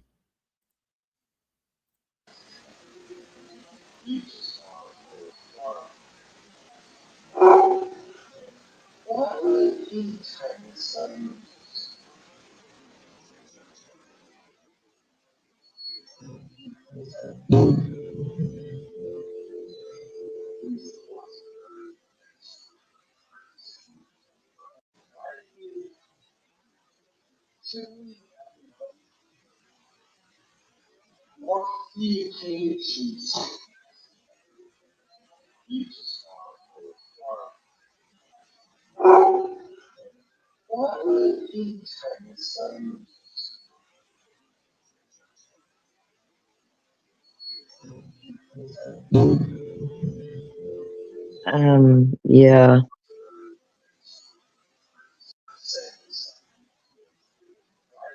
That could have been another animal. I was zoomed in pretty good that time, and you can definitely see it even without zooming into it. But right, I don't. From because there's like that's a rolling hill. It slopes down in that yard. And I don't think whatever that was like a stand upright type thing. I could be wrong. I have to like super study it, and I'm really just kind of barely did. But does it appear to be standing upright to you, or does it seem hunched over? I mean, what do you think? It looked like it was standing upright. Like, and you can watch it. The only way I can, if you stare at the screen, because the whole everything else is still, but you see moving across. Well, I can see it the second you hear the dog bark, and then you can see it the minute it enters the. Well, when the trees let it, you see it. I can watch it. Really, and I can watch it the whole time it's moving. Oh, hold on, I didn't hear you. What'd you say? Yeah, well, I know because I'm watching it the whole time it's moving through the tree line, and then it kind of comes toward the back of that little hill there. And it appeared to be an animal to me, but I could be wrong. I have to look at it again and again, but I didn't study it like that too hard. But my preliminary thought was that's what I saw. Yeah. This one, though, no matter what this is, it's real. That's one thing that I got to say. This is real. Oh, yeah, there's something out there. Yeah. I just don't know what that was yet. Yeah. Okay, Glitter. What did you say, Andy? Or what were you gonna say? I'm sorry. I was just gonna say, even though I'm on my phone, like I was able to zoom in and get a good look at it, and I think it's kind of like an optical illusion. There's something there, but I think it's actually something small on all fours. Okay. Because you can see there's a very, very steep hill, and it looks like it could almost just be like a big raccoon that's just coming down the hill and then runs off. I don't see it as this like huge thing. I think it's bigger than. I think you're right, but I believe it's bigger than a raccoon. Considering the hill, the slopes there, and everything. Yeah, it could be a coyote. Like you're saying. Yeah, it was it appeared to have kind of longish hair. I'd have to look at that shit again. I don't know. Let me try something. One more setting and see if it makes. There you go. I think when it goes, I'm like you. I think when you can tell it's on two legs when it goes in that tree line. Well, when I see it down here, you think so, y'all? Yeah, so we're split. Yeah. We're split 50-50. That's so. What do you guys think? Well, that's funny. When I see it down we there, don't know who's right. Right? It's so go. funny. After it goes across back there and down, when it goes down, when it's going down. Yeah. This hill slopes down from the right, from the left to right. Okay, so when it's over, at the back line behind this tree line here, you can see it up in this region. So if it's on all fours, good God, what the hell is that big on all fours? You know what I mean? So No, it's gonna come toward. It'll come toward. Okay, it comes. It kind of has a shadow a little bit because of the tree, the shade. Then it come. I don't know. It appeared to me like it. I don't know. I have to watch it again. Like I said. yeah, I slowed it down even one more level just to see, Okay. because it seems like it starts over here in this tree line, comes across this, and it definitely stays behind the tree line, walks down this direction here. If you can see my cursor, so I don't see anything over here. It looks different to me when it comes into frame first, back behind those tree lines. But then it Yeah. changes. It looks different when it gets over here in the light. Right. That's what I'm noticing. I think the lighting Maybe is it's a shapeshifter. too. Who knows? That's I what I'm mean, thinking. It could be Shapeshifter. something else paranormal. It doesn't have to be Bigfoot. Heck yeah. right. I mean, Shapeshifters exist, man. Absolutely, I believe they do. a cryptid is a cryptid. Is a cryptid is a cryptid. You know what I mean? So Not everything's a Bigfoot, right?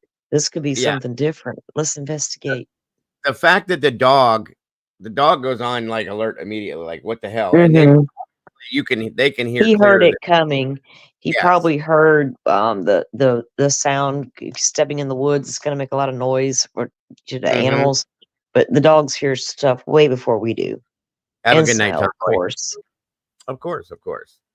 Let's see. Let's do it again. This is gonna be one step slower. It's a nice area, by the way. I'd love to have this to look at in my backyard. Tell you that much. Uh-oh, what happened here?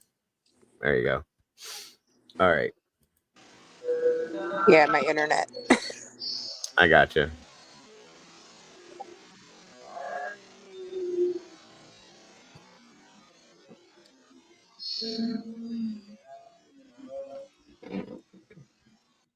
Just so you guys know, right when you see the dog's head pop up, start looking in this region right here.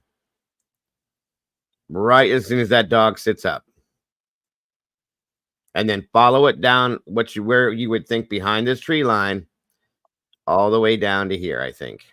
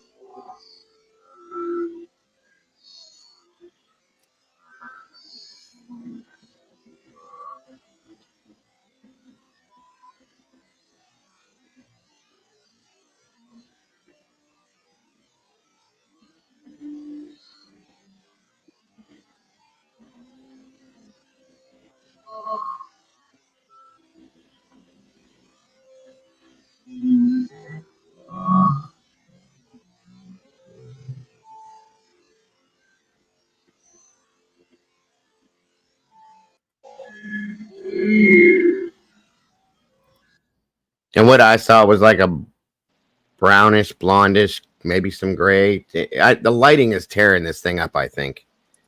Well, I do see what you mean when you said that at one point it did look like it was on two legs and actually did look kind of big. So I have no clue what it could be. It almost looks like when it gets right here, if you see my cursor here. Yeah, like it almost morphs into also- something else. Yeah.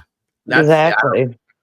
Yeah. That's my And take. It changed. Something something else- changed. It was weird. Something else that's interesting too is there's no movement of any of the plant life around. Nothing is moving.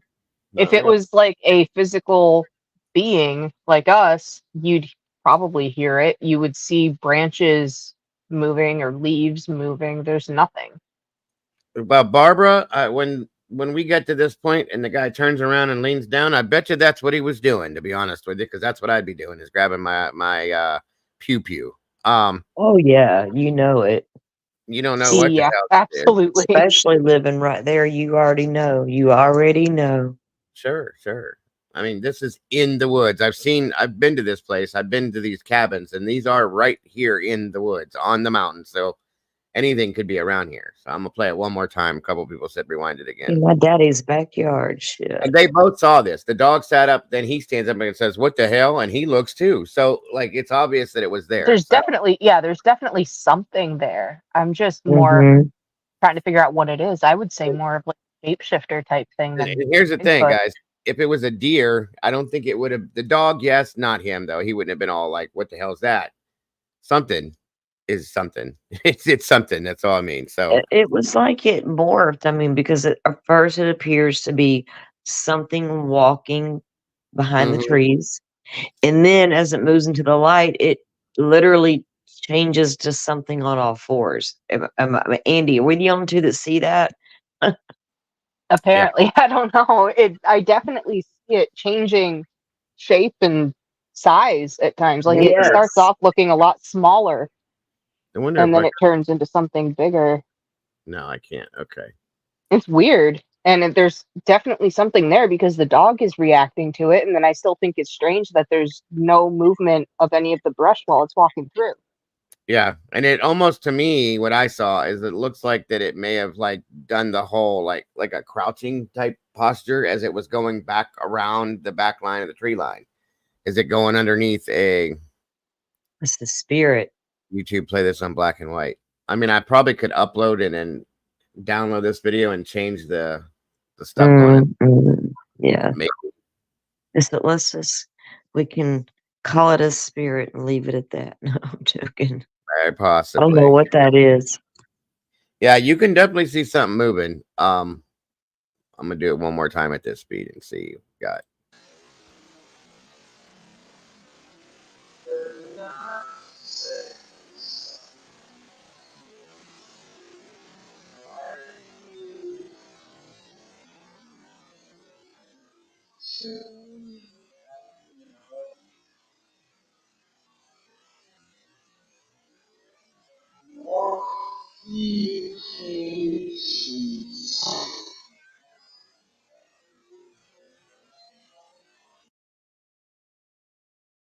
I just saw movement now before the dog right here.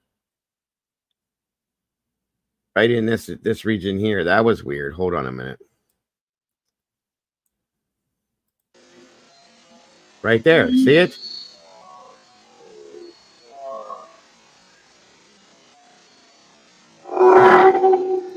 Hold up. Wait a minute. I never saw that before. Right here, I see something moving like through the tree up here in this part.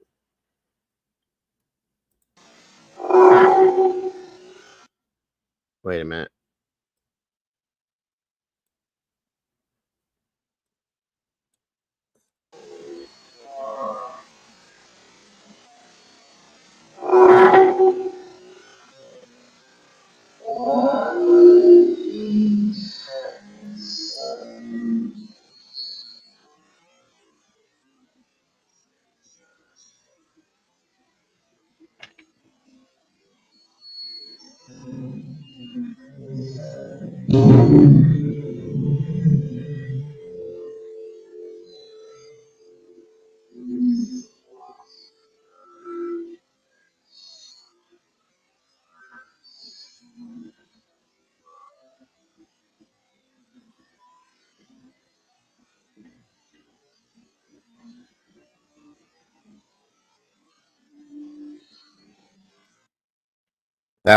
That was weird.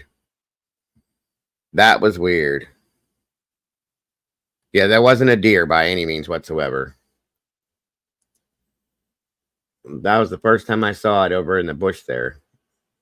And there doesn't seem to be any sound, or they would have heard. Here's the thing. The dog and he's sitting right here, right in front of this bush, and didn't see or hear nothing until quite a bit after that. So All right, I got Yeah, to a deer wouldn't have hung out back there once that dog barked and made itself known. And a Which, deer, you would have heard, like, even though it's, not the best Mhm. quality, you would have heard snapping twigs or Yeah. something. Oh, That yeah. dog, I don't even think the dog heard it. I think he smelled it. Yeah. Let me try it from back here and see if we can see that in here earlier on. That's pretty wild. Actually, just go back here in slow-mo and see what there is. Because it could have been there for a minute. Who knows?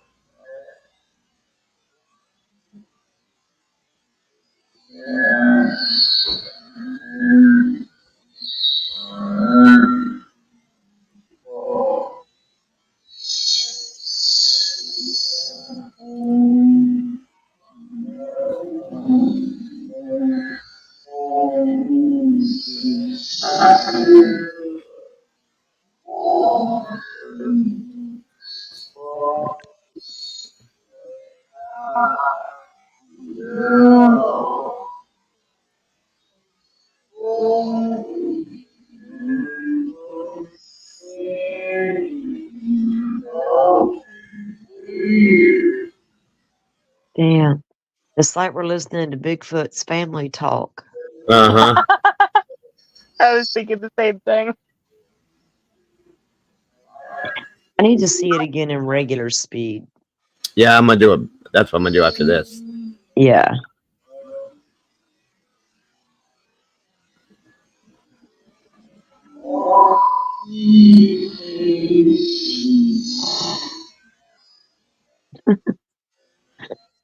There it goes.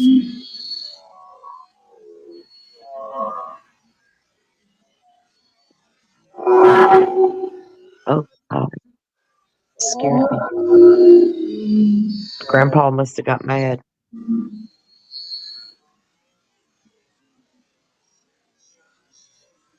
I'm telling you guys, it's upright and it's walking this whole time through that whole time. Maybe it was a person walking with their dog back there. I don't know. I mean, it's possible. It is like Like a just neighbor. Like, is there like a, I don't know. Just see. Here's the thing. I looked, there was nothing here on this side the whole time. I looked up in the tree line up through here the whole time, didn't see nothing anywhere, and then all of a sudden it just appears like right behind this bush, and on it goes. So I'm playing it back at normal speed again, so I don't know. That's a little weird to me. Quite a bit weird, I should say.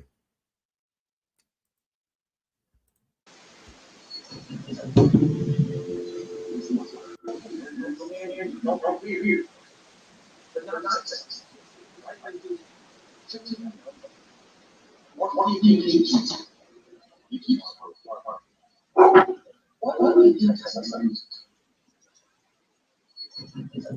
Okay, from what I can tell, it either just appears out of nowhere or it comes down off this mountain, down past that post there, and then that's when it appears right behind that bush. I've seen bears stand on two legs. This doesn't seem to move like a bear, though. Monotone or vivid warn. I'm going to have to like upload it and then change all that stuff on it to do that. But yeah, I can do that after the fact. I swear, I can see something moving, but it looks different every single freaking time. Right. Let me see Like something. I'm seeing something different every time we try to watch it. Oh, that's a rabbit hole. Don't be dangerous. Y'all don't live dangerously. Linda Lane. Yeah, this is I can't change anything on Twitter, but let me fix something here. Hold on. It is fun to go over paranormal stuff with our true crime brains, though. Oh, I know, right? Because I mean, we're like over analyzing everything. I know. Like, we don't trust none of this shit. Absolutely. We need to see more. Where's our expert? Who's going to be we each have our own expertise. Who's the video analyst person? Who's the audio person? There was an ad too. That's crazy with the ads. That's irritating. Let me see something here. I just downloaded it. let me get out of there and go into here. I don't think I'll be able to do. Here we are. Where is it though? Probably way down here because I have so much. Good Lord. Or no, it should be at the very top since that's where it was just downloaded from. But it's not here. Well, shit. I'll go back. I'll have to go back and find it later then. That's fine. Don't bring up spirit boxes, man. You're gonna give us PTSD. Nope. We know. There's a whole no. Gonna let the wrong spirits in, people. Y'all go ahead and play with your spirit boxes. I just got news for everybody. Gonna let the wrong spirit in. I'm saying no. Not today, Satan. Not today.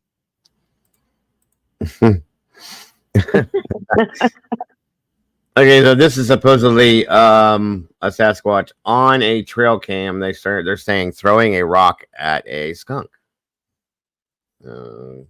Okay. I mean, I'd probably throw a rock at a skunk if it came at me too. A big one, yes. For real. Now look, 420. 420. This thing come down here and something throw the rock and it run right. Look, see it? Yeah. See it? Oh, wow. See I wonder it? if See it was there? throwing a rock at the skunk. That's what we talked about last. Okay, now look, 420. 4-5. So if this thing come down here and something throw the rock and it run. He said something throw the rock. Look at it. I didn't. Yeah, something. Yeah, I don't see it. I don't see it. Like they got in a fight. I'm gonna throw rocks at you.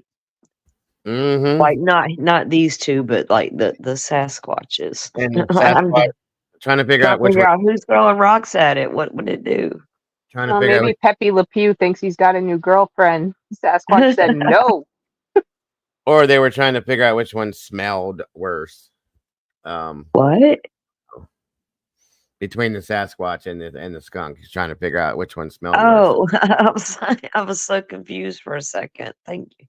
It's okay. So this is another. Supposedly this thing's following some hikers here in Ohio. So we'll see if we can see it. He's looking at us. It's right there. Yeah. You see it? Mm-hmm. Oh wait, that's not a deer. What in the devil is that? That's a predator. Its eyes are facing forward. Oh yeah. I don't know what that is. Oh, draw your weapon. I don't like to look at that.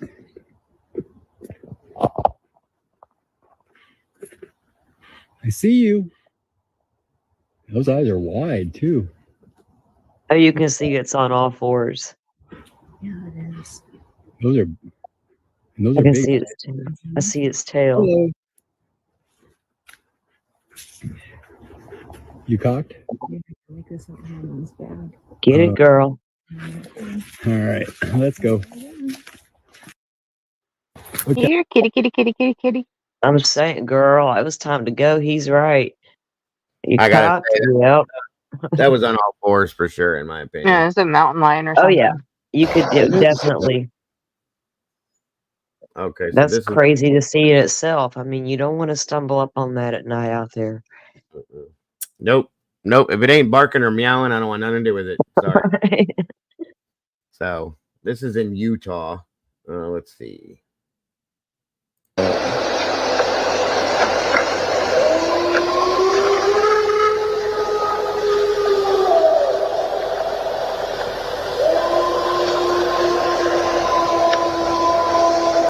Is that?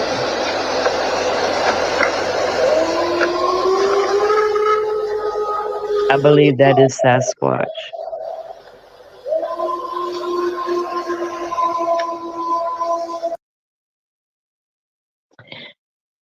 I believe that way over the communication between. That sounds like right. Yeah, that sounds like that. Well, and this one goes. This one, yes or yeah. no.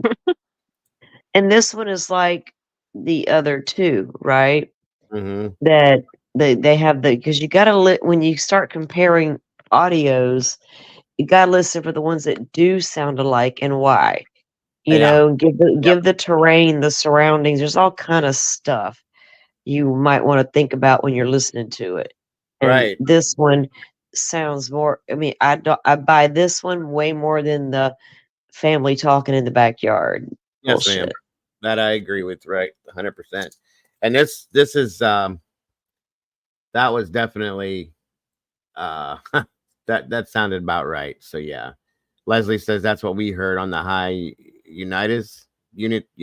I can't say it right, but either way, that's interesting. Yeah, very much louder than a normal animal. So he's saying it's right in here. I don't really see anything, but okay. Is that?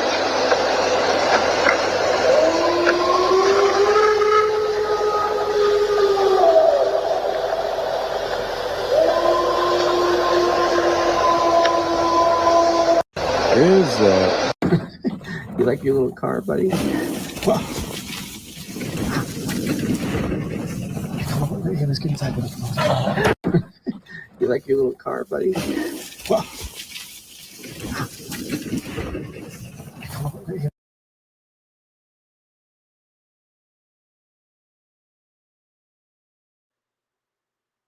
I don't know what that was, but it was massive. Did you see it? I didn't Yeah. see anything. Yeah, I it didn't see seemed more of anything like a either. spirit or shadow kind of thing. Like but a it was shadow. huge. Okay. Yeah, but it was huge. Where at, Andy? Where do you see it at? It comes over from the left and walks behind the shed, but it looks like it's even Okay. taller than the shed. Okay, I'll play it again. Let's get inside. You like your little car, buddy? Come on, let's get inside. You like I- your little car, buddy? It happened. That thing is so fast. I can't. It's Yeah. not Yeah, you Dago's can fault. see it. It's It's the way way they. before he zooms in, though. It's before he You like your zooms little in. car, buddy? Huh. Oh, I see it. You're right. Okay. Holy shit, girl! Whoa, Bigfoot. Come on, let's get inside. Oh shit, that was big. Yeah, that Did you thing's see it huge. that time? Yeah, you can look I through. If you saw it look, that time. If you you look- zoom out, yeah, I was zoomed in, so it was harder. To me, it was easier to spot it once I zoomed out. yeah, Didn't It's focus taller on. than that shed, though. it is. But Like, if you it's look, massive. if you I look don't through know. if Yeah. you look through the slats in the shed, you can see the back, like the body of it through the slats down here in between this, in the bottom of in the middle of the shed. Damn it, can't talk. That's what I. You like your little car, buddy? Damn. Let's get inside. That was big as hell. Yeah. And Now that it wasn't. could also. Yeah, I mean, it could be somebody out there in their backyard doing shit with them, playing hooks on people. But if they did, that's a good one. Yeah, There must be a pro football player because they are huge. that was big. Huge. That was big. It comes from the left, you guys, and it's very quick. You got to watch, but it comes Just below, right where your arrow, they'll see it better. I think the Yeah. body of it, you know. right here, and then across Yeah. it, right inside those open slats inside that shed, you'll see it. It is big. That ain't no bear, though. That's no bear. Mm-mm. No, it moves No, too it's fast here. yeah. It's massive and it's humanoid. It's on, It's it's going to be a bipedal. black shadow. It's going to be a dark black shadow walking upright with the arms, in my opinion, were a little like the Sasquatch stuff we saw earlier. Yeah. Yeah, I agree. Very, very big. Very big. You like your little car, buddy? There it goes. It's so fast. You could hear it beforehand. Try to slow that one down, Dago. Maybe there's a dark shadow there, guys. It's really, it's gray because of that fog, but this image that we're seeing is much darker, like black. right? I wish there was a way to do that with these I don't things. know if you, yeah, not with TikTok. I don't guess. Let's see. Sheet. You may not be able to. Yeah, you just gotta really, really watch. Like I said, you Here, can hear the I'll noise. screenshot that shit and circle it. There you go. There you go. But I'm on my phone. I'd have to leave StreamYard and all this stuff to get the picture to you. But yes, Andy, do it. Screenshot it and Let me see. circle it. I can't do nothing yet. I'm gonna have to figure out some more editing skills. What's this? No. Yeah, I'll play it one more time. You like your little car, buddy?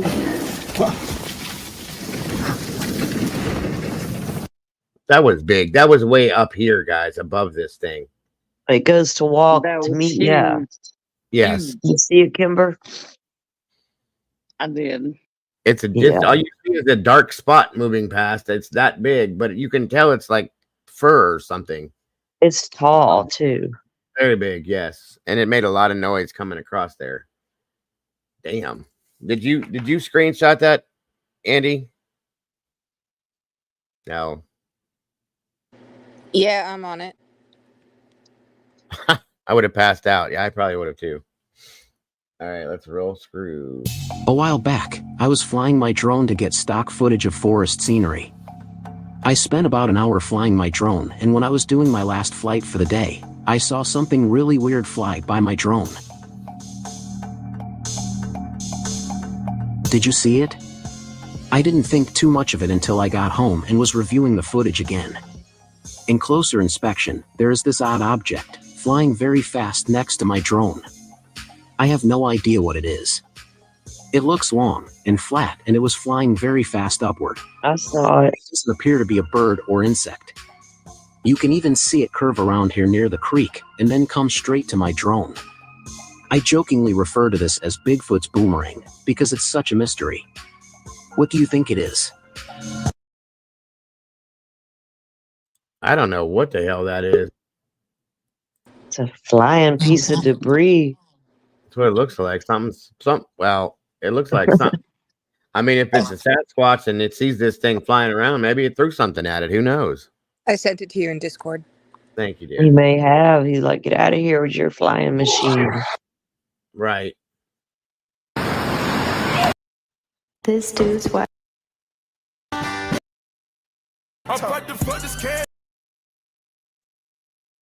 Okay. Hold on here.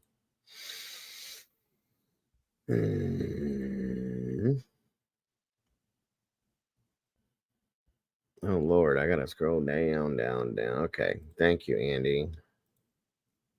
That's definitely bigger. Hold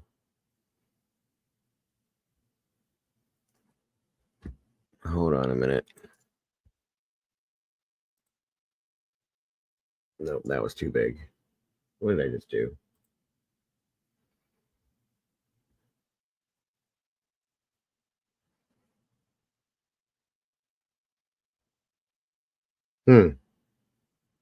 Oh. Okay, so you can kind of see the shadow of it, but it doesn't. It's just a photo. Okay.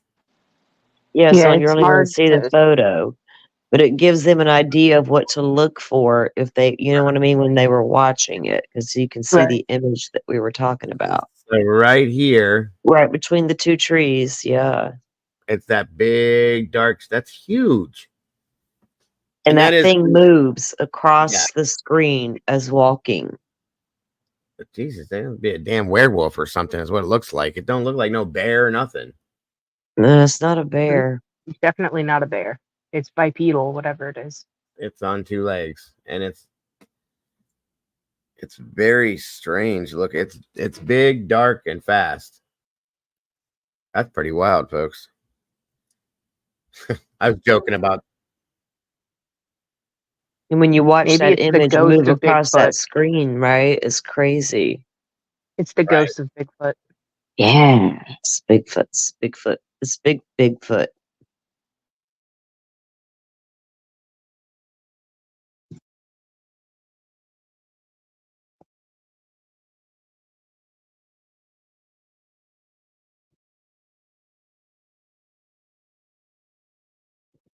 Sorry. Okay. Now let's see here. Let me scroll up here. Let me show you guys this real quick. This thing Molly recorded. Before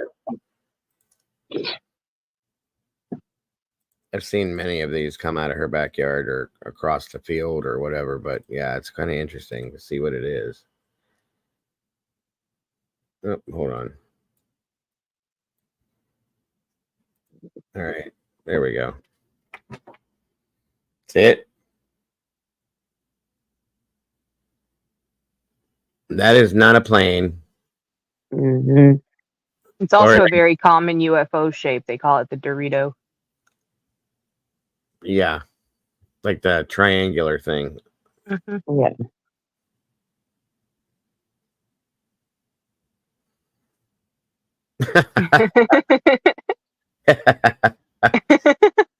Molly and her cats. What, the tuna? That's pretty. And here's the thing is you can't even relate to how big that is from the distance away that she is. That's huge. Oh, wait, there's more than one. There's another one in the background there. There it is, yeah. Looking for the lights.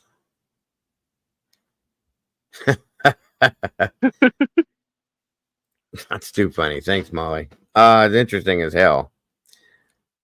She gets these UFO things all the time. All right. All right. Now, Girl, don't get probed. Watch out. Yeah. Keep your Molly butt goes safe. missing. We know what happened. She was abducted. that ain't gonna happen with her. She'll beat the hell out of whatever it is. Don't get probed. They're gonna probe and conduct tests and stuff and bring her back. Right. Maybe they already did. All right. Gee, we're messing with you, Molly. Now,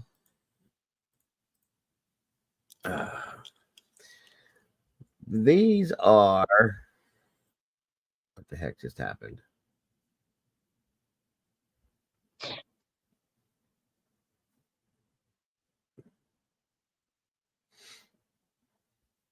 Bigfoot Information Center and Exhibition, Mr. J. Cochran Jr., Assistant Director of the FBI Laboratory Division, November 24th, 1976. This is FBI documentation on this stuff, okay? Damn. Peter Byrne. I know who that name is. I thank you for your letter, September 10th, 1976. I am writing again to ask if you could possibly arrange for a comparative analysis of some hairs that we have here, which we are not unable to identify. You may know something of the program in which we, through the part sponsorship of the under-mentioned academy, are engaged. Should you not, I am enclosing an article which will partially explain what it is that we are trying to do.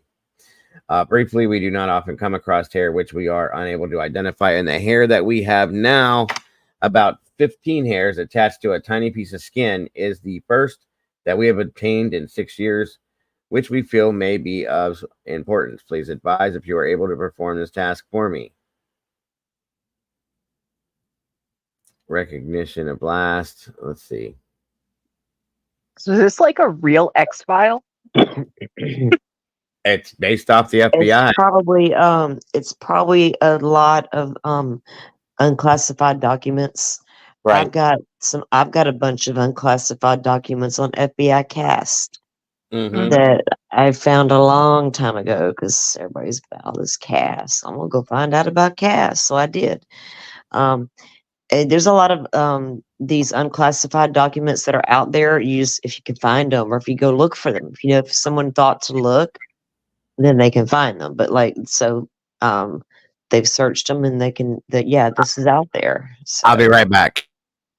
as long as they're legit, but yes.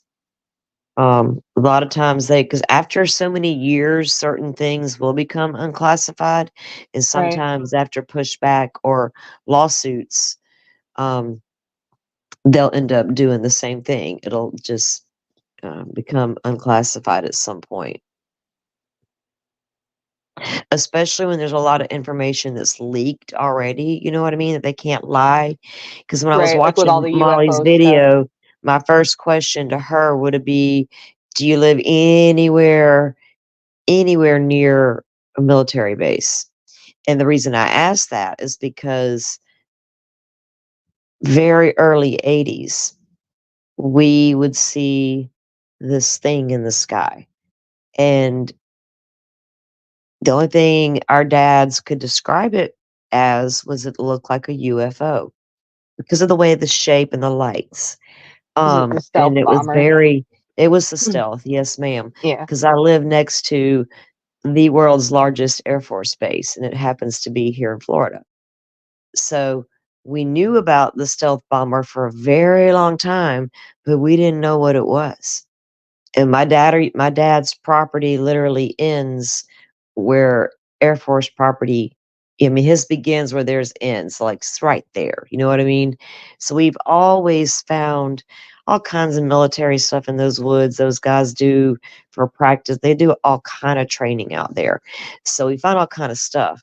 But that was the one thing. But I swear, when you looked up at it, and I remember seeing it, I was probably about 11, maybe, I don't remember, 12, 13, I don't really remember.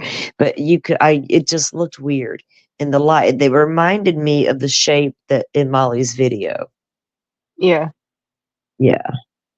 But I the mean, 'cause I know. military, when they first were questioned about that, when I think it got leaked because I remember hearing my dad and them say, well, there's something about a secret thing that Eglin, they're doing out there or whatever. And maybe it's that thing we saw, but military kept saying, no, that doesn't exist. Even when it came out that it was called the stealth bomber, they kept saying it did not exist.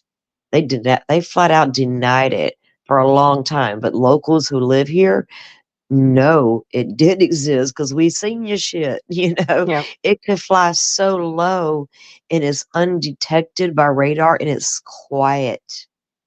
I mean, it's there. And what do you think they're running on? How they got that technology?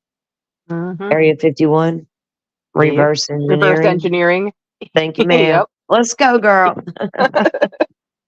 Yep. Yeah, we have all that fun stuff here at Wright Patterson in Toledo here. So, or Dayton, I mean, not Toledo. Sorry. Yeah, we have Westover like about 30 miles from me. So like we see weird stuff in the sky all the time too. And I always have to think like, could it be military? Could it be something else? But we see some weird stuff out here. Where did the military Sometimes, get it from? That's the question right there is where did the military get it from? How did they advance from? Yeah, exactly. That's what we were talking about. Reverse engineering. They reverse engineered that stuff because they've known about this technology for a long time, like these leaked documents and different. I mean, not leaked. I'm sorry. I'm too far into true crime, y'all. These unclassified documents. Exactly. Oops. All right. Well, if you look back too, during World War II, the Nazis built a flying saucer. Oh yeah. There's video of it. Like, yeah, they had a flying saucer that they built. Well, it didn't. I'm pretty sure it didn't go very high, but they did build something. Like they did build one though. Yes. Yeah, it didn't go high up. It just kind of hovered, but it's still interesting. And where'd you guys get that idea from? Oh, definitely, yeah. Mm-hmm. So this says this institution conducts research on and into the Bigfoot phenomena, and this it says gentlemen. I'm sorry. This is out of again from the FBI. This is super interesting, isn't it? I think it is. August 26th of 76.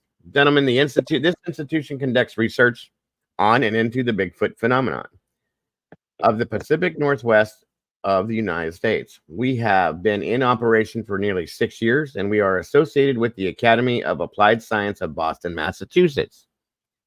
Close to you, Andy. From From time to time, we have been informed that hair, supposedly of a Bigfoot, has been sent for examination to the FBI. It's been examined by the FBI, and with the conclusion as a result of the examination that it was not possible to compare the hair with that of any known creature on this continent.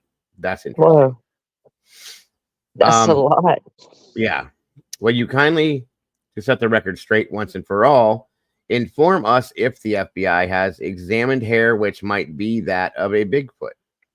When this took place, if it did take place, and what the results of the analysis were. Please understand that our research here is serious. This is a serious question that needs answering. And that an examination of hair or the opposite by the FBI does not in any way, as far as we are concerned, suggest that the FBI is associated with our project, confirms in any way that the possibility of the existence of the creature known as Bigfoot. Yours truly, Peter Byrne. They're asking Right. the FBI if they've ever examined hair, which might be, that of a Bigfoot. And when did they ever answer them? Let's see here. It's also important to note that they said that it didn't match any animal from this continent. It could have been a pet chimpanzee that got loose and took off into the woods. Like it could be something like that. Made it with something else and made a new species. Oh, here's an answer. Could be. References made to Mr. Byrne. Your references made to your letter dated August 26th of 76 concerning the reported examination of hairs by the FBI laboratory in connection with the Bigfoot phenomenon. Since the publication of the Washington Environmental Atlas in 1975, which referred to such examinations, we have received several inquiries similar to yours. However, we have been unable to locate any references to such examination in our files. Surprise. Yeah. Standard FBI answer right there. New York Times, is it Bigfoot or could it be just a hoax? It doesn't say. Okay.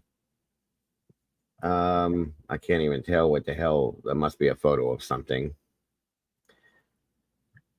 Furtive creature or hoax roams the Northwest. Okay, and this is hard to see and to read. Good Jesus, that's hard to look at.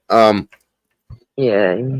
It's continued from the first page, second section. I couldn't read that. Sorry, guys. I don't see. No. Bigfoot Information Center exhibition, Federal Bureau of Investigation. Okay. Gentlemen, this institution conducts research on into Bigfoot. Did I read this up from time we have it for? Yeah, I already read this one. Okay. References made to your letter dated August 7th. Why are they giving me doubles of this? Okay, hold on. That Mr. Burns' request for examination of 15 unidentified hairs and tissues be granted.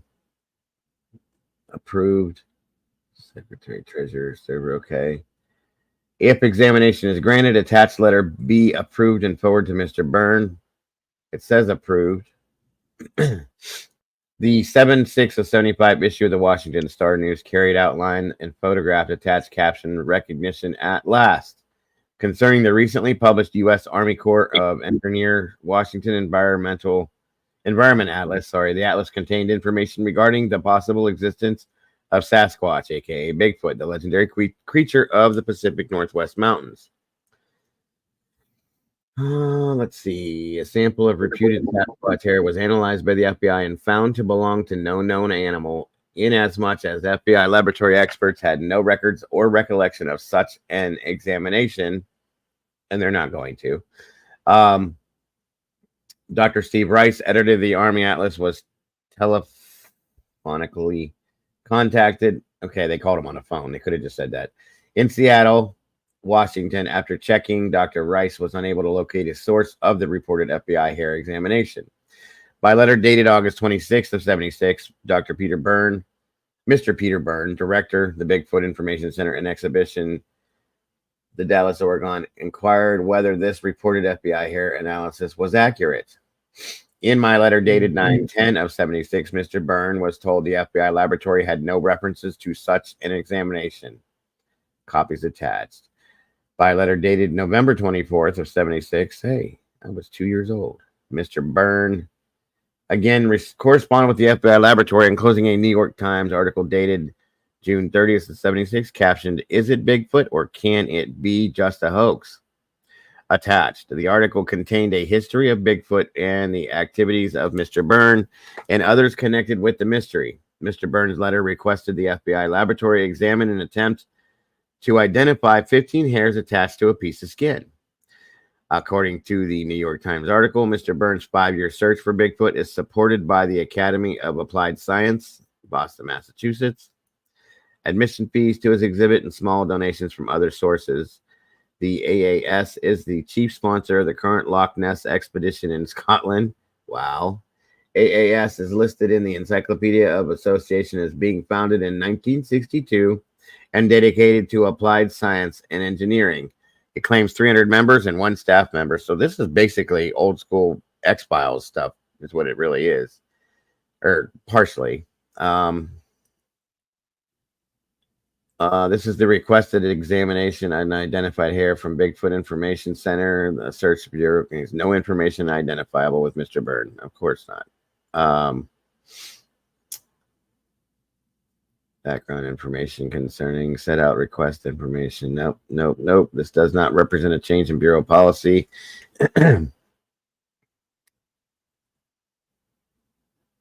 Okay, so the synopsis of this was background information concerning Sasquatch set out with request received 11/24/76 from Mr. Byrne, director of Bigfoot Information Center and Exhibition, the Dallas, Oregon, for FBI laboratory examination of 15 identified hairs, the tissue related to search for Sasquatch. STS Division recommends requests for examination be granted in interest of research and scientific inquiry. And God, this is stamped like 35 times. February of 1977. Laboratory examinations and inquiries concerning the Bigfoot Information Center and Exhibition. The hairs which you recently delivered to the FBI laboratory on behalf of the Bigfoot Information Center and Exhibition. Hold on, guys. This is just... Here we go. A study of morphological characteristics such as root structure, medullary structure, and cuticle thickness, in addition to scale casts. Also, the hairs were compared directly with hairs of known origin under a comparison microscope. It was concluded as a result of those examinations that the hairs are of deer family. Does it say deer? Yeah, I think it says deer family origin. The hair sample you submitted is being returned to an enclosure to this letter. Sorry. I think that says deer. Okay. That's Jay Cochran, Assistant Director, FBI Scientific and Technical Services. So, okay, moving on. To report the result of the examination of hairs from captioned organization,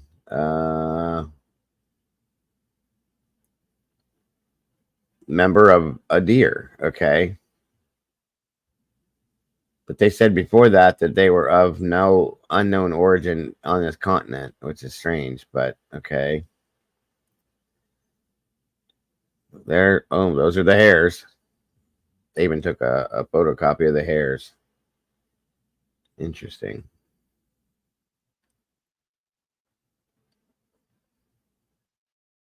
Now, wait a minute, though. Wait a minute. The people that looked at these hairs initially would have known if this was from a deer and would not send this off to the FBI. That's kind of a little weird to me. No, not at all. It wouldn't go that far. Right. That's what I'm saying. You wouldn't need to. If they knew it was a deer, like they would know it was a deer. That's what I'm saying. So they would never send it off to the FBI. So this and they must have sent hairs that they found like in the woods, like on a tree attached to, you know what I'm saying? Where you get these hairs. But if you're out scouting and looking and you come across some hairs, you're going to try to identify them. And maybe there have been I'm sure there have been things found. You know what I mean? Right. But And there it is. if it's a deer, you're not going to the FBI with it. They're going to know that. Right. Mm-hmm. That. Yeah, it just seems like some classic X-Files stuff. They find out the truth, and the FBI hurries up and comes up with an excuse and a cover-up and says, "Oh no, True it's nothing. that. It's totally normal. Yeah. It's totally normal." Nothing to see here. No. Yep. Move along. Move along, people. Move along. And this guy was Mr. Burns expected back from Nepal within a week, or will she go? Oh, see. Yeah, see that? There it is. It's been going on forever. Like, we ain't gonna tell you what this is. Nice try, though. It's a deer. Move along. That's crazy to me. That bullshit. A bullshit. A bullshit. A bullshit. Miss Barbara says BS. We call BS. I agree, Miss Barbara. 100%. Hold on, Molly. Oh, what is this now? What did you do? What did you do? What did she do? Oh, did you digitize that photo? That I knew you were going to do something with it. I knew you were going to do something with this. You probably been sitting there the whole time while we were doing this. I guarantee you she was. She's the computer person that does this stuff. So this is the video of with the dog. Let's see what you did. What did you did? Hold on. All right.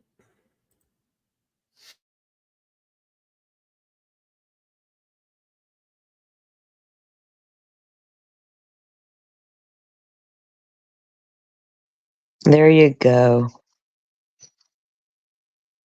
I'll be damned.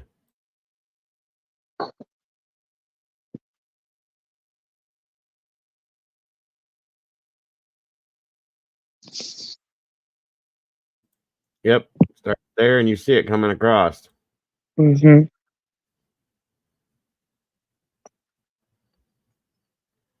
Right there, and it went. You can still see him. And right before you get to the back of the trees.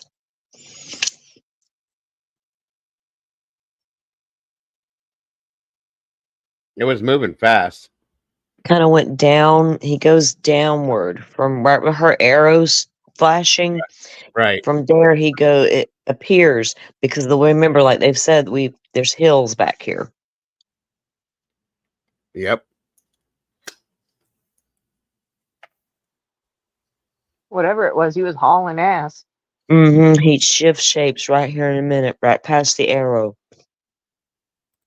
Second arrow. That's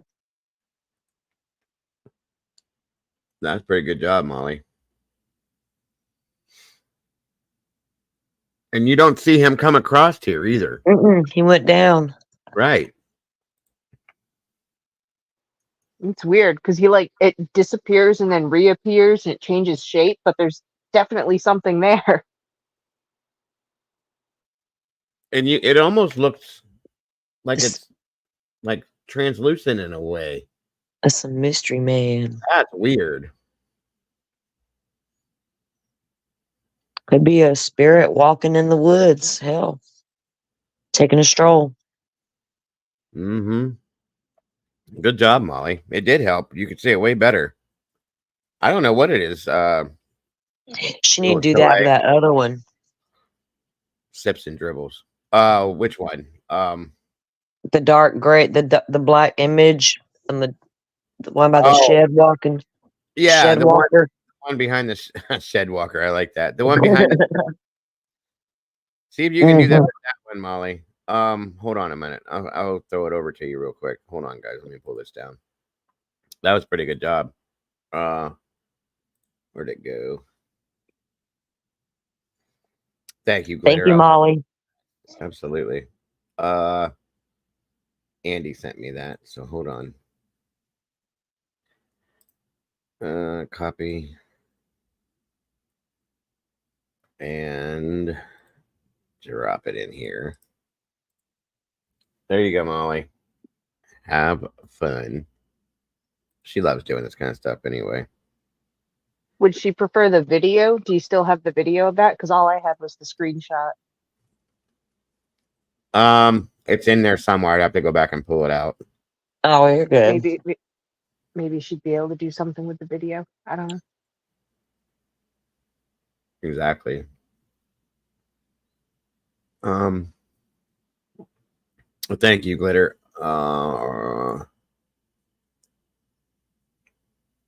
Okay, hold on a minute here.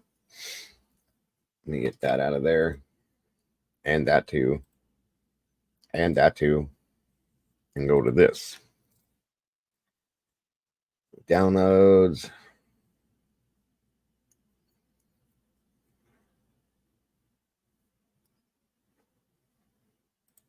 Let's see here. All right.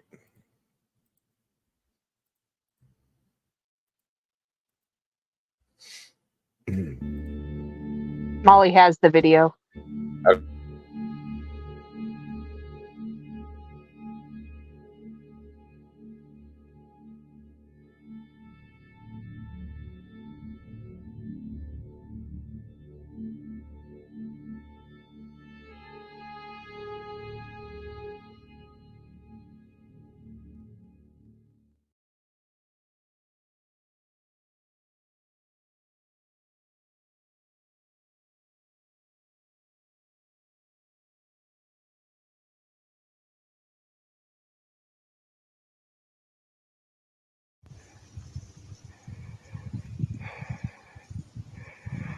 Okay, guys. I've been hearing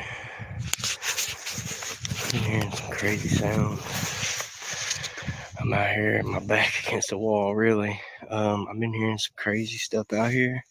So I said, hell with it, come out here and record. You know, guys, I encourage anybody that has any of these encounters or they're around your house, record them. Make a video, guys, because, you never know, man.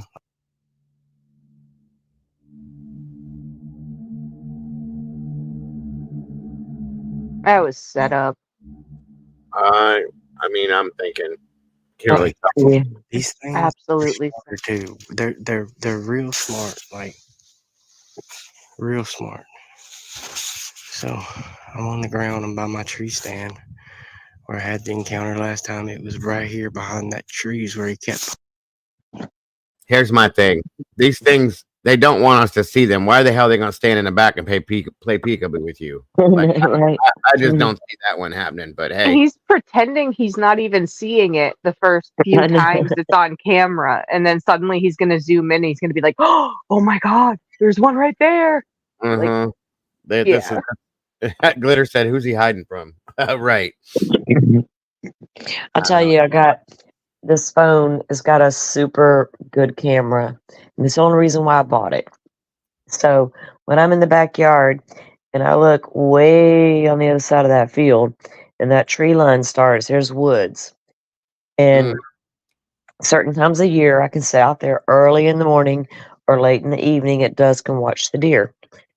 But sometimes when you first see them come out, you don't really know what it is. I can tell there's something out there moving. But if I grab my phone and zoom in, I can absolutely see plain as day what's over there. Right. And I love it because I can stalk the tree line if I think something's out there. But, I mean, I think I would have zoomed in and be like, he gonna play like he didn't see it, but yeah, I don't know. What are you doing here, boss? Hold on.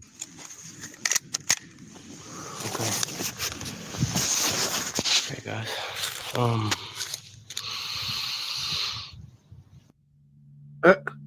Now it's sticking out a little further now, right? Can you see me? Yeah, it's like peekaboo shit, like you said. It's like it's probably somebody. There's something. Whoa, guys, right there, guys. What? And it moved. Should I approach it?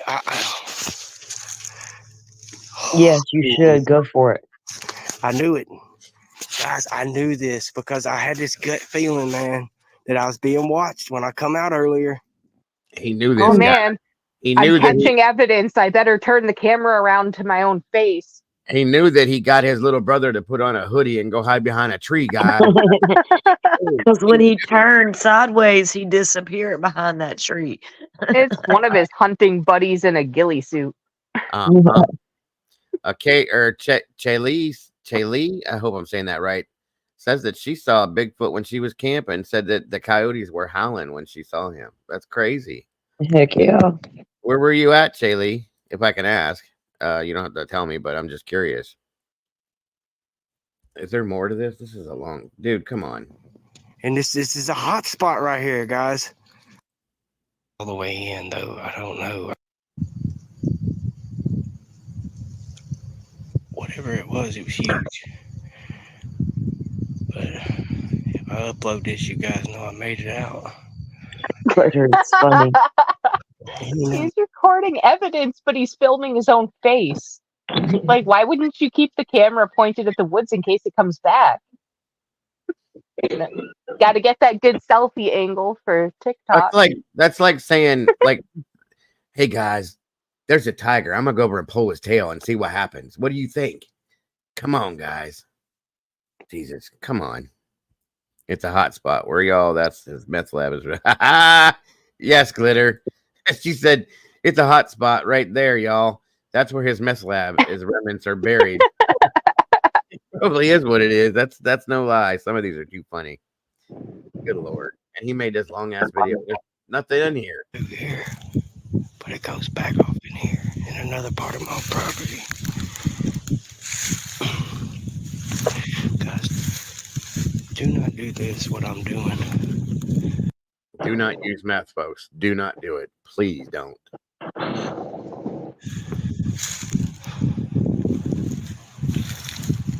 was hoping I could kind of creep up on him.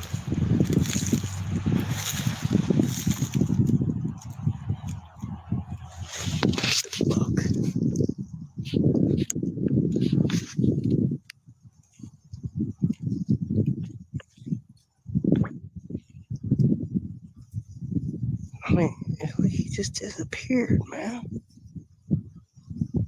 Like, I heard just a little bit of rustling when I turned the That's because he had to go pee, so he went home, bro. camera on and now nothing.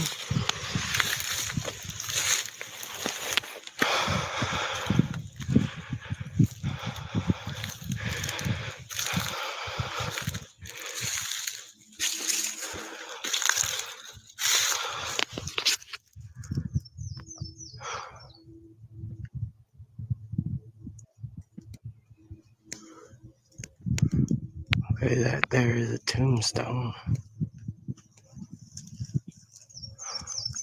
Wish I could jump out at him and go, boo.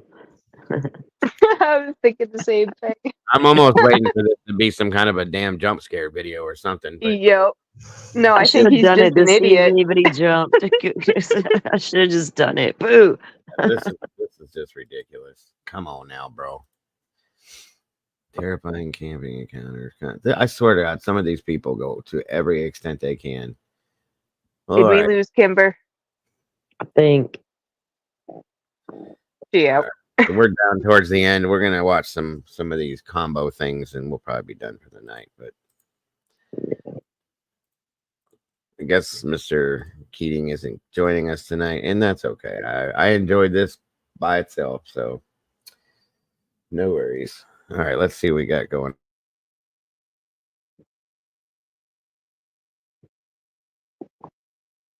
Independence Day sighting. This footage was apparently filmed on Independence Day. It shows a Bigfoot walking into frame, looking at the camera, and then picking up a baby before running off into the distance. That is somebody in a costume. They looked directly at the camera on purpose. Yeah. There's no two ways about that. That's he walked out. Here I am. You see me? Am I good? Am I in shot? Come on. That's exactly what that was. Jesus. Oh, now I just want to get a monkey suit and make a bunch of fake now he's playing videos. peekaboo too. You see me?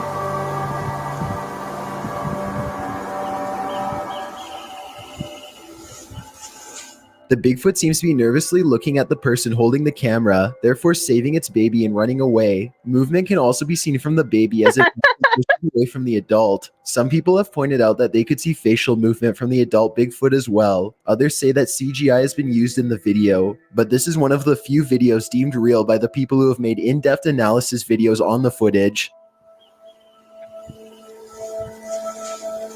So they're saying this one is real. It's a puppet. The I baby is would a say puppet. if it You is can- real, it's one of the nature preserve video thingies. But yeah, that's not like You in the can- wild, spotted with random people. It looks like it's over in the corner of Central Park in New York or something. You know? And the way the person's holding what's supposed to be the baby, they're holding it like it's a puppet. Like they've got one hand up it Yeah.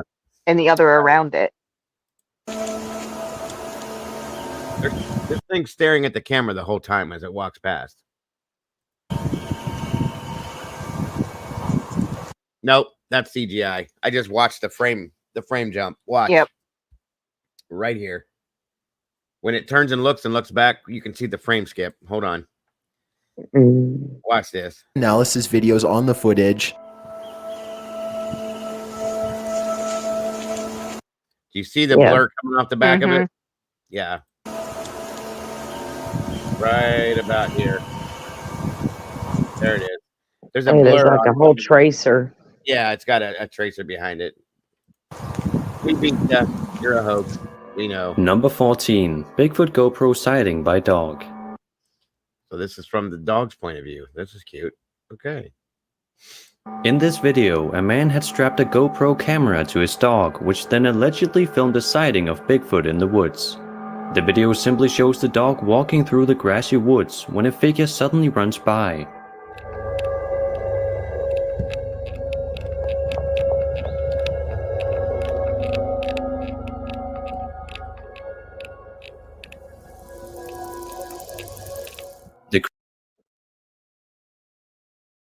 First of all, why didn't the dog start barking? And then second of all, why didn't it run towards it? Unless it looked like us a person, but I think they probably know the other person and the dog. I would think so. Like that's They're probably they're together. The dog kind of looks at his owner. I would imagine the dog would start barking like crazy seeing that, right? Or Depends if they're out there hunting. I mean, it depends on what they're doing. If it's these hunting dogs, they follow their commands, right? Yeah. If he's used to I don't know what the guy darted off into the woods for, but there's logical explanations that could explain what we see, but I don't know what it is. I'm just saying, logically, it's like a real person to me. That's why I say that. Yeah, no, I agree. The way it's moving too, it's moving a little too. Any video I've seen of what to be considered Sasquatch, they don't move that fast. Do you know what I mean? And the legs are the steps are kind of too close together and things like that. I mean, was the person supposed to look like Bigfoot? Because I didn't get that impression. I guess it's supposed to be. It said it was ape-like with hair and hairy. The dog didn't even react. The dog didn't even react to it though. It was a person. It's a person, and they're like, "Oh, it's so hairy and ape-like." Yeah, no, it ain't. So mean. He's literally got on like a jacket and pants and a fucking hat. Like, I what do mean, you God mean? dang. That's Sam from next door. Why are you talking about him like that? People fucking trying to tell me how to think when I can see with my own eyeballs. Jesus Christ. The creature stands up on two legs like a human would, but also appears hairy and ape-like.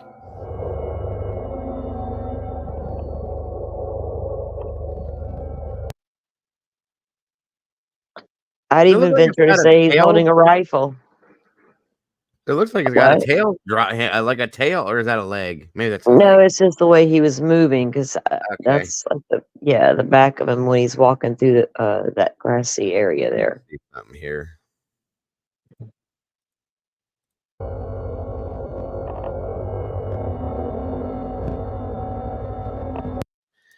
That dog did not react in any way, shape, or form. I'm sorry. The dog was just like, "Oh, it's Bob. Cool." Right. Hey, there's right. You know what I mean, like he must be used to seeing Sasquatch in the fam. Yep.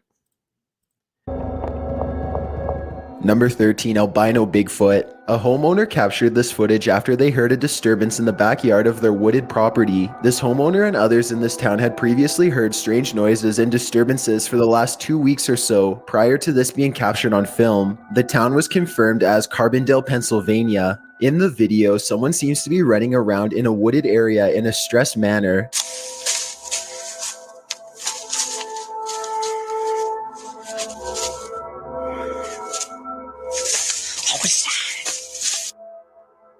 Then, when he hears a loud noise near him, he captures on the camera what appears to be an albino Bigfoot. Oh, hell no. Mm-mm. That would have been instantaneous pants dropping. David. I would have been done right there. Let me do this one more time. Then, when he hears a loud noise near him, he captures on the camera what appears to be an albino Bigfoot. That's a mask. Somebody outside your house, Bubba. You better want to get your shit ready. It's Mask or not, it would still scare the shit out of me if I Right? saw that in my yard at Something night. is outside your house, right? We don't know what, but Unless it's lighting, because the eye sockets look like they're set back in more. There's no eyeball. oh yeah, I mean it looks. But It's a frozen. It's a a still shot of a quick moving image. Right. It is. So- It would be something to walk up on. It would scare the shit out of me in the middle of the night. I'll tell you that much. Yeah. You look out your window and see that? What the hell? 100%. Right. No. Audio cuts off and the clip ends abruptly soon after.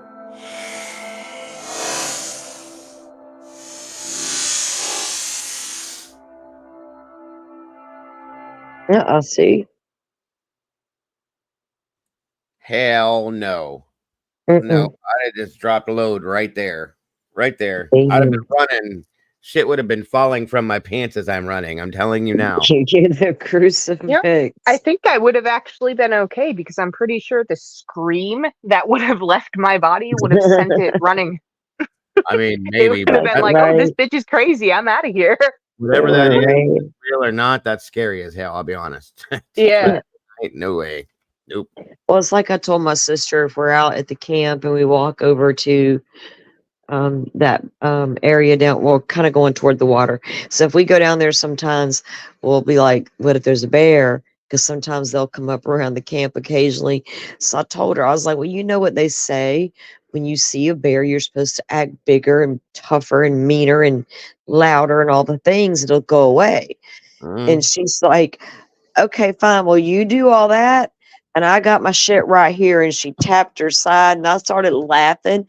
I said, all right, well, when I start screaming and flailing and trying to scare it, you start aiming. And I said, we'll make it run away regardless. So yeah, there'd have been a lot of screaming and firing going on, right? Get out of here, David. At least you have a plan. That's all it's all matters. You got to plan. have a plan, man. All right. Especially if you're going to wander around in the woods. Exactly. All right, moving on.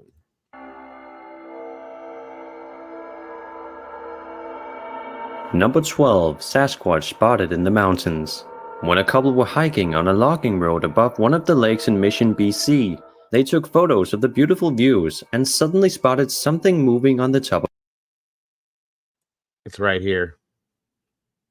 If anybody couldn't see it, it's right here. of a hill.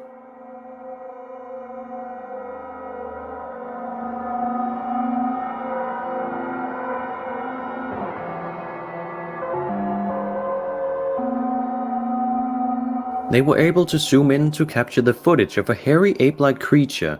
The creature can be seen walking around on the hill and at some point swing around its arms. So was it a Sasquatch, a man, or something else? Number 11, Provo Canyon Bigfoot Encounter. When the YouTuber going by the name of Beard Card went camping with his friends in Provo Canyon, they allegedly saw Bigfoot.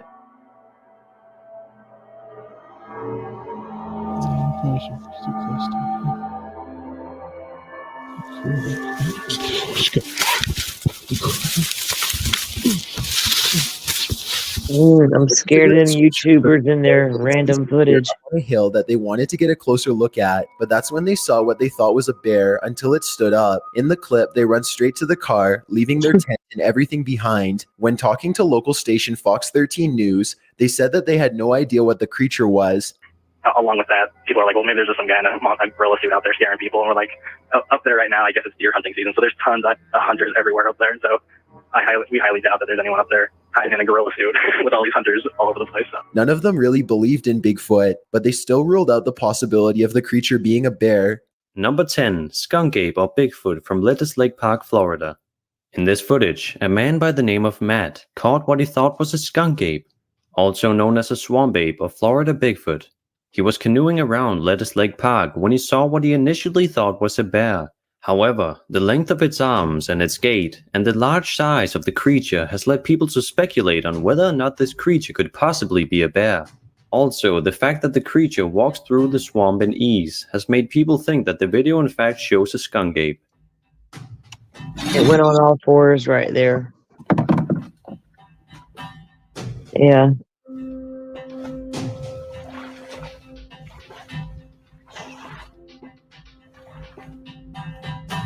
He told the park ranger about it, but she said that bears don't generally get into the swamp, and that sightings rarely happen. She had no idea what the creature was. Matt never put much faith in the old skunk ape legends, but by closely examining the footage, he has no explanations for what the footage actually shows. According to Matt and the YouTube channel Bigfoot Evidence, if it's a person, they're either a moron or completely insane. By walking, swimming, and diving in an area where there are hundreds of 12-foot gators and water moccasins everywhere.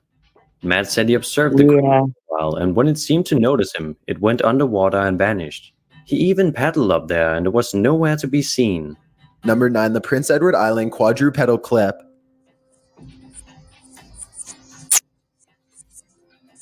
What the? Dude, holy shit! Did you see that? Did y'all see it? In 2005, a student named Nathan Wiley and some friends were in the forest on Prince Edward Island filming a video for school. Wiley needed a clip in which a person was seen running from the woods. According to the filmmaker, as the boy in the clip was moving from the trees, a huge ape-like creature emerged from the opposite side of the forest. The creature can be seen running across the screen at high speed. The person in the video is not actually running from Bigfoot, but rather filming a scene. The fact that it was filmed for a student project has sparked controversy surrounding the video. According to Sasquatch experts, a Sasquatch will start running on all fours for speed when it gets startled. It is presumed that the Sasquatch started running when it was startled by the human activity of the kid running. How do people know that? Bigfoot sighting on Michigan Live Eagle Cam. I think that was a bear. I mean, people don't realize how fast bears are. They're so fast. An outdoor website Carbon TV allegedly caught a Bigfoot walking on two legs, going around trees and bushes on the forest floor beneath the eagle nests. In the clip, baby eaglets peep in the nest when the creature suddenly pops up.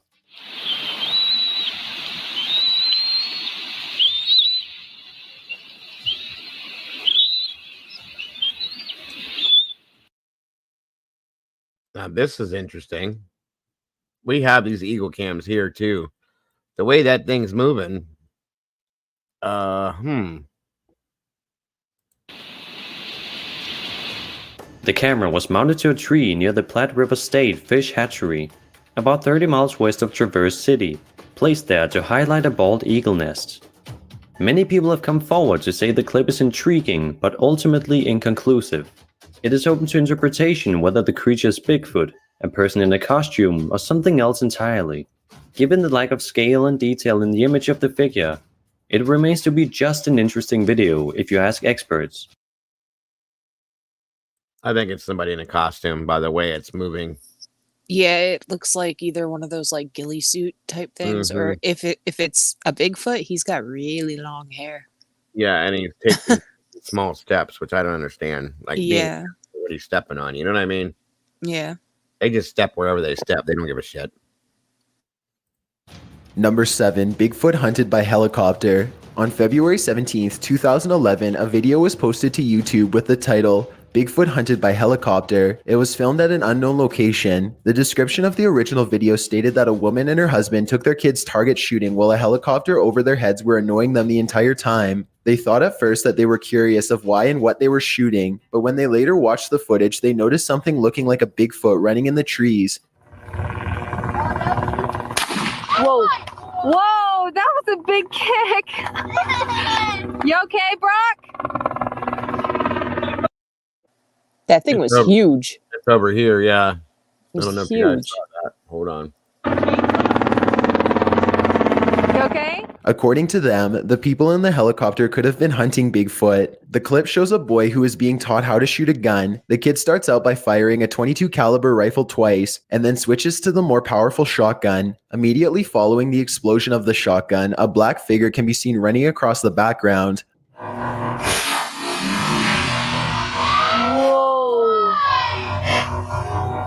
Whoa.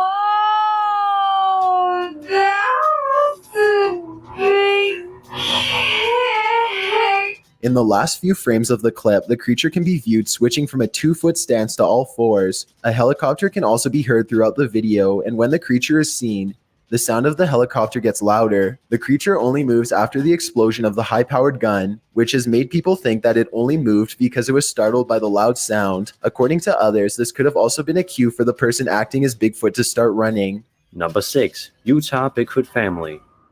The Utah Sasquatch family videos were posted to YouTube by username Johnny under the title Bigfoot Family Sighting in Utah on January 3rd, 2011.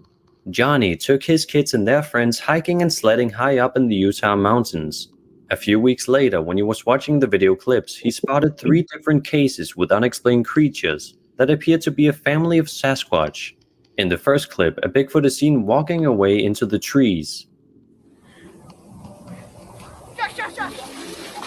Look out, John. Nice. The second clip shows a different Bigfoot watching them and then disappearing.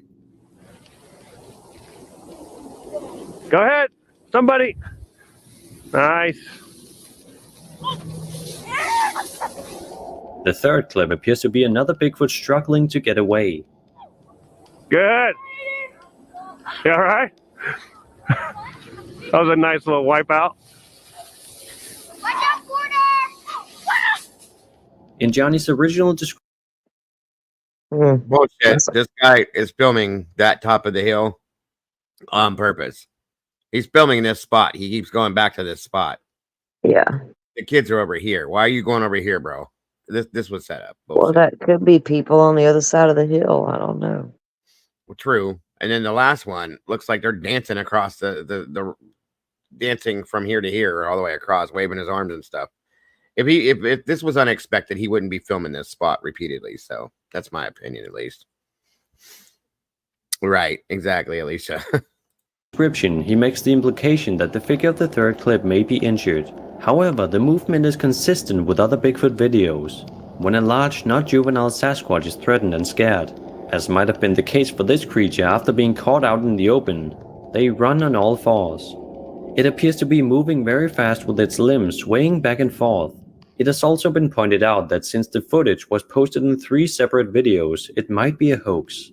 Number 5. Bigfoot running down a hillside. This footage allegedly shows a Bigfoot running down a hillside in California. The origin of the video is unknown, so the circumstances can only be speculated about. The apparent Sasquatch is orange in color and appears to be running to something or away from something, and grabs a sapling midway through. The limbering movements without using the long arms for much movement have been pointed out as obvious signs of a hoax, while the size of the creature can lead to other conclusions.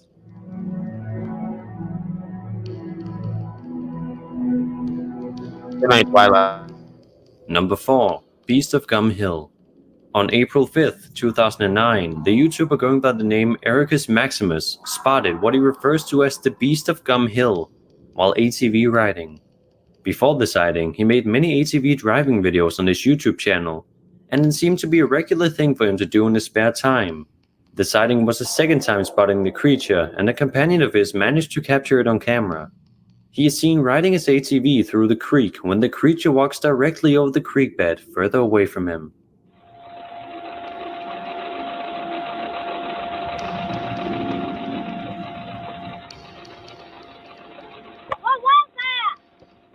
In the description of the video, he mentions the Beast of Gum Hill being a creature that is very rarely spotted, and that there was only taken a still photo of it in the 80s.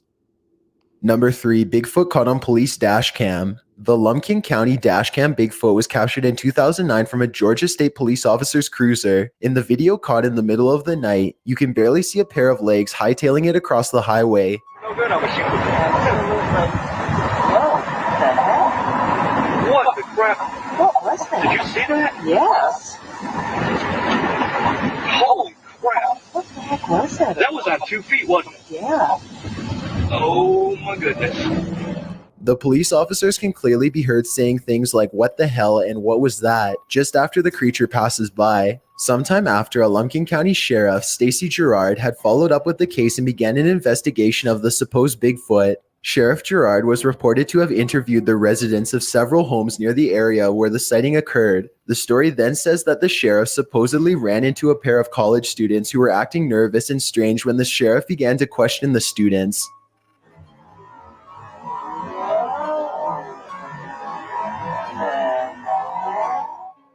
Number 2. Paul Freeman footage. This footage was captured in 1994 by Bigfoot hunter Paul Freeman. The clip shows a Bigfoot walking in front of the camera, looking at Paul Freeman.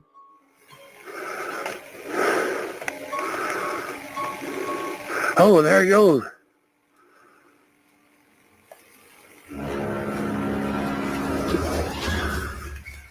Jesus. Then disappearing into the woods. 2 of them, I guess. Man. Oh. I wonder where they went.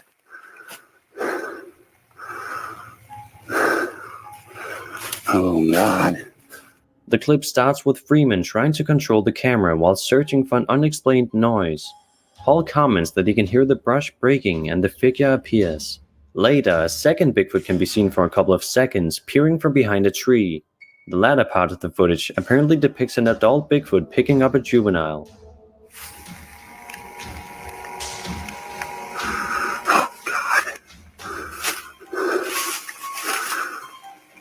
There's 2 of them, I guess. Man. Oh. I wonder where they went. Before we get to number 1, my name is Chills and I hope you're enjoying the video so far. If you've ever been curious as to what I look like in real life, then follow me on Instagram at DylanIsChillinYT with underscores instead of spaces. I also have a Twitter at YT_chills where I post video updates. I'd really appreciate it if you followed me, and feel free to send me a DM if you have any questions or suggestions. If you'd like to see more of these videos in the future, then hit that subscribe button because we upload new countdowns every Tuesday and Saturday. Number 1, Patterson-Gimlin film. Probably the greatest Bigfoot footage of all time is the Patterson-Gimlin film captured by Roger Patterson and Robert Gimlin on October 20th, 1967. On the day in question, the men were researching Sasquatch reports near Bluff Creek in California. They were on horseback and came across an overturned tree. As the pair rounded the tree, they spotted a large figure beside the creek. At the sight of the Bigfoot, Patterson's horse reared. Roger quickly untangled himself from the straps and spent about 20 seconds removing the camera from his saddlebag. By the time he began to film the creature, Patterson was 120 feet away. Roger Patterson began to run after the Bigfoot with his 16mm camera. He stopped at a distance of about 80 feet and captured the most famous section of the film. The Sasquatch looks over its right shoulder at Roger, who then falls to his knees. The creature has long arms, a coned head, a ridge down the spine, a slow walking pace, and a prominent brow ridge. In the clip, the creature turns at the men a total of 2 times. Shortly after the final glance, the Bigfoot walks behind a grove of trees, reappears for a second, and then walks away. Hey everyone, my name is Sir Spooks. I just want to say thanks to Top 15s for collaborating with me. That's always going to be the number 1 footage ever. No, you can't see it, Molly. Not in here, but good job. Great try, though. I appreciate it very much. It's hard to do that when it's really dark. So, I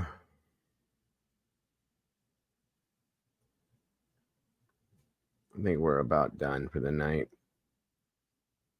Wait a minute here.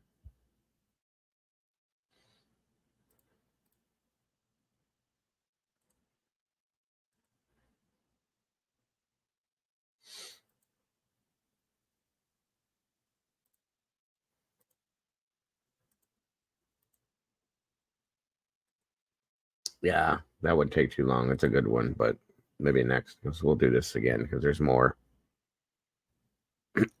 um, Wait a minute. Hold up, everybody.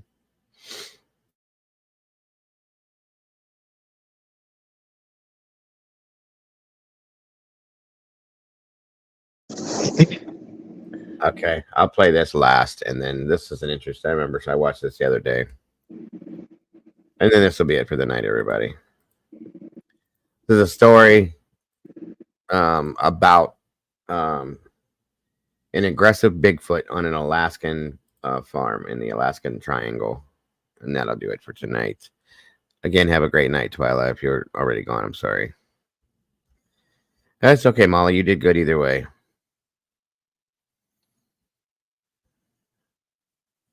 Good stuff. 1 p.m., Ellen pulled into the driveway of her farm. If that's a real footprint, that's huge. That's one of the biggest Bigfoot footprints I've ever seen, honestly. Yoy. This must not have been filtered. So it didn't say it was, though. That's a weird thing. This was D-Max out of the UK, so it shouldn't have been a copyright. I don't understand. Let me look. Oh, well.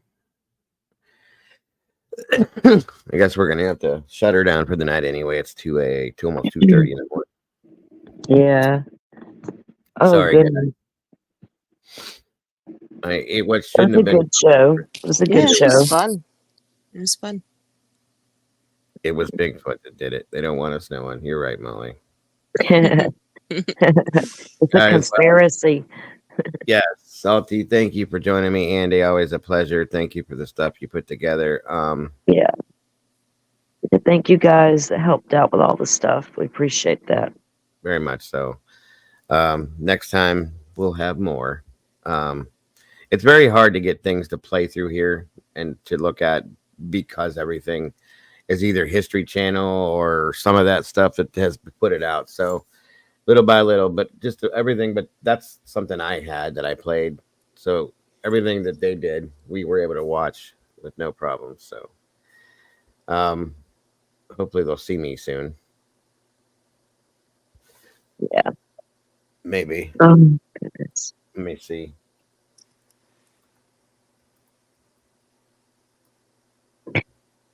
All right, guys, I'm gonna go. You'll go have a good night.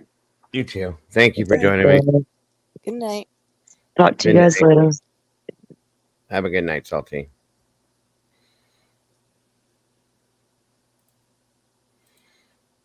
I didn't even see it come down from the.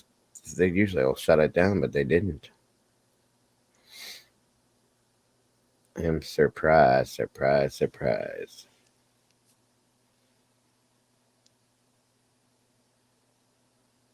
Anything yet? Let's see here. B says your ghost is jealous of Bigfoot. It must be. Oh. Okay. Oh, Now I'm we're back. We're back. Okay. All right. Good. Sorry. Yeah, that must. I didn't filter that, guys, but I thought that it was going to be okay because it wasn't from any of the typical stuff. But as soon as I saw Cliff, I should have realized that it was going to be something that I was going to get hit with. But either way, my apologies. So it's 2:30 a.m. here anyway, so we're going to have to shut down. But next time I will find some more stuff that I can filter that we can use. Either way, I appreciate you guys hanging with us for so long. I hope you guys enjoyed it to some extent. And Andy, I appreciate you joining me. Salty, Kimber, everybody that was here, I appreciate that as well. And I hope you have a great rest of your night. Next Friday, I'm not sure. We're going to put some stuff together, though. I'll think on this a little bit tomorrow. See what we can come up with for an idea for next week. So, Well, I was thinking All we'd right. go back to the whole Mount St. Helens. yeah, we can look into that too. That's a good and then idea. there was that other mountain. Was it Mount Shasta? or Mount something? Shasta. Yeah, Mount Yeah. Shasta. Yeah. So I can start looking into those. Sounds like a plan. Absolutely. That will work. So, Molly says, did you say you were supposed to tell me you have black pics? You can send them to him, Molly. I can't, if I jump down from StreamYard, you know, because I'm on my phone, I can't just go and send them. I did see this one. Molly's been playing, or somebody's been playing. This is supposedly another version of Kimberfoot. Oh, that is adorable. And then, let's see what else I got up here somewhere. I don't know who did these. I think Doodle did these, maybe. But these are kind of funny too.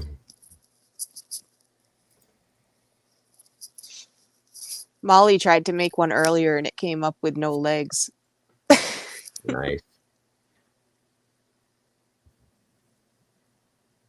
We need to get that as an action figure to sell. Yeah, right. I thought that was kind of cool.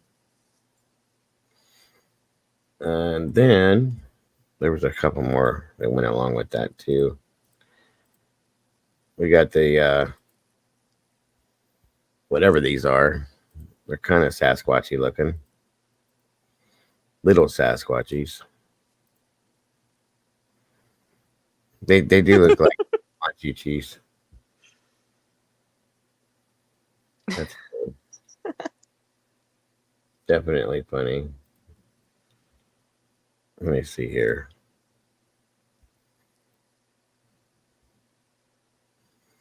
Oh yeah, that's another one too. What the hell?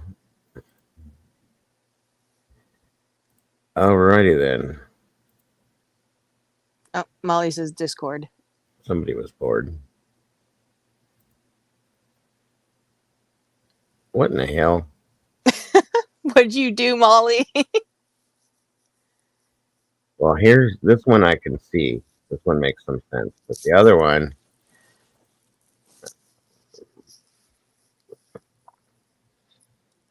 Oh, that one's cute. It's kind of cool. Yeah, but this other one, I don't know what in God's name was going on with this thing here.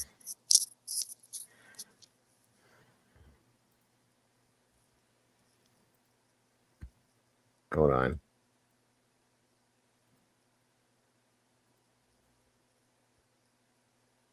Yeah, that's the one with no legs.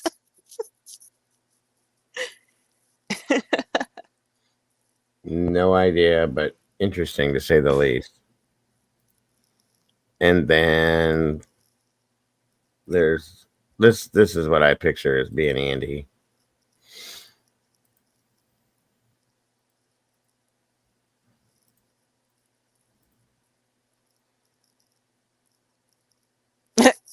Yeah, accurate.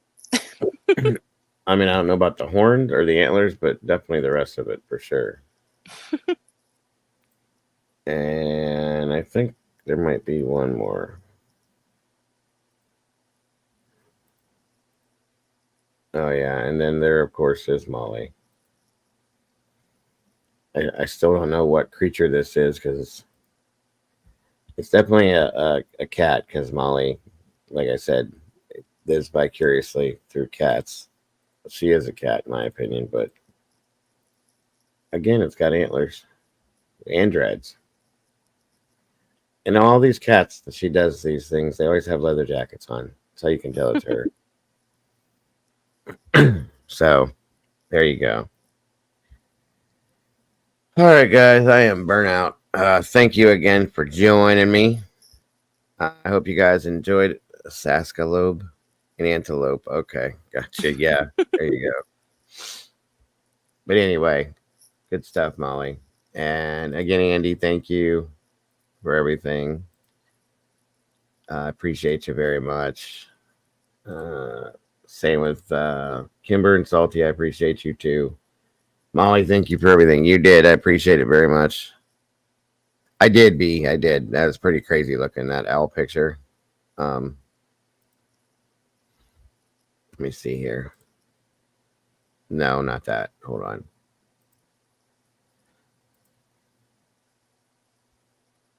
Yeah, that was wild looking. That owl, crazy looking owl. That thing here is not that though. But absolutely, guys. I hope you guys have a great rest of your night. I will be out here tomorrow sometime, and we'll do something else. So much love to everybody. Guys, have a great night to all of you, and God bless, and I'll see you soon. Bye-bye. Bye.